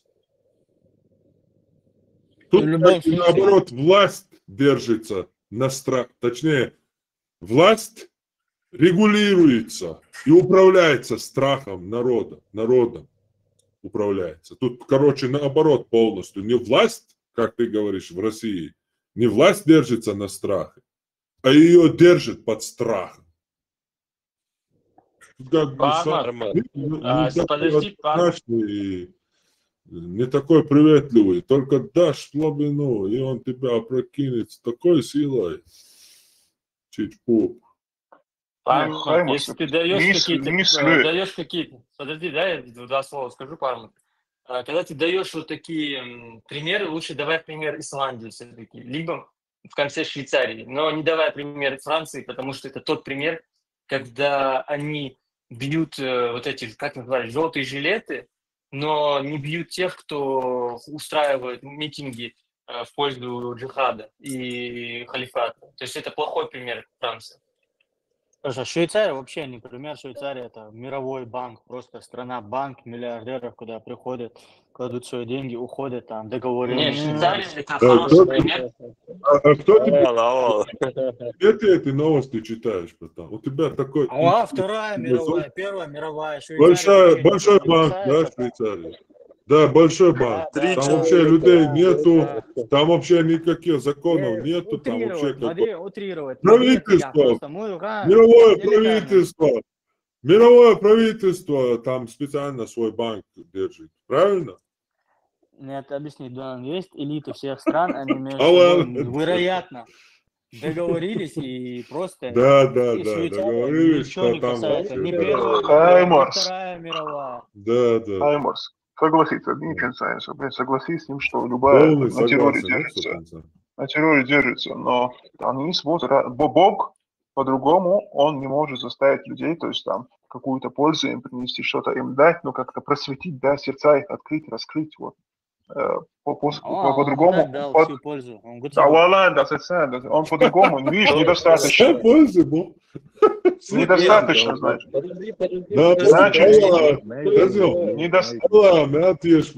Наоборот, он ни хрена не дал униженным состоянии всегда. Да. Он испытывает кутабешку, что мацаделла, испытывает кямбешку. Цадина, зачем ему это? Ну ему это зачем? Зачем? Он не знает, кто там пройдет, если он не пройдет. Хватит. По предопределению. Ислам пришел, мозг ушел, аксиома. Не влезайте, собрешь хатерс, не влезайте. Шуя вас, Фудзияма. О, Багдадич, мне твой голос очень противный, неприятный, мерзкий голос. Низкий тестостероновый голос, инъекция тестостеронового. Хорошо. Да, прям такой баритон бас. Низкотестостероновый голос, да? Это никак не связано. Хозяин, как бы, фудияма, цакет просто хамажьяца, короче, хузвали ешум то, вес камял да ищаться на мажьяца. Ну, я понимаю, Халита, низкотестостерон, я понимаю, что он низкотестостерон. Да ладно, что опасно, да, низкотестостероны, ази или яхейца, не то хлад. Для меня мужчина уже не мужчина, женщина. Вообще они не выносят, когда в голосе интеллект чувствуется, цала лоцарь. Интеллект, там ничего нет, там есть слабый феминный голос. Там ничего нет, там вообще ничего нет. Да, Нило, Хаттерс, выглобр, знаешь, хорошо, детенция, голос, хорошо, низкотестостероновый, такой феминный резус, проблема для меня это вообще никак. Отвечая на вопрос, он в курсе, кто в рай, кто в ад попадет или нет? Насколько мне известно, насколько я изучал тему предопределения, да, в курсе. Тогда зачем ему этот цирк? Это цирк не ему, это нам, да, чтобы мы видели весь путь, хотя мы его Да, ему ничего не нужно, ему нужно, чтобы мы поклонялись. Зачем ему, зачем нам этот цирк? Вот он сделал, чтобы нам этот цирк, это он сделал этот цирк, чтобы нам, нас он таким создал. Он уже съезжает. Держитесь цели. Цель была, что Аллах будет испытывать Яшу. Все. Аллах будет испытывать Яшу. Аллах решит цирк. Аллах будет испытывать он Яшу, хотят я дует. Вейн решит им оба. Вейн умадать. Ну, вот. Давай заново задай вопрос. Ну, хорошо. Почему Аллах испытывает? Зачем ему это? Это же он решил испытать. Потому что если он знает, что мы, кто попадет в рай, кто попадет в ад, если он это знает, то твой тезис о том, что он нас испытывает, превращается в труху. И все. Потому. Да. С точки зрения религии, какой смысл в этом? Да, вот, все послушал. Объяснить модельно. Ты ничего не объяснил, вы объяснили. Ту жизнь, которую мы проживаем, это, считай, просто вот фильм, который мы видим, чтобы мы знали, куда мы пойдем. Зачем? Вот он, какая разница, такая чупает будет, чтобы мы знали, куда мы пойдем. Ну, там мы знаем. Подождите, я хочу вопрос ему задать. Это заточено максимально тупых сделать людей. Один вопрос дайте мне задать ему. Скажи, ты читал когда-нибудь какие-нибудь вообще книги? Либо художественную литературу, либо там сборник каких-нибудь сказок, либо читал он вообще много книг читал, он вообще самый умный, он просто тут нас троллит. Прекрасную шапочку. Пусть назовет название. Куда хочешь, да, что ты хочешь узнать? Нет, просто скажи. Он сейчас тебе столько названий назовет, короче, это вообще гигант. Я тебе отвечаю. Я вообще удивлен, с чего он это решил снизойти на нас. Чем мы это заслужили, я над этим думаю уже 3 часа. Последний, вещь, книжка Орден Хорса, 108 страниц стоят. Ошибкою женщины халдеечки. Скажи нам, мусульманин, зачем Аллах заложил такую мощность мозга, если нам ее надо опустить до уровня циркового животного? Уже история от него. Это одна книга была вот, за всю твою жизнь? Ну вот эти 108. Да вона хабадытство. Не будет отвечать, типа троллить ящик, догадки. Просто троллить дальше, мне просто чисто статистически интересно. Давай, статистически интересно, давай. Школа, шадо, книжки, идут да, свою школьную программу. Хочу, да, ходи сейчас. Коран переводит сейчас. Шамиль Алиудина. Свободи, сахыз. Там Hadisa. Жебре. Hadisi тишти, чтобы дешти смитша, я шо. Шамиль Алеудинов. Перевод Корана. Нормально, Иван, ой. Дауэ Энши, который на фоне Дауэ Энши, который глухом голову. Вы сказали Энши? Пока он закончит. Орден Хорса еще как вернуться к жизни. Профессор Столешников еще. Собрать чуть позже еще, да. Новый язык телодвижения еще. Отчет ЦРУ, опыт шлюза еще. Власов, течение сложных обстоятельств еще. Коза Улыш, Сунь Цзы, искусство войны.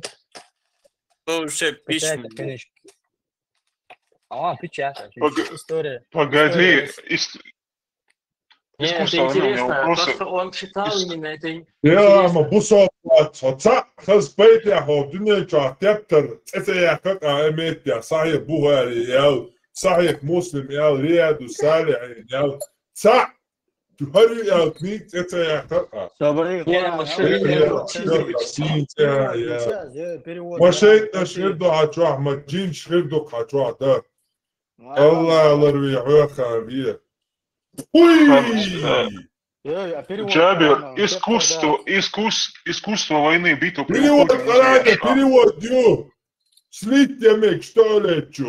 Ну видишь, что 7 раз, да еще за всю жизнь 7 раз прочитал на арабском. خيتريو زمانه معن خيتريو أروان تبيش. عربي مخصوم كده كتغاوش تندير أس перевод еще. هونسا يلسماني مات بيت سخاوني هونسا عن بواي. أزبام بو. أزبام بو الله. يش خارود قيت مويس قيت مويس. искусство войны бит. الله ماستر болчо إفيش شو هي أنا هنيش ديش. Битва при уходе. Величайшая стратегия битва при уходе по Марселинице, величайшая стратегия он совершил. Битва при уходе сумха, история красун, я выложил. Битва при уходе Хайл? Битва при уходе Хайл? Видите, конечно. Я идет около 300 мусульман и около чуть больше 1000 кефиров сражений. Я видишь. И Бадр, спутайте нас. Ухуд, короче. И так, что первый он пришло водиться, им то васара гидна всю жизнь.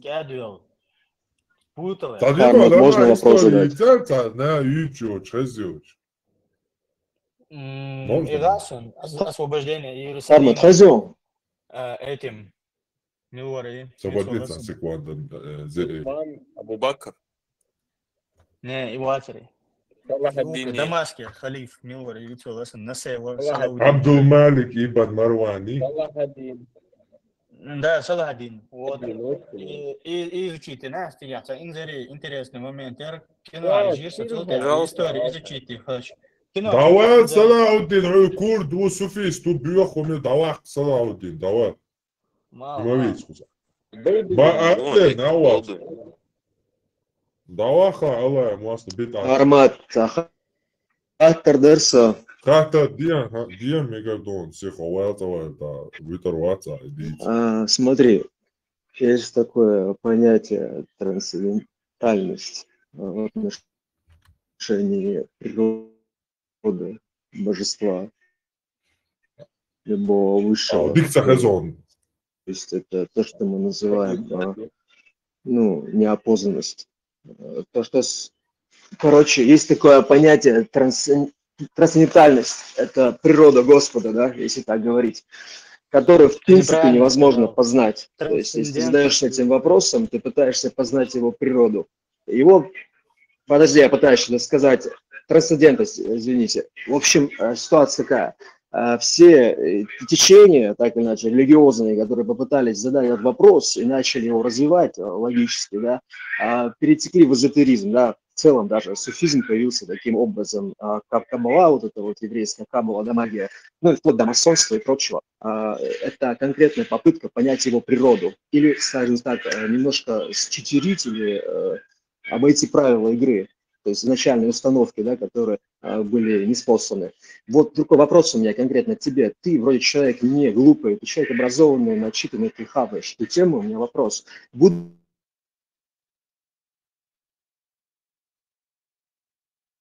Не слышал. Апологетом, скажем, ислама, как бы ты ответил на вопрос, зачем человек создан, причина и смысл? Зачем человек создан? Ты понял вопрос?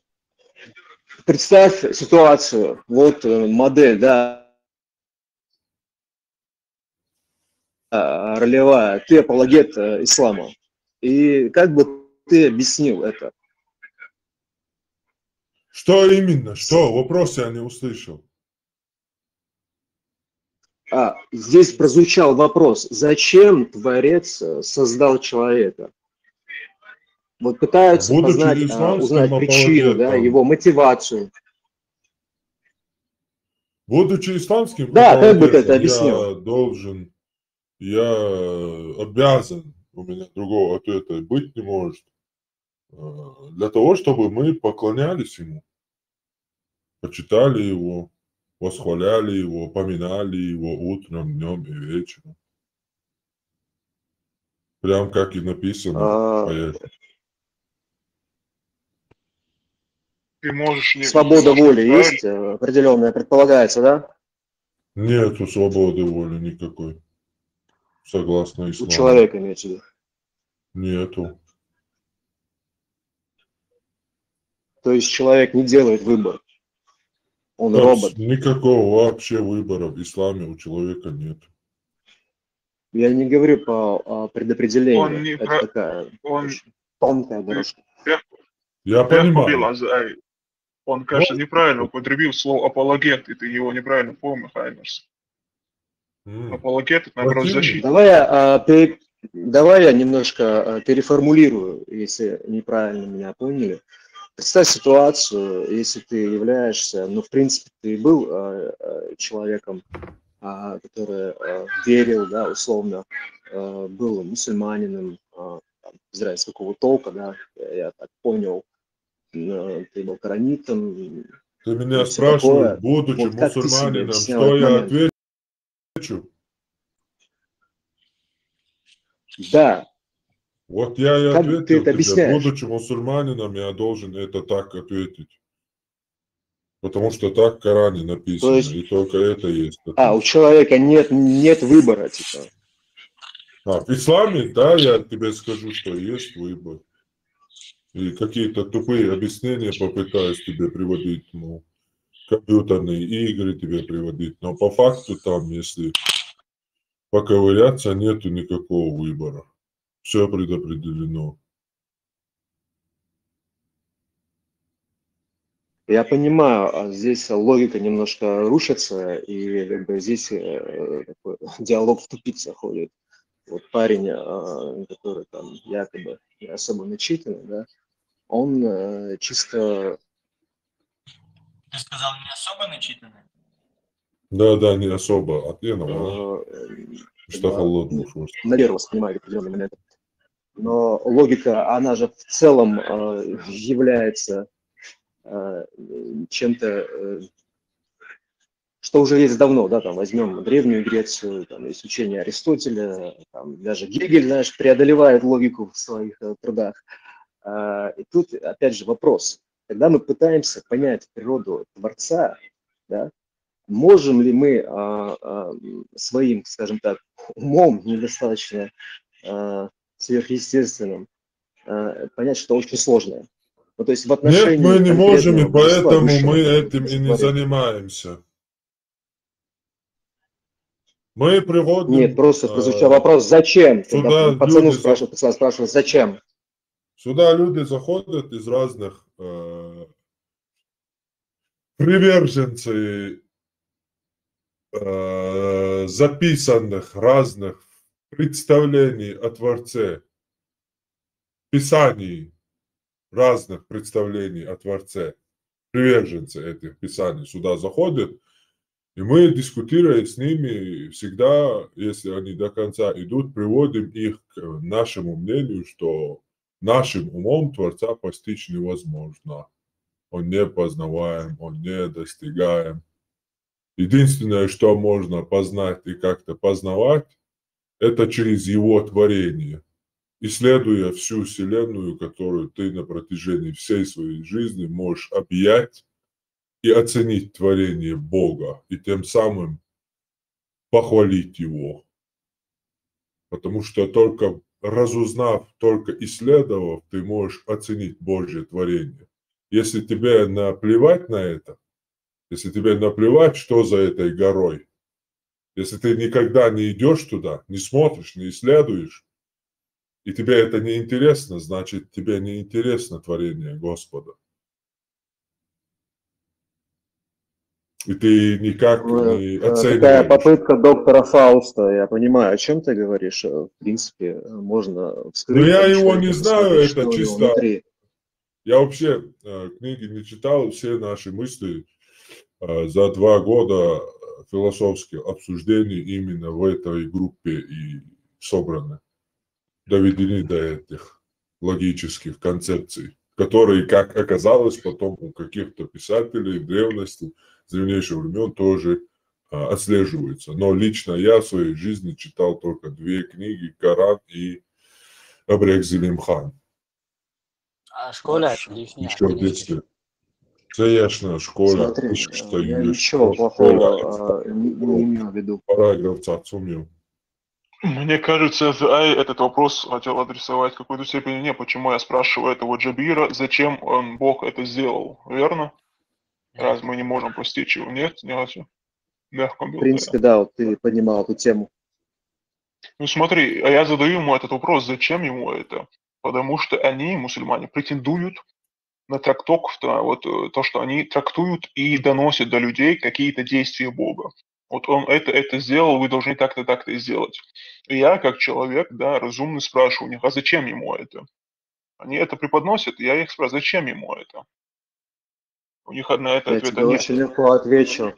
Смотри, а он как человек верующий не пытается постичь природу Творца, поскольку изначально в его идеологии нет такой опции. Он уже постиг, он уже попытался постичь природу Творца, приписав ему какие-то действия. Так вот Я Диляр, отвечаю и комментируя его слова, отвечая от его имени. Вот ты спрашиваешь об исламе что-то, и он сидит, воплощается в Аллаха и отвечает тебе, как должно быть по исламу. Это делают 90%. Вы это имеете в виду. Ну, то есть его невежество, в принципе же, никак не влияет на природу Творца. То есть от того, что если он этого не знает, если он, скажем так, не особо шибкий, да, то мы тупо, его просто клюем. Где, в каком Мы месте? показываем людям, что их чердак вообще не шарит, чтобы со стороны они тоже на себя поглазели потом. Через год, через 2, через 3 еще. А я тебя понимаю, Чтобы но если ты этого будешь было условно с какой-то серьезными пример. представителями, там, Дугиным, да? Со стороны все-таки чердак лучше видно. Выводим, бывают провокационные вопросы, агрессия и так далее. Джабир в этом плане, он молодец, Вывод. он вел себя адекватно. То есть я бы не сказал, что Джабир он это прям... вообще, это тролль. Это тролль. Он просто Нет, тролль. мне интересно, почему Ник, сейчас ты говорил до этого, зачем ты ему задаешь этот вопрос? Вот ты задаешь ему вопрос, в который он, в принципе, не имеет ответа, даже в рамках идеологии своей, он не может дать тебе ответ. Но я задаю вопрос, Я дал ему чтобы ответ. он очнулся, чтобы либо он Вот очнулся, либо послушай другие со его, он стороны. говорит, что он дал ответ. Подожди, он говорит, что он дал ответ. Упорно. Я понимаю абсурд ситуации, Парма, ты говоришь о том, что он как будто бы знает, да, что там на уме у создателя. Да, именно. Окей, Конечно, знаю, видимо, если он я не не спасал совсем Писание, понял. Это я знаю. религия, потому что их религия это человеческое изобретение. Притом человек... Ваша, ты сейчас ошибаешься немножко, когда говоришь, что ты знаешь. Ты не можешь знать этого. Секунду. Это религия человеческое изобретение, и притом человека такого первобытного, недалекого ума. И любой из них очень легко и просто может воплощаться создателя этой религии и отвечать вместо него. То есть за Аллаха. Что он не может знать, ты сказал, Зай? Но он не может знать его мотивацию. Это вопрос бессмысленный, это абсурдный вопрос. Как Да, я могу знать я, этого, если я Всевышний тебе не говорю, послал Зай, посланников и донес до нас? Я тебе Послушай, отвечаю, почему я Пудиана, его спрашиваю. Потому что, чтобы либо он сам очнулся, либо со стороны, как сказал Хаймарс, увидели люди, что это бред, никакой логики нет, что не верят без логики, без доказательств, просто рабы. Я от него ничего не хочу. Я прекрасно понимаю, Друзья, деконструкцию религии. я еще Это тут, ба, если действительно что. возможно. не-не-не. Это действительно возможно, это может быть человеческое изобретение, окей. Но если говорить откровенно, условно, мы вот пытаясь познать природу Господа и узнать его мотивацию, да, Ответь на вопрос. Ты сам кто? Какую религию исповедуешь? Веру?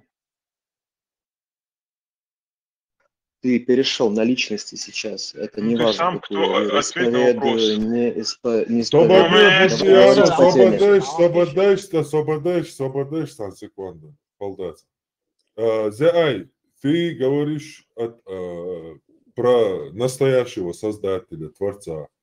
Мы говорим про ранние средневековые, первобытные, 7 века какие-то бедуины, папуасы из Аравийской пустыни. Какой-то бред там нацарапали. Мы обсуждаем его. Мы не пытаемся тут постичь природу истинного Творца. Мы его вообще не обсуждаем. Мы обсуждаем тут первобытные вот... Да, микрофон на вас, микрофон лелец, а ему... Вот там сейчас го, вот часа движ, чугум швюкш. А вы слушаете, да я микрофон лелец. В Я общем, тебя не что услышал. давай ты, короче, и тем прекращай ее. Мы тут, короче, про ислам говорим. Просто хотел задать. Не, я тоже про ислам говорю, даже я имею в виду с точки зрения ислама. Нет же ответа. На что ответа нету? Почему мы созданы, нету ответа с точки зрения ислама? Да нет, природа и мотивация. Зачем мы созданы? Зачем он это сделал? Он задает конкретный вопрос муслиму. Зачем твой Всевышний тебя сотворил? Тот не знает, Так что он ответить, может потому что он спокойно у и него не легко спрашивал. ответить. Он говорит, что он ответил. Он ответил. И я тебе говорю, он ответил. Есть в исламе ответ на этот вопрос. Я тебе его приводил. Вы говорите ты про имеешь вообще для другую поклонения. абстрактного, про какого-то творца и так далее. Он отвечает там за место Я ислама. конкретно про Я лунное ответил за божество арабам место говорю. ислама. Ну вот, он и говорит, что создал, чтобы вы мне поклонялись. И все. Вот тебе ответ. Арабский менталитет. Ну да, конечно. А философского какого-то ответа тебе, он будет давать или другой кто-нибудь, но исламу он не относится. В исламе четко и ясно прописано. Мы создали вас лишь для того, чтобы вы поклонялись мне. Слушай, в самом начале, да, сотворения человека есть же такой интересный момент. Вот были ангелы, созданные из света, были джинны, Да. созданные из огня. Один из Да. них преуспел, скажем так, да.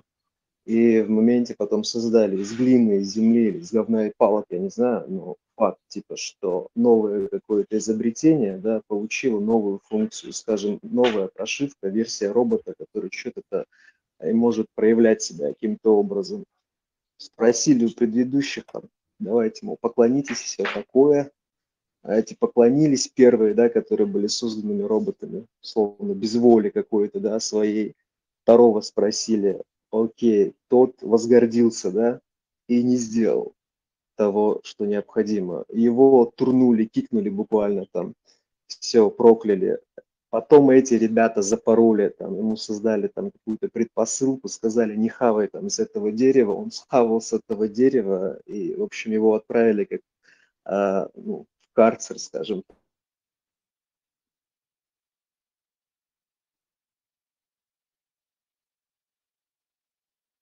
да, на земле бичевать зачем-то вопрос, но просто определенным образом. Он проявил свою волю.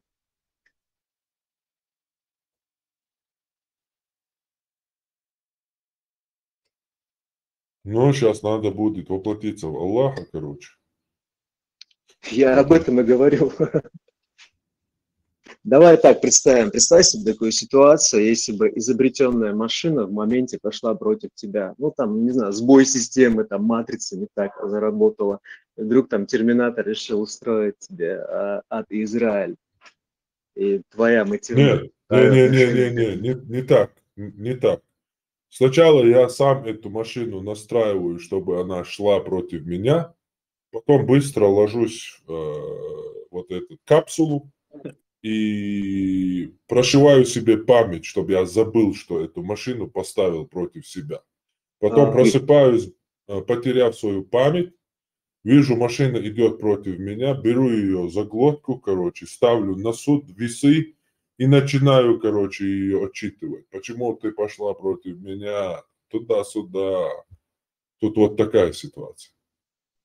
Ну да, получается, смотри, все машины, которые буквально стали на путь истины, они типа норм, они не бракованные. Нет, не стали. Все остальные... Это я их наставил. Не путать. Окей, Не а те, стали. которые не согласились? Я. А те, которые не согласились, условно, вот эти сбой в матрице. Это я в них вселился и несогласие сделал. Это я их создал такими, чтобы ад не пустовал. Я тебя понял. Тут тебе не какой-то там библейский слабак Бог, который там вам свободу воли какую-то неподвластную мне подарил. Я Аллах. У вас нету никакой свободы воли, которая мне не подвластна и не подконтрольна мне. Я вообще мощный, я вообще сильный, я все контролирую. Я каждый твой вдох, выдох, шаг, дело, твое все намерение, мысль, все записал. Таким тебя создал я. И каждый твой шаг еще в утробе я заставил записать тебе, чтобы ты сделал именно этот шаг. Здесь есть муслимы, которые в это верят всеми фибрами? Конечно, эти оболтусы вообще даже не знают, что это так в исламе. Эти оболтусы сюда заходят и начинают мне втирать там про какую-то компьютерную игру, про какой-то выбор в исламе. Они даже просто открыть Сахих Бухари или Сахих Муслим, просто книгу предопределений, целые главы там отдельные. Книга Кадр. Просто открыть ее Сахиха Бухари или Сахих Муслим. Это общая тенденция христиан. 2-3 хадиса просто прочитать там. И все, они даже этого не знают.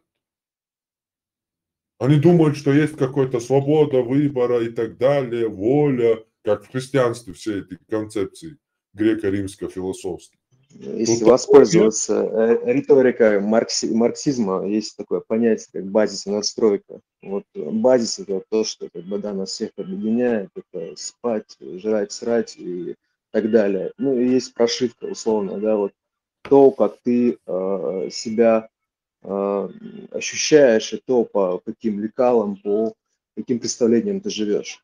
Условно, да, там у каждого своя прошивка. И то есть человек, он должен каким-то образом функционировать, да, он должен иметь какие-то представления о жизни, смерти, о смысле, да, зачем я тут, куда я иду и что я делаю. Я понимаю, для чего существует идеология.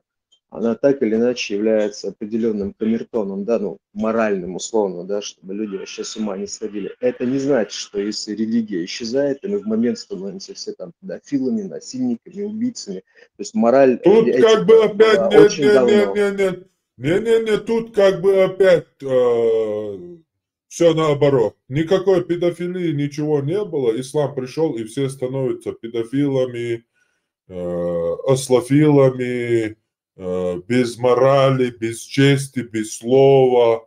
В исламе можно клятву нарушить. Ахмад Хаджи, царство ему небесное, не даст соврать. Пророк Мухаммед не даст соврать. Как бы. Тут наоборот. Появляется ислам полностью. Все становятся педофилами, зоофилами, друг друга филами, бачабазофилами. инцестниками, дети уродами, тупыми, генетически больными. Тут, короче, полное дерьмо наоборот с исламом приходит, с религией. Это у христиан может быть там. Христианство что-то принесло, и когда христианство ушло, там все стали, наверное, может быть, станут или стали в каком-то параллельном вселенном какими-то педофилами из-за того, что христианство исчезло. А тут как бы с исламом все наоборот. Это когда ислам приходит, педофилия и все остальное. А если ислам уйдет, то люди вообще ангелами станут. Тут как бы все наоборот. Слушай, Давай, главное оправдание этих людей, оно заключается в том, что обычно говорят, да, А человек, у них он нету не оправдания. лишен грешности. И, типа, идеология, она типа непогрешима, мол. Не-не-не-не-не-не-не-не-не-не. Тут как бы опять же все наоборот. Тут они вообще не оправдываются. Они говорят, есть такое, ну и что? И что? Аллах Вот, это мы с тобой дозволил. сейчас пришли к этому моменту. Смотри, ты и я прекрасно знаем, что большинство людей такими категориями не размышляет. Ни один человек, как ты утверждаешь, который в принципе не читал своих священных писаний, не дошел до того момента, где ему там разрешили на чужую жену накинуться, либо там Да, ребенка взять и я что-то с знаю. ним сделать. То есть они идеализируют максимально. Да, Они ты не видят говоришь в про этом, вообще простых обывателей. А я про... безусловно, Сейчас у нас как бы все вообще образовываются же на этой теме. У нас как бы простых обывателей становится все меньше и меньше с каждым днем. Потому что у нас каждый проповедник вообще. Каждый проповедник. Вообще в хафизов сколько у нас на квадратный метр, сколько мечетей у нас на квадратный метр. Как бы нет это худа без государственные добра, институты. нет худа без добра, как говорится, да. И в этом плане мы и образовываемся. Если загораются звезды, значит, Главное, это чтобы нормально, моральный правильно? облик наш не пал до того уровня, когда нам всем будет по барабану, что там разрешено зоофилия, аслофилия, педофилия, в общем, и все остальное филия.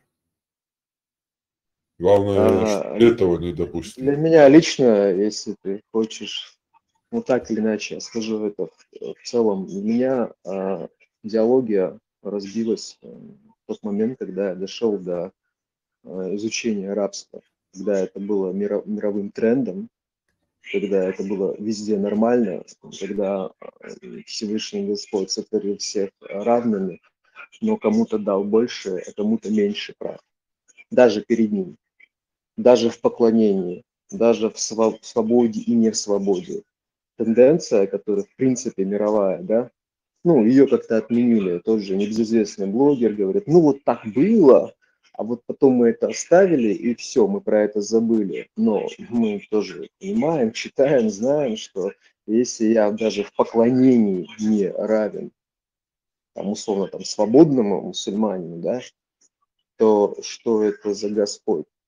Либо что это за общество, которое меня принуждает к такому образу жизни, мысли и поведению? Ты хочешь сказать, в исламе люди перед Богом не равны? Очень интересный момент. Знаешь, тут уже говорил, и Харман говорил, что как-то вот эти вот избранные, да,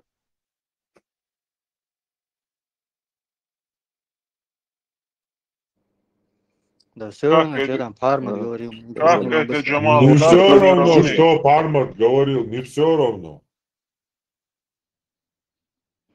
Как равны Пеймарш, кто избрал пророков? Так, еще раз, перед Всевышним якобы все равны. Ну, я ему спрашиваю, Да, как верно, перед Всевышним все равны. пророки И равны, разница пророки не лучше? заключается лишь в богобоязненности.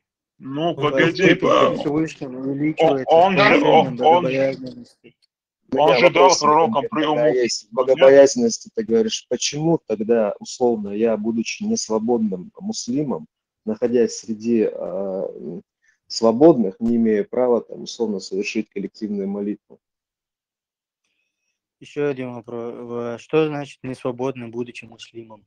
Вот представь себе, вы, муслимы, зашли на враждебную территорию, взяли их женщин, там, мужчин в плен, там, кого-то убили, кого-то, там, не знаю, кастрировали, и вот они ваши наложники и наложницы. Вот так случилось, что мы встретились в общей комнате, да, где мы все поклоняемся одному Богу. И вот заходит туда свободный мусульманин, а там оказывается вот типы, которые в плен взяли. И вот он, человек, который взят в плен, не имеет права становиться имамом, да, получается. Имамом, конечно, не может. Имамом становится знающим. Вот этот так вопрос. Почему? Как ты это объясняешь? В делах религии как бы там разницы нету, как бы молиться, не молиться. Ну, хотя женщина свободная не имеет права носить хиджаб, рабыня. Свободная должна носить хиджаб. Рабыня не имеет права одевать хиджаб. Тоже почему?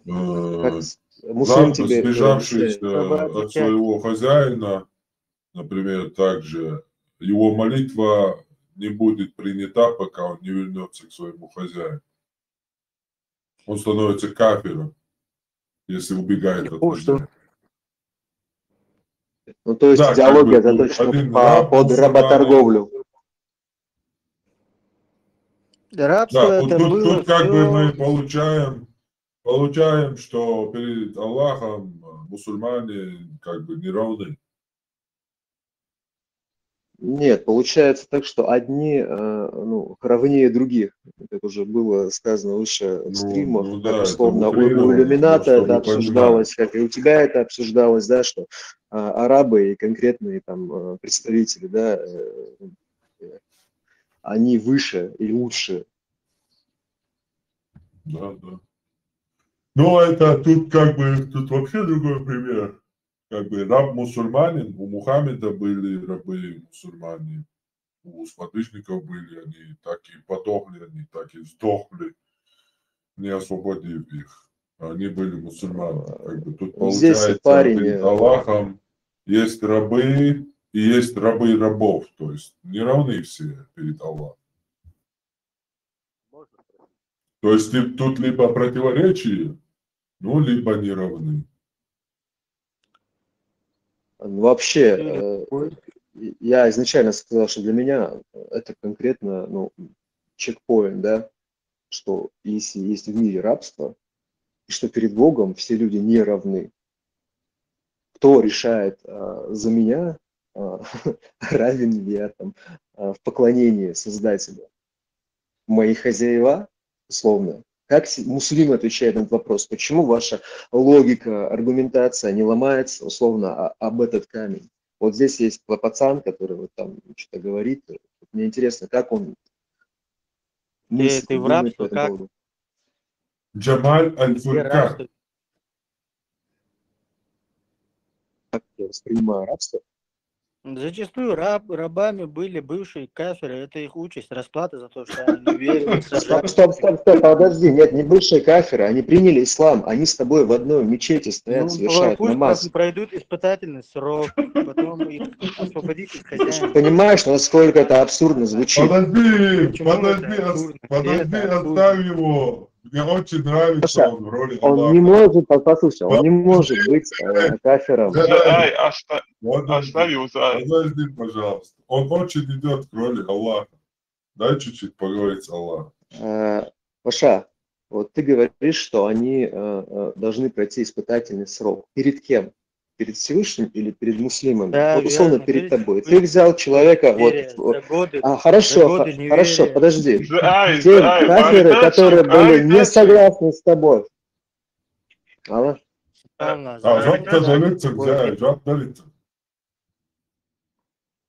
Заново задай вопрос, я не расслышал. Лоша, я сейчас точно задам вопрос, смотри, внимательно. Когда мы совершаем набеги на вражескую территорию, условно, вот ты и я, мы с тобой совершаем экспансию. Мы что говорим этим людям? Пацаны, сдавайтесь, принимайте ислам, и все будет по кайфу. эти мужчины говорят, условно, типа, Таворха дас, Вилоштега, Асали Урдун, короче, кто-то такой, вонючий араб, иди на известные 3 буквы. И в этот момент у нас конфликт. Мы условно убиваем всех мужчин, да, там. Но они отвергли слово Аллаха, они отвергли Аллаха, за это они будут наказаны. Понимаешь, этот араб, это Аллах к ним пришел. И они отвергли этого араба, то есть Аллаха, погнали этого Аллаха, и он убил их. Ваша, может тебе вопрос? А почему ты молишься на арабском, и ты смотришь в сторону Мекки, да? Не уходи от темы, не начинай пока другую, не закончу с рабами. Окей. Джамал, этот раб, тогда получается, Я вот сейчас Умар, дожму. остальные ведь тоже были неверующими, значит, они тоже должны быть рабами, сподвижники пророка. Нет, Испытательный срок они там. приняли ислам, покаялись. Ну, они ж кафиры, они кафиры. А вот эти рабы... Посражались. А вот Подожди, рабы... как ты можешь говорить, что они кафиры, если они уже приняли ислам, и они с тобой в одной мечети? Ну, они были не в прошлом, спешите, по очереди. они сражались до этого. Кто они были? Джамаль Аль-Фуркан. Кто они сражались? Все рабы мусульмане. Среди них не было ни одного мусульманина раба, который не сражался еще Хадиджей Бадарин Мухаммеду. Ну, это была эпоха. То, что было до ислама. А почему ты отвечаешь, как будто там все рабы были исключительно из бывших воевавших против Потому Мухаммеда? что мы об этом заговорили, о войне и Нет, об этом заговорил ты. Тебя спрашивали конкретно про рабов. Ты типа нашел оправдание, типа они воевали. Нет, есть и те, кто не воевали. Они просто подняли руки вверх и сказали, теперь я муслим. Да. Именно. Слава коммунизму. Халид ибн Валид, он виноват по уху дацу, и что бинаюш? Че он испытательный срок не прошел? Да, кстати, ничего. Йо, хай Аль-Фуркан. Аль-Муала, отсюда джоб дал. Езона. Халид бин Валид, what? Халид бин Валид. Свой уходяк, короче, я майни, Мухаммадан Бусалчнаган. Цуна рабовин и испытательный срок кунцаинацу. И потому что он сражался дальше на пути Аллаха. Это кто не сражался, может, штрафбаты бы сделали и вперед их пустили, как пушечное мясо. Уга. Аллах палцы, что судовская пархабар Марьяла. Ответ дал. Он тебе, что почему ты не понимаешь это? Ты сам говоришь, что у них испытательный срок. Задай вопрос. Я тебе задаю конкретный вопрос. Вот ты взял в плен чуваков, ты говоришь, у них испытательный срок, отправляешь их на войну первыми рядами и говоришь, докажите свою верность. Что тут непонятного? Да, верно, что плохого. Если они верны слову Аллаха, они не будут страшиться умереть. А почему ты сам тогда в 2 кольчугах всегда позади себя сажаешь мужчину и на осле позади отряда едешь? Потому что генералитет не воюет. Красавчик. Джамал, честно, видишь в этом что? Там что-то сакальное. Джамал, погоди, когда Бусул принтович, она кринож герш воштац. Не очищается человек от грехов. Ой, хаш того, тебя хульштат. А вы видите, Бусул принтович, герш воштац. Аль-Фуркан, ши кольчу кундиуга, генерал. Можно говорить, да? Сейчас, секунду. Вот интересный момент был, короче. Потому что генерал. А почему 2 кольчуги надеваешь, генерал? Тебя же Аллах защищает. Кольчугу, Оля, Горюк, больше шансов. Логично, Джамал. Но кольчуга – это же такое богатство, роскошь. Вон бегают оболтусы без коня. У меня впереди отряда. Я на осле надел 2 кольчуги. И меня еще, я утверждаю, всех уверяю, что меня защищает Аллах, Творец всего и вся. И при этом я надеваю 2 кольчуги. Да, нашли дадит. Он из Бобана шлел дадит уже. Фуркан, Кольчуги, генерал. Вообще, да, вообще, Пэлмар, вот. Двойной, да, номер. Ни пророк, ни пророк, простой человек за всю историю не слышано, чтобы такой двойной, короче, баган делал. Кольчуга. Это тут, короче, вот этот случай. Заставь дурака молиться, он лоб расшибет, ребят, да? Захристосился. Нет. Фуркан, генерал проводит переговоры или кто-то другой? На вопрос можешь ответить? Генерал может своего посыльного, своего этого отправить. Ну, в своем Дипломат. присутствии.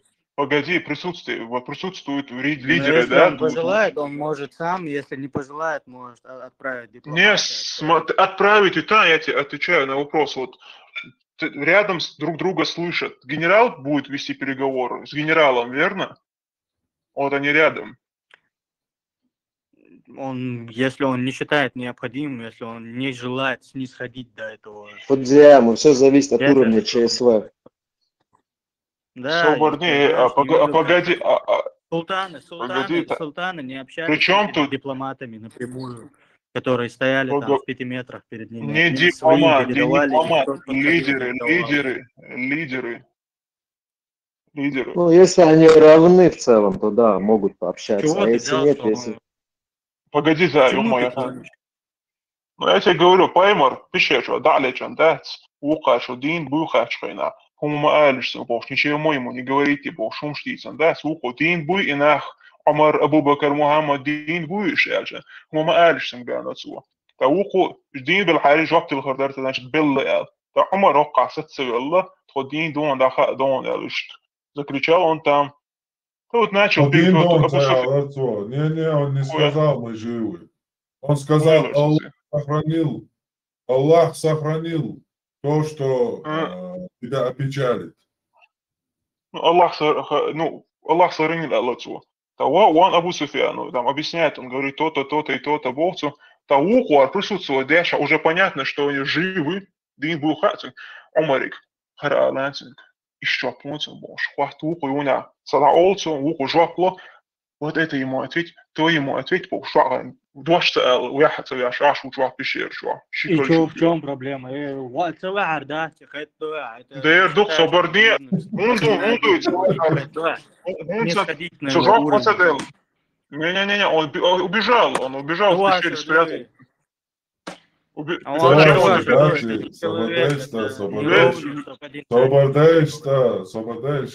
Собордаешься. Целаша, Соборден Фудзияма. Паймар Ешевин, разбитвин, Цантя, побед, Тволам одержат бин, Абу Суфьянс, Бисанчак, Муабек, Шпуцагец, Бисанпол, Горст Кьюти, Итясак. Шунюка, вы бог Цуцак, Вэх Чуиз. Не сходить, наоборот, Таруку за Суфьян, Вашуль, Багарши Цегьяхан, Лята, Ульшу, Паймар. Куда он не сходит, не сходит. Его полностью разбили. Ему сейчас кое-что отрежут, если он пикнет там, даст знать, что он живой. И он, Шейх Муахтач, он, сподвижники его спрашивают, что нам ответить. Точнее, Мухаммед говорит им, не отвечайте им. Когда тот Абу Суфьян спрашивает, есть ли среди вас оставшихся Мухаммад? Мухаммад говорит своим сподвижникам, не отвечайте им. Петр, тут как бы не схождение, а больше инстинкт самосохранения. Обычный, самый примитивный человеческий. Никакого пророческого, ничего святого, даже более того, обычно человеческого достоинства в этом месте не показано. чести, там, самопожертвования, великого духа, который человек простой способен показывать. Тут даже этого нет. Не то, что пророчество там или еще. Армат. Высокомерие, Джамал, разве разрешено в религии? Кургал мекшу, куралило мекшу. Армат. كيف ثانية؟ Вот. Армат. А. Тут просто проблема восприятия. Ты это понимаешь как трусость, а Джамал понимает как тактическую хитрость. И все. Ну, я тоже это абсолютно как тактическую хитрость воспринимаю. В том-то и дело, что это обычное человеческое явление. То есть тут никакого... Будь там чеченец какой-нибудь, я не знаю, из 90-х или еще раньше какой-то. Любой. Там, наверное, короче, какой базар там вообще, кто меня спросил? Вышел бы любой. Любой, Не, ну абсолютно. тут как бы тоже такой момент, кого мы там...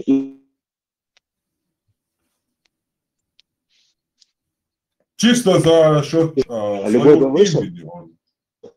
Даже если там, что бы то ни было, если бы там убили бы его, чисто чтобы не опозорить имя чеченец, который он несет. Вот такое уважение, отношение было у этих людей к этому А вот, названию. Поэтому рецепт. они на самопожертвование шли, и геройские поступки совершали, и во многих местах, короче, жизнь отдавали, чтобы чисто это имя не опорочить чеченец. Поэтому тут как бы чисто из-за счет этого имени там вышел бы любой чеченец и сказал бы: да, я здесь, я живой. Чего тебе, враг Бога, ничтожество поганое, я тебя презираю, ты враг Бога, что ты хочешь? Иди сюда, или еще что-то. А тут обычный полный трус, который хочет побольше секса, Я говорил, побольше да? власти и побольше денег. Ислам И, и логика естественно, он хочет жить побольше, чтобы побольше заниматься сексом, кушать и так далее. Да. Обычное Ребята, решение с точки зрения практики. Практическое решение. Ничего божественного. Максимально человеческое решение. Я понимаю, о чем ты говоришь. Джамал не видит в этом проблемы. Потому что он воспринимает его как человека, может быть, как сверхчеловека, но не как условного, там, не знаю, супергероя там, из комиксов Марвел, да, который там и коня на ходу остановит, и в огонь, и в воду. Но просто для него это тактический такой прием по большей степени, но не является проявлением трусости. Соборди, один вопрос тогда у меня, Зай, к тебе. Чего ты тут, если ты не тактический, там, если ты такой благородный, смелый, и Пармату также относятся, его не трусы, чего вы свой голос скрыли, свои тут личности не раскрываете? Вопрос чуть-чуть поотогни чуть-чуть. У тебя уже Сугалита, секунда. Зей, освободился. Акелов вопрос хотел задать, да? всем маршал Уойл. Марш Вовен. Мудуа Гукш. Дик додал Бугастам Гауч Моду. Гаман Джоба. Дигду. Я хотел кое-что уточнить у тебя. У тебя есть лекция, где получается про тень Аллаха и то, что он отбрасывает тень, а у пророка нету тени, не отбрасывает тень. Ну, такого именно, что не отбрасывает тень, нету, что Аллах отбрасывает тень, ну, физически его данные, как раз конспект находится в процессе. Физика Аллаха называется. Это уже будет у тебя это, ну, видео, да, получается? Да, я его как раз готовлю. Физика Аллаха. Да. Вот мне, ну, это, я так думаю, конечно, это просто мое мышление. Мне кажется, что как бы в исламе как бы пророк, он стоит выше, чем Аллах у них так, ну, да, так получается. Что тень у него не отбрасывает, а у Аллаха даже ступни есть. Ступни ног. Он гиену как бы растопчет огненную. Задавит, короче. Задавит, ступней. да. Когда то будет. Добавка есть, добавка будет. Говорит, и Аллах наступит своей ступней, короче. Сапогом своим. Валенком своим. Это в ближайшее время выйдет, да, готовится материал? Ну, по-моему, следующий эфир, скорее всего, на эту тему. В общем, мусульмане это каферы просто. Почему? Мусульмане. Акела, Харвард. Кстати, не все течения признают этот момент. Нет, ну это же достоверные хадисы. Конечно, конечно. Признают они, не признают, это их проблемы. Слова пророка достоверные, с установленными цепочками. И аяты Корана, они все должны признавать. Просто Да, они трактуют, кто-то там есть трактует. место аллегории. Смотри, шииты воспринимают как аллегорию это. Они не воспринимают буквально. Они говорят, что вот вы, мерзкие сунниты, воспринимаете это буквально. Вот говорят, вы придаете ему образ человека, а мы это воспринимаем как аллегорию. Не-не-не, Акела, тоже шииты разные, там тоже не аллегория воспринимается. Там по-разному. Я молчал, я слушал. Поэма. Так, я просто вспоминаю слова Бхармата, то, что я вот просто, когда раньше был в исламе, то есть я не знал вот эти слова, как муртад, ну, типа, если ты не признаешь одну букву или хадиса отрицать будешь достоверно, ты становишься муртадатом. Вот. Так я поэтому говорю, мусульмане это каферы. У меня один вопрос. Вот. Я просто благодарен, ну, я как то есть раньше благодарил, то есть спасибо сказал первый раз, когда добавлялся к вам, к Гармату. Да, всегда, пожалуйста. Вот, и просто я понял, что там столько мерзости, столько аморального, которым я вот прочитал после твоего ролика. Да, мы тебя услышали.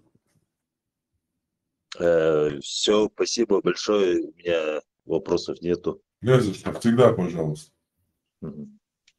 Один вопрос. Задавай. Арман, можешь разобрать этимологию или смысл слова сюли сюлай? Сюли сюлай? Ну, сюли сюлай, ты как-то там растолковывал, каким образом становятся сюлями. Ну, сюлай по-разному. Сю, это как бы гниль или еще что-то там. Сюли. Какая-то. Кьется. Сюла. Разобрать, деться, ты на одном эфире об этом говорил, хотел подробнее узнать.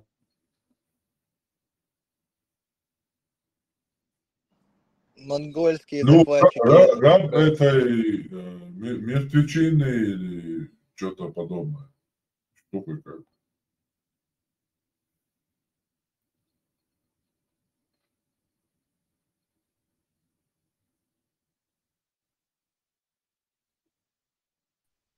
Еще более интересный вопрос. А Нохчи от чего произошло? Когда-то нам утверждали, что это от пророка Ноя. Когда ты задаешь вопрос. От слова человек. До пророка Ноя. Ну, я тебе сейчас говорю изначально, вот что было на поверхности. Обычно это всегда соприкасались с Ноем. Ноев ковчег, Кавказ, все дела. Нохчи это типа потомки Ноя, дети Ноя, все такое. Логическая цепочка, ну, как бы не выстраивается в силу того, что типа был доисламский период. Мы говорим, слушай, а до того момента, как мы приняли ислам, что это значило? Никто не может ответить, в основном это муслимы. Старших интересовался, говорят, типа как, типа это плуг земледелия. Прикол следующий, здесь я услышал нахчи, у антитеррора, да, здесь у него говорится нахчи, что Да, тоже верно. логический интерес, что нах это люди, да. Вот здесь три варианта. Ладно, сакральную убираем, буква одна, да, нох все-таки или нах.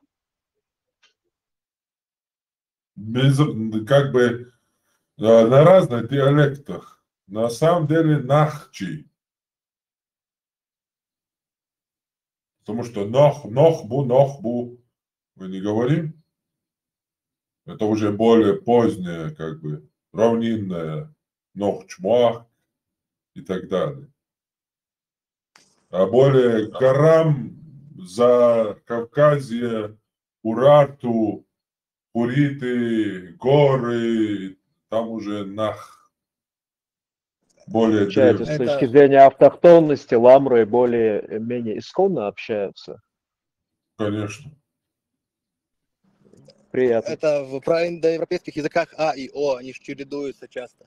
Там как бы А и О меняются между собой. Ну да, это гласное. Гласное вообще как бы в принципе не Откуда? воспринимается.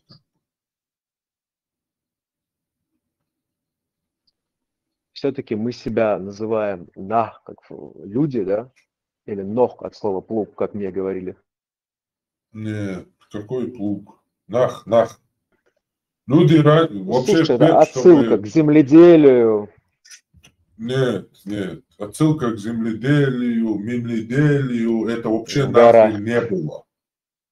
Это все национальности, названия придуманы вообще Согласен. в 19-20 веке. Никакой нахчи тогда не было. Когда были племена, и каждый обозначали себя поименным своими племенами. До этого всех людей на нашем языке, всех людей, в принципе, кого они знали? Тех, кто там максимум соседнее село, или другое еще село, или еще дальше село. Ну, максимум территории, где я обитаю, с кем я контактирую.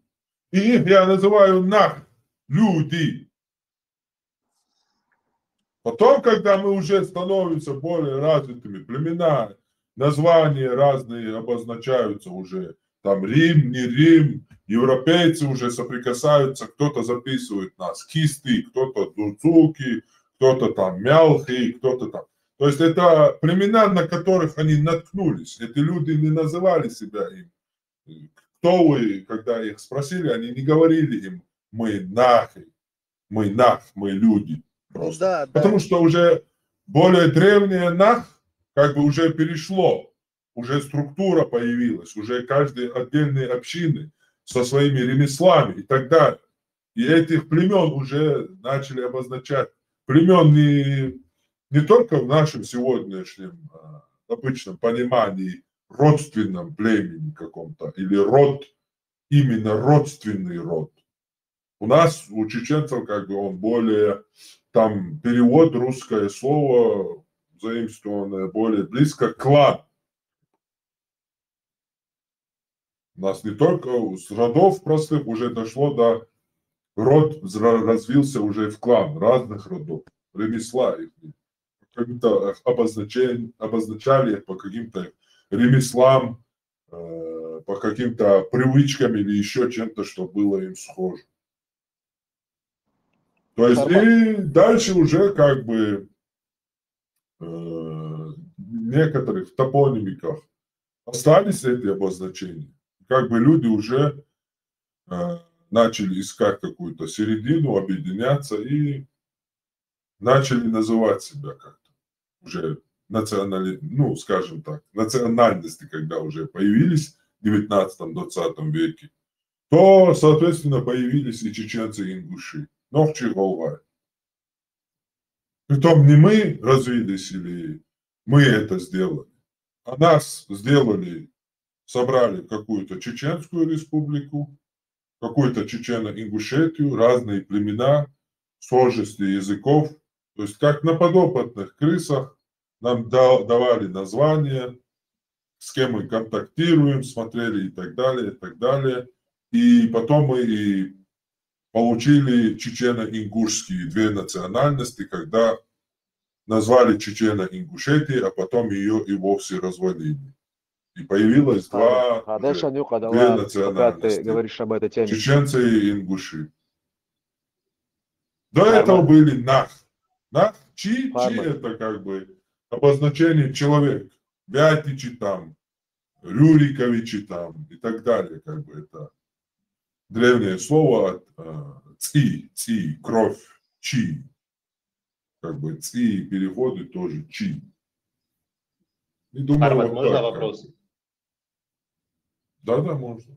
Вот галгай, это на ингушском они себя так называют, правильно? Галгай. Да. А само слово галгай, оно ингушское или это уже империя так назвала Галгаево племя? Или это их слово, прям ингушское слово? Я думаю, ингушское слово. Да, это самоназвание Галгай. Гал это просто поселение. Это самоназвание, как и Нахи, так и Галгай. А слово Один ингуш вопрос, а как вот появилось? слово анунахи, вот это слово нахи, связано как-то с чеченским языком? Наки ты имеешь в виду? Нах Рептилоиды? это человек, Нах Да, это да, человек. Люди, Нахи это люди просто. Люди. Да, конечно, связано с анунахами, конечно, связано. Люди неба. Нахи это монахи. Армат, серьезный вопрос. Кстати, в армянском нах это первый. Армат, смотри, любое карликовое государство, да, оно неизбежно попадает под влияние той или иной империи. На взгляды на Кавказ, в принципе, какие-то свои планы строили многие. Там возьми османов, возьми Российскую империю, то там еще, да, более сильные, более могущественные, более боеспособные, кто совершает экспансию. И такой вопрос возникает. Если не интересы, скажем, Российской империи на Кавказе, то были и другие интересы, те же тюрков, да, там, османов. Конечно, были. В принципе, Ничего так себе. или иначе хотели. Это факт, мы с этим не спорим, мы это знаем.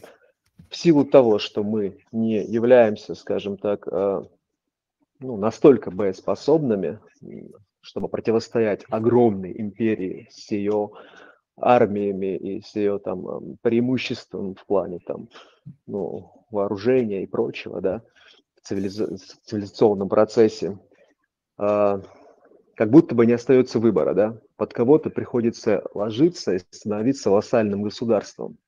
Мы должны...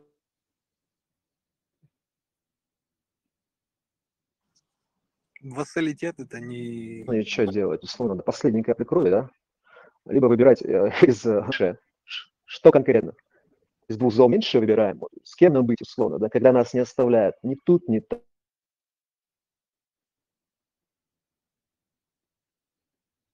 Ну, исходить из,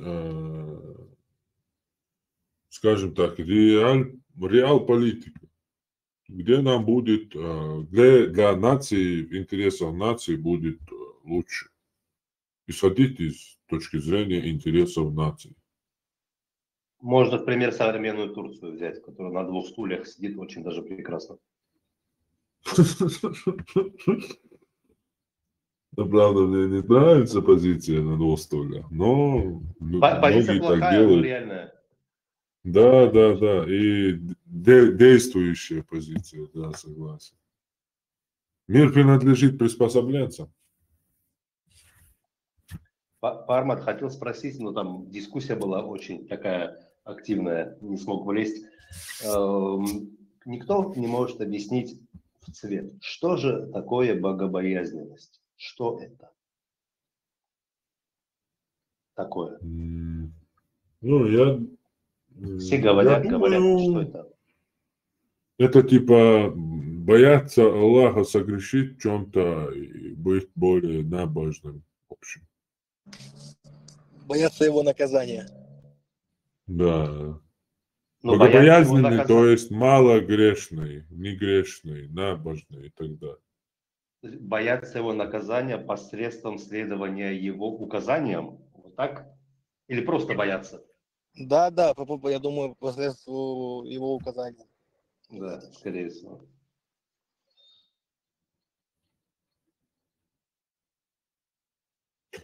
Вот Ну если ладно. Да, ты если сказал 3 камня использовать, то надо 3 камня использовать, иначе ты уже не по сунне пророка делаешь. Salam marşrutu şu masaya. Marşu. Delir marşrutu. Пармат, талан сда. Эфир латя чуерую. Интересно, дую. Каин боя? Да, сара. Лерва. Обязательно веру. Обязательно. Гармат, а знаешь какие-то А случаи? форс-мажорные ситуации это. Meg știus, suig efir херю яйцы бош, а хаста хе борсо им могшел дикюче. Сейнир хуюзе. В любом случае халла творилось чуара. Если сам хочешь имел в виду. Meg что туда рисую.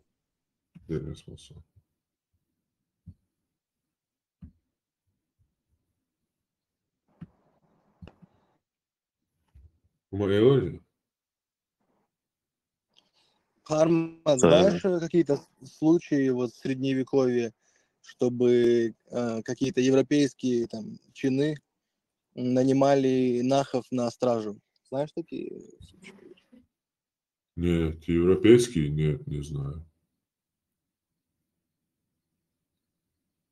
Ну, там язык, наверное, уже изолирован как бы в России, да? Или еще раньше ты говоришь? Не, я имею в виду, ну, в средневековье, то есть где-то 10-й, 9, ну, вот раньше, давно-давно Не. было такое? Нет? Не, по-моему, не было. Скорее всего, не было, потому что это далеко.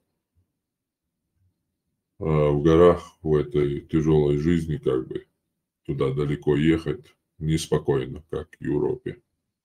Ну, в принципе, интересно, вот ареал расселения, не только же на Кавказе были нахи, или как? Ну вот. Сложились, скажем так, на Кавказе от Урарту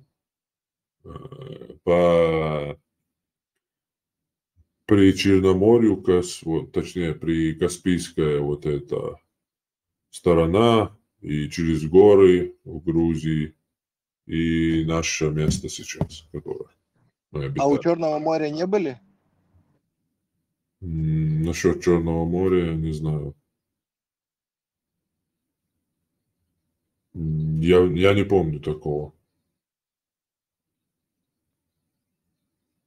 Может быть, когда-то еще в более глубокой древности, когда не было еще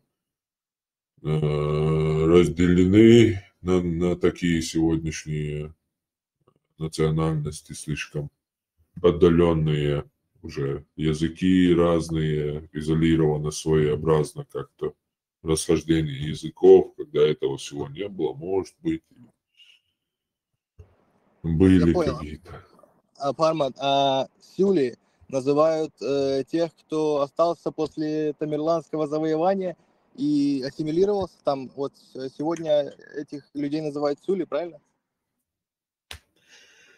Ну, если честно, у меня уже нету такого.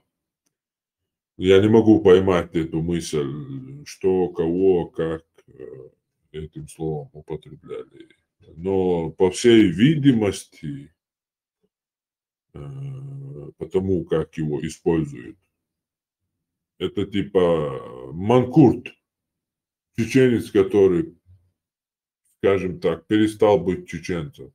Его называют сюли. Я понял, как по-цыгански начал себя вести, и он уже по-другому. Да, типа. Но многие думают, что это аварцев так называют. Но аварцев обозначение в чеченском языке есть отдельное. Жайхуай. Это Хармат. А вот я так вижу, в принципе, если брать генетический как бы код, то из всего Кавказа получается нахи, а именно вайнахи, чеченцы и ингуши, они наименее арабизированы именно генетически. Все-таки были разные экспансии, но чеченцы, они практически не арабизированы именно Генетически. по родовому древу, да. Что думаешь? Культурно они оплодотворены арабами. Ну да, это понятно, потому что Дербент это как бы древняя тусовка. Еще с древности там происходит вся эта тусовка. То Персия, то хазары, то тюрки, короче, его завоевывают. И каждый, кто это место завоевывает, сразу туда притаскивает то персов тысячами, десятки, то арабы притаскивают своих, то тюрки своих. И таким образом там получился такой компот. Да, ну в принципе, вот даже внешне нет какого-то сходства с арабами, а вот у других народов Кавказа вот частенько можно заметить, что последствия от этой экспансии арабской даже на лице можно увидеть.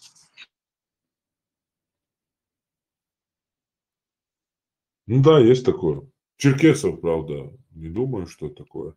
Да, я не про Осетин черкесов. это персы, как бы, понятно. Да, это я не про черкесов, я про другие дагестанские некоторые народы, ну, определенных людей. Да.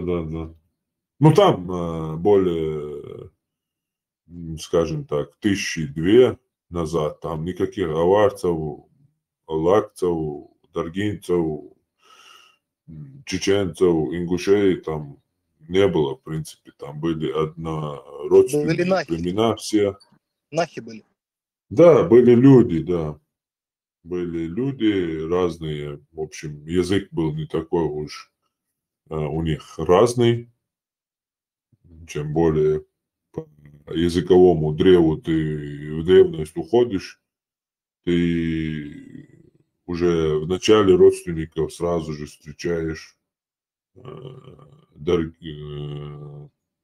лакский, даргинский, аварский, картвельский уже как бы троюродный брат. Согласен, это все прослеживается спокойно, логически прослеживается это все. Это действительность. Да, и как бы потом с этими арабами, с этими завоеваниями получились разные этногенезы как бы на разных народов. Вон осетины появились из разных там иранцев, нахов и грузинских каких-то племен.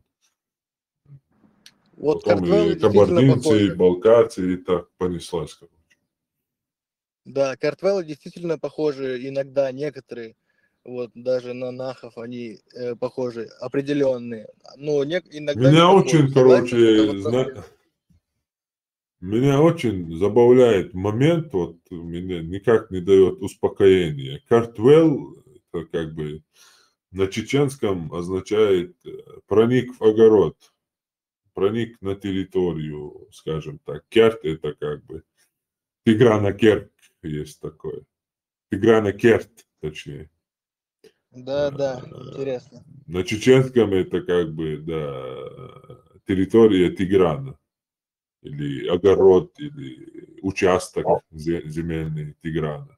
А Картвели, как бы, получается, кто-то проник в Картвеллаца. Вот, это смешно не буду. Квартвелла был казел. Это в некотором диалекте это победил Квартвелла. Ага. Да, в Ингушетии Кортуянулсо. Да, может быть. Может, Вот уже проник. тут, короче, Народ победителей. прослеживается. Как Да, они это проводят. все нужно, конечно, конспектировать. Знал, Да, что ингушский сама язык это... нам тоже надо, короче, изучать в этой, скажем так, исследовании. Там, я думаю, ну, словак, нахский язык же.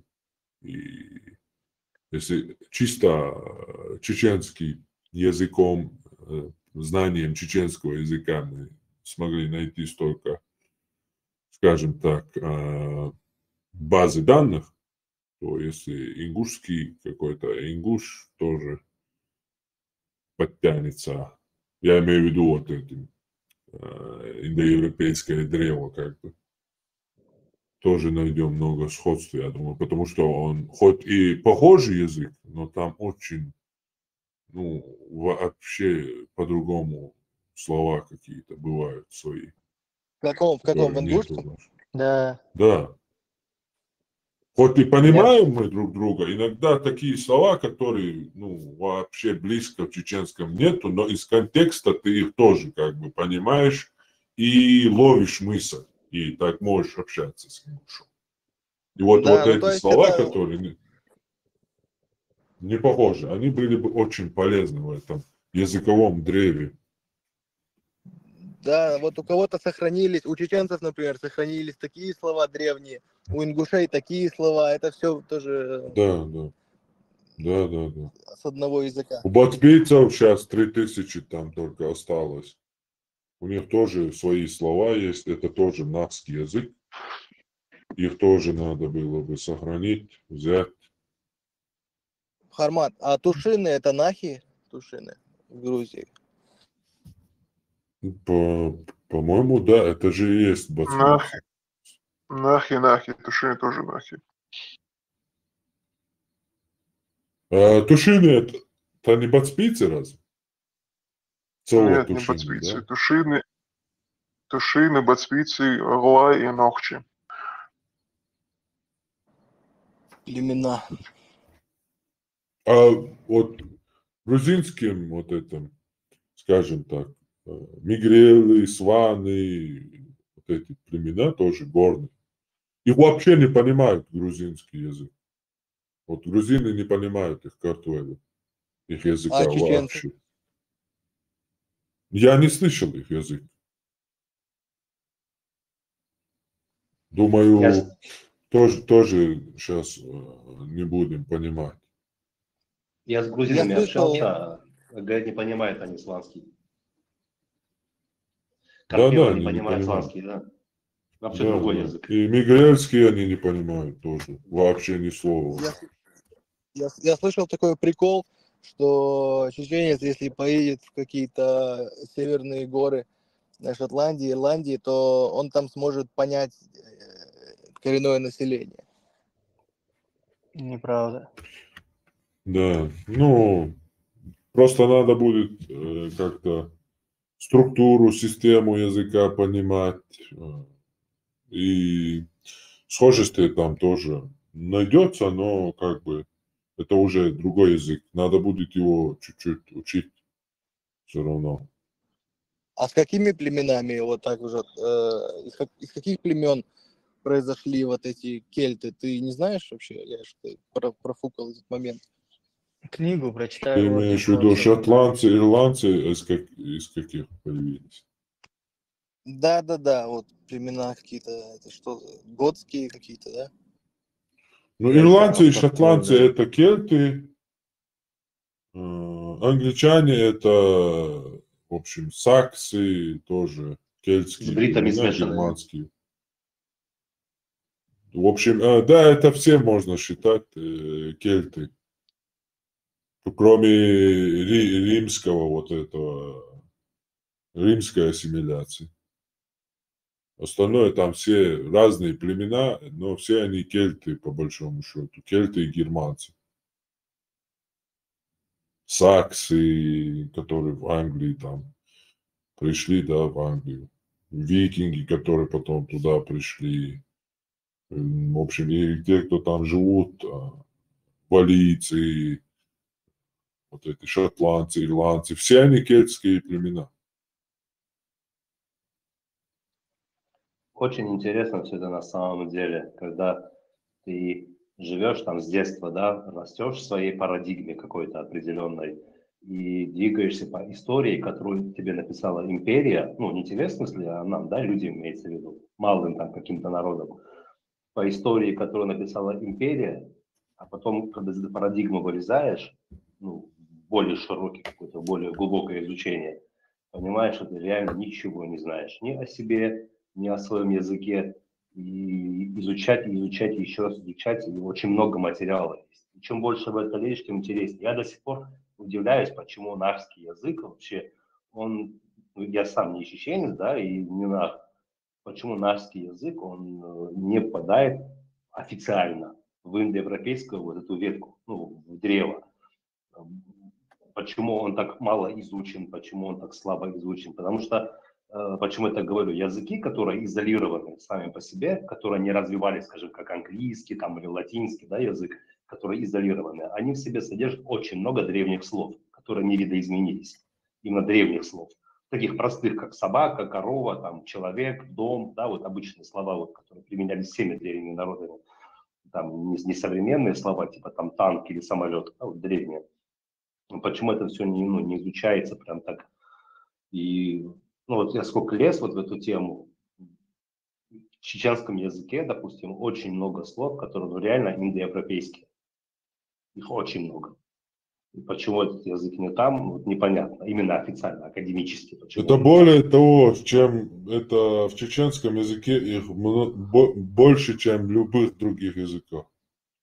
Ну, изолированный язык, да, он сохранился просто. Он сохранился, Да, потому что там мало был задействован.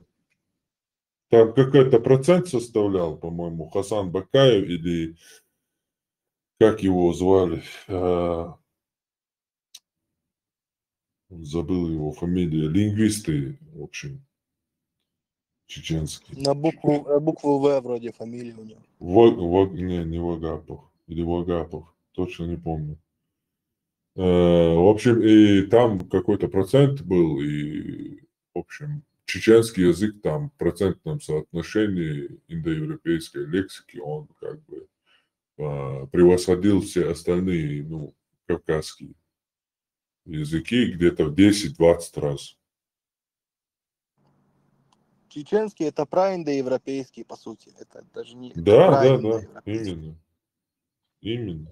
Скорее всего, да, потому что очень много коротких слов. Чем короче слова в языке, так и тем есть. более они древние.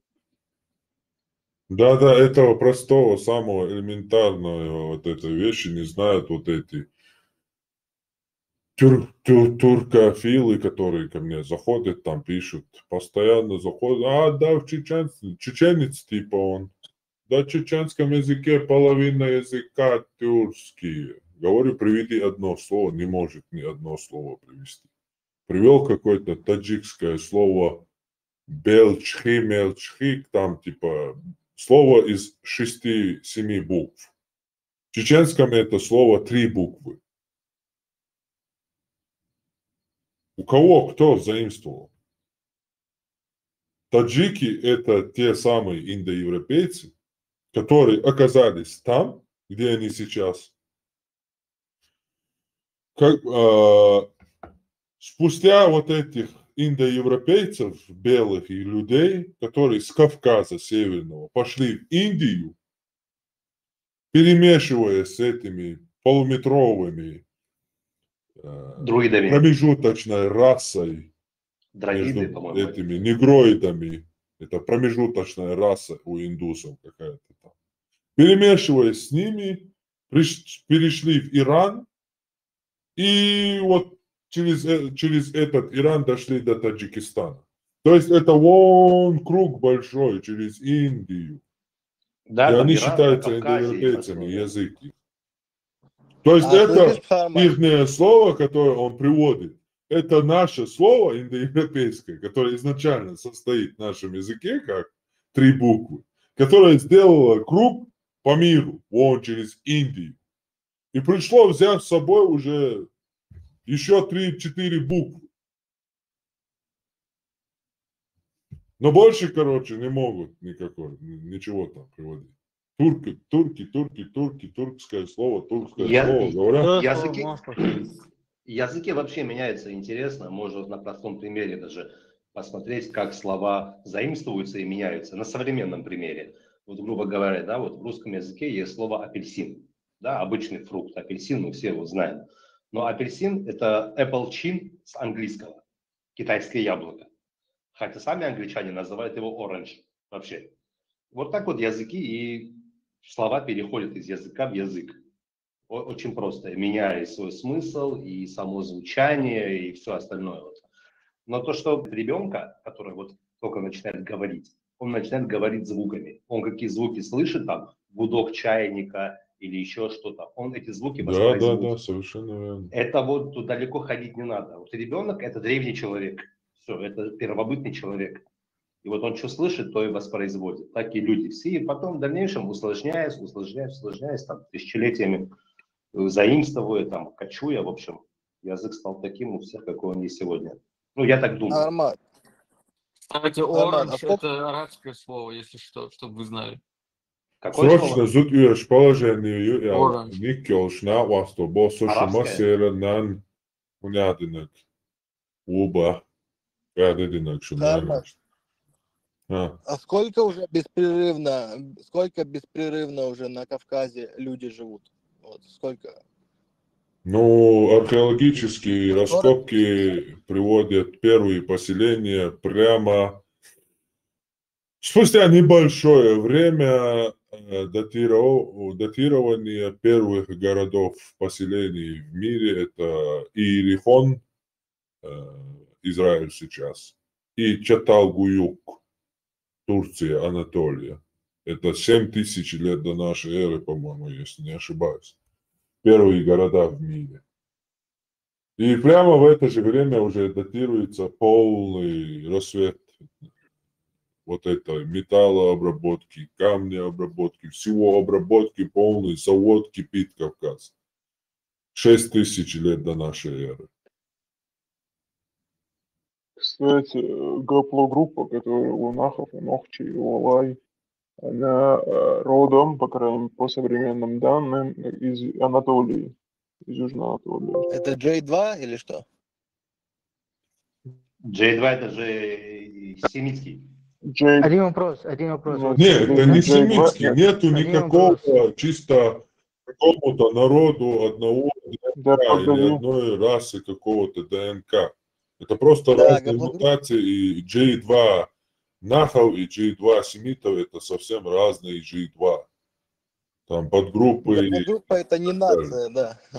Это как бы Какой-то просто более древнее и его последующие мутации. G2 Какой-то это общий порядок был древний. 30 тысяч лет назад, там вообще не было ни семитов, ни нахов, вообще никого не было, таких наций, народов. Потом он разделился на подветви, и ветвь, которая у нахов, у Алай, она возникла именно в Анатолии, вот эта мутация. Ну, наверное, в Анатолии, потому что кипела жизнь, вся вот эта древняя, войны, там, племенные, все эти моменты, соединения, развалы племен, все двигалось вот в этой зоне, ну, в современной истории, принято так считать. Наверное, поэтому вот все эти мутации и прочее генетические, скорее всего, поэтому там и произошли.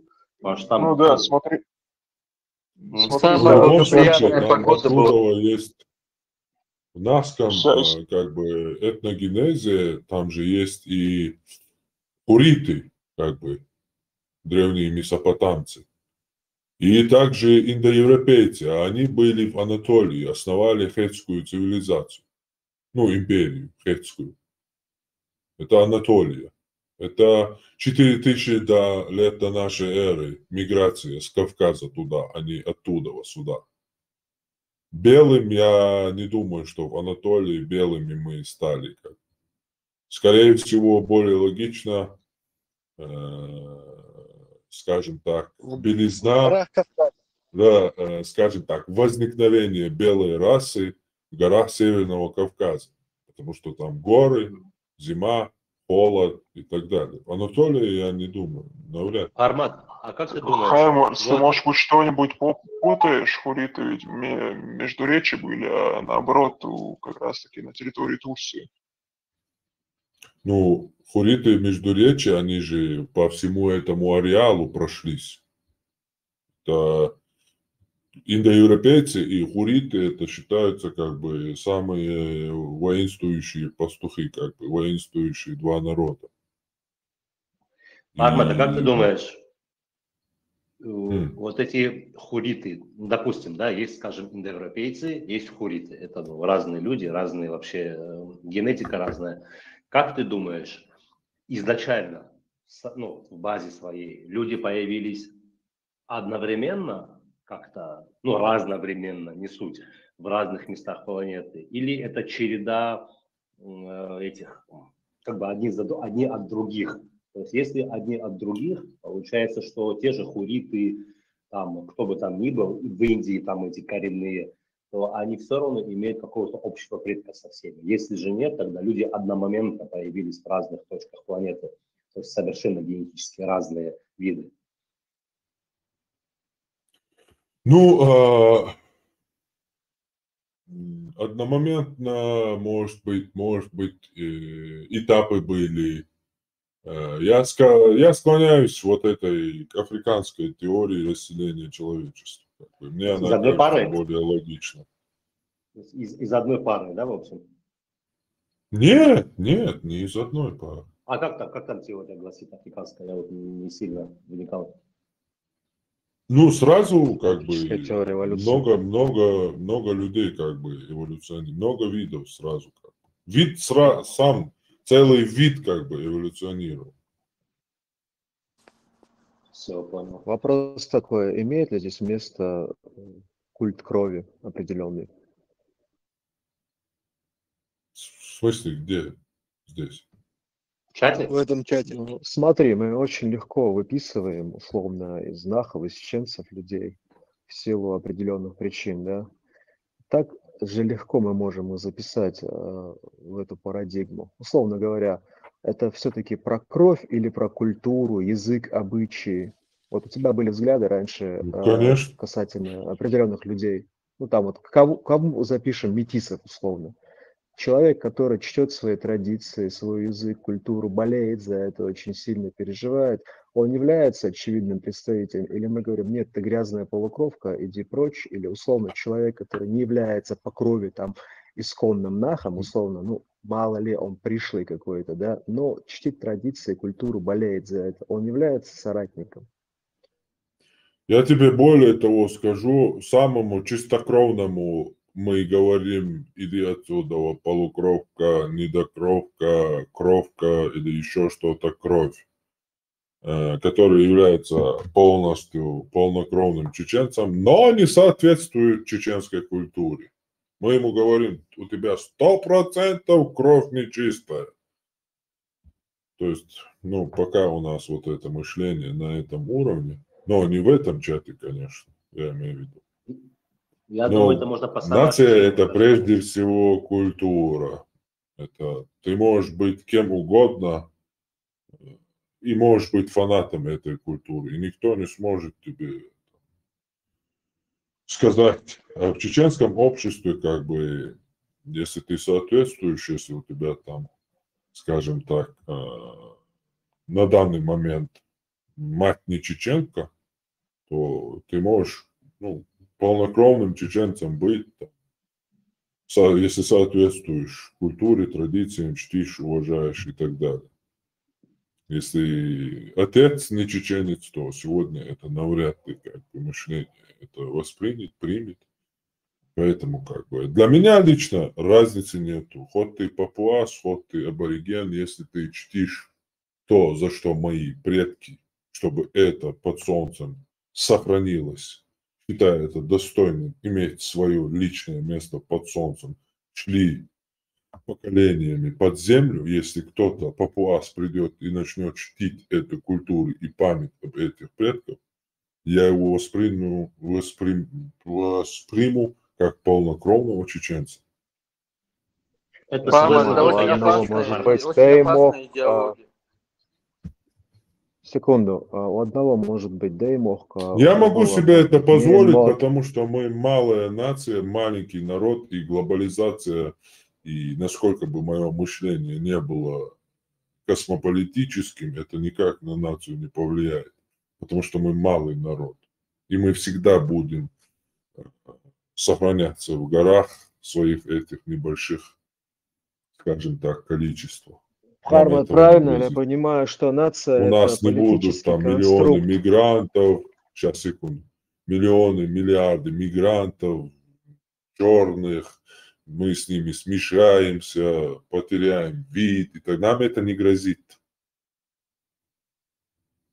Нам ООН Вопрос. происходит сейчас же прямо за арабов, русских там и еще кого-то, мусульман, выходят замуж. А то, что я говорю, это нам не грозит. Хотя вот это то, что я говорю, уже полностью переплюнуто, полным ходом идет.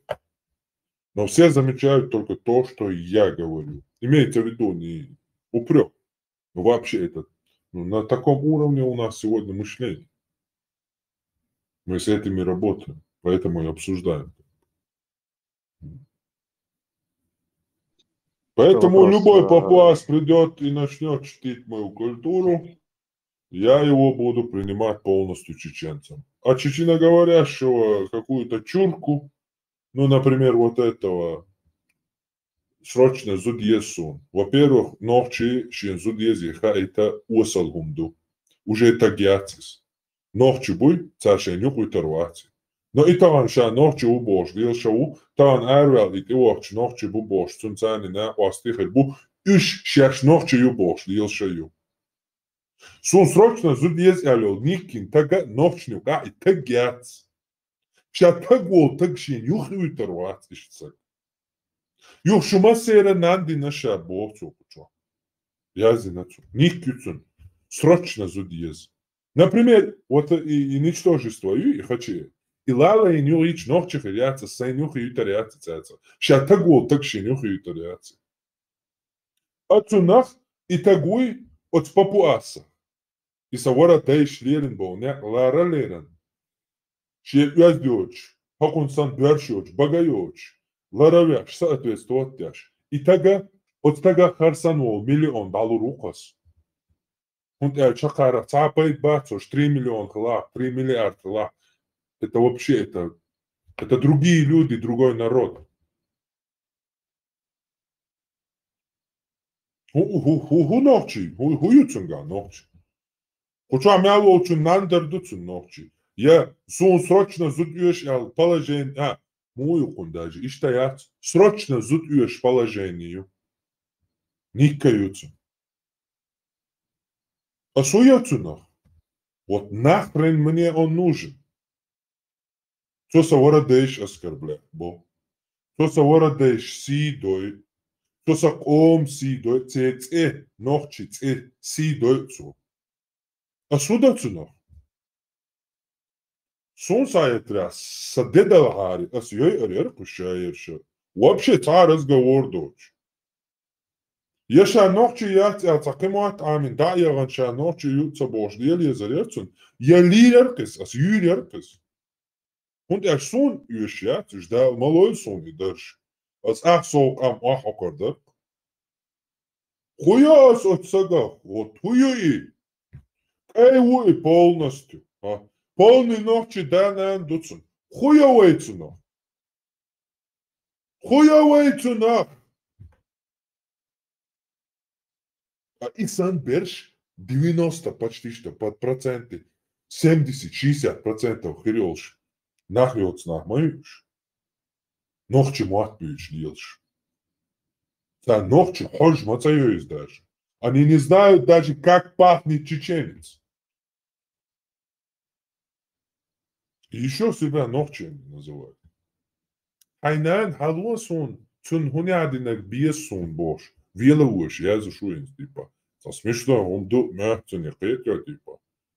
Типа со эмоций, а шиен эмоции слушаю мяч, элчин эмоции слушаю мяч, типа он хочет еще питаться, видите? Эти эмоции. Вот настолько, да, я Отсутствием хочу. аргументов.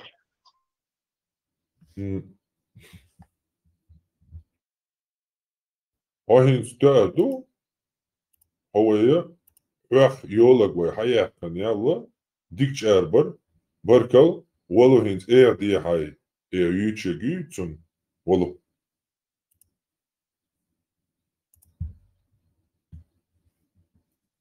Молодец. Харман. М. Здесь человек под ником Джабраил задавал такой вопрос. Он по каким-то... Зачем? Не знаю. Он поставил мою прошлую аватарку. Может, он не хочет что-то узнать, но он задал вопрос такой интересный. Если вы такие умные, образованные, если вы такие все классные, что вы там скрываете свои голоса и все такое, да? Хотелось бы ответить, ну, кто-то скрывает, кто-то не скрывает.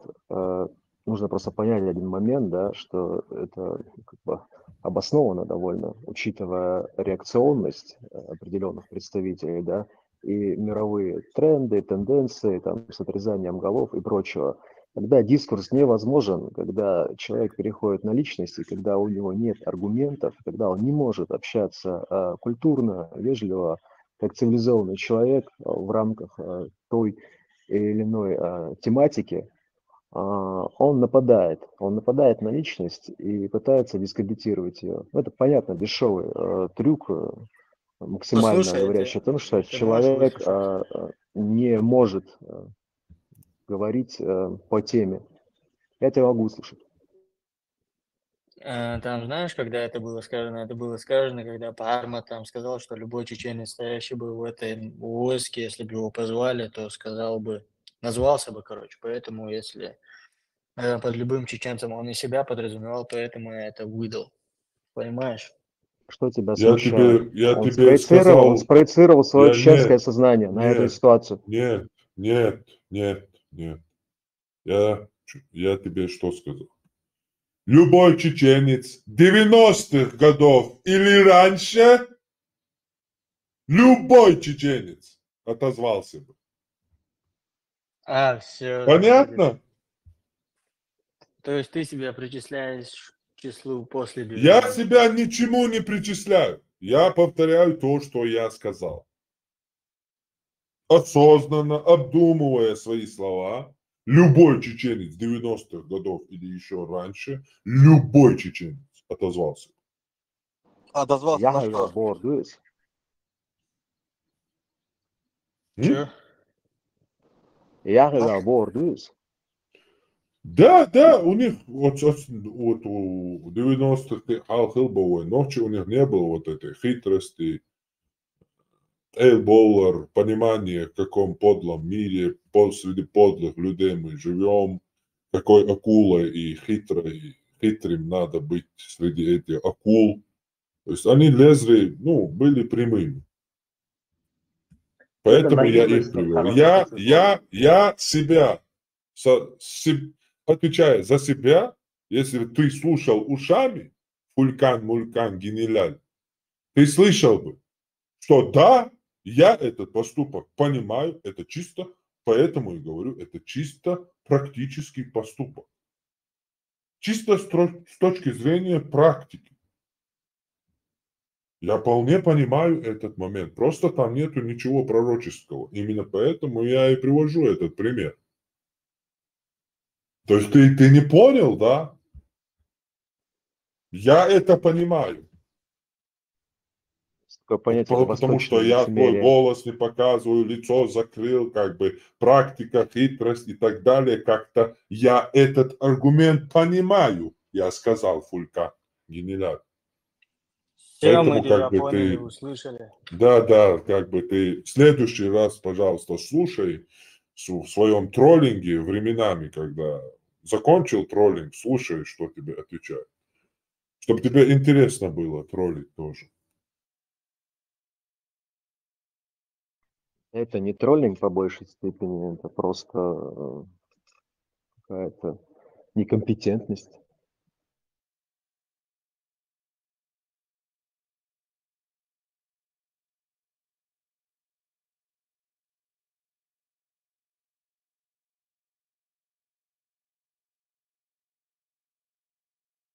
Megadueda identità 6.30. Geri suçu melve için dayak melve için adik ölçü. Marş ölçü. Gurdu ve duhtar. Adikler.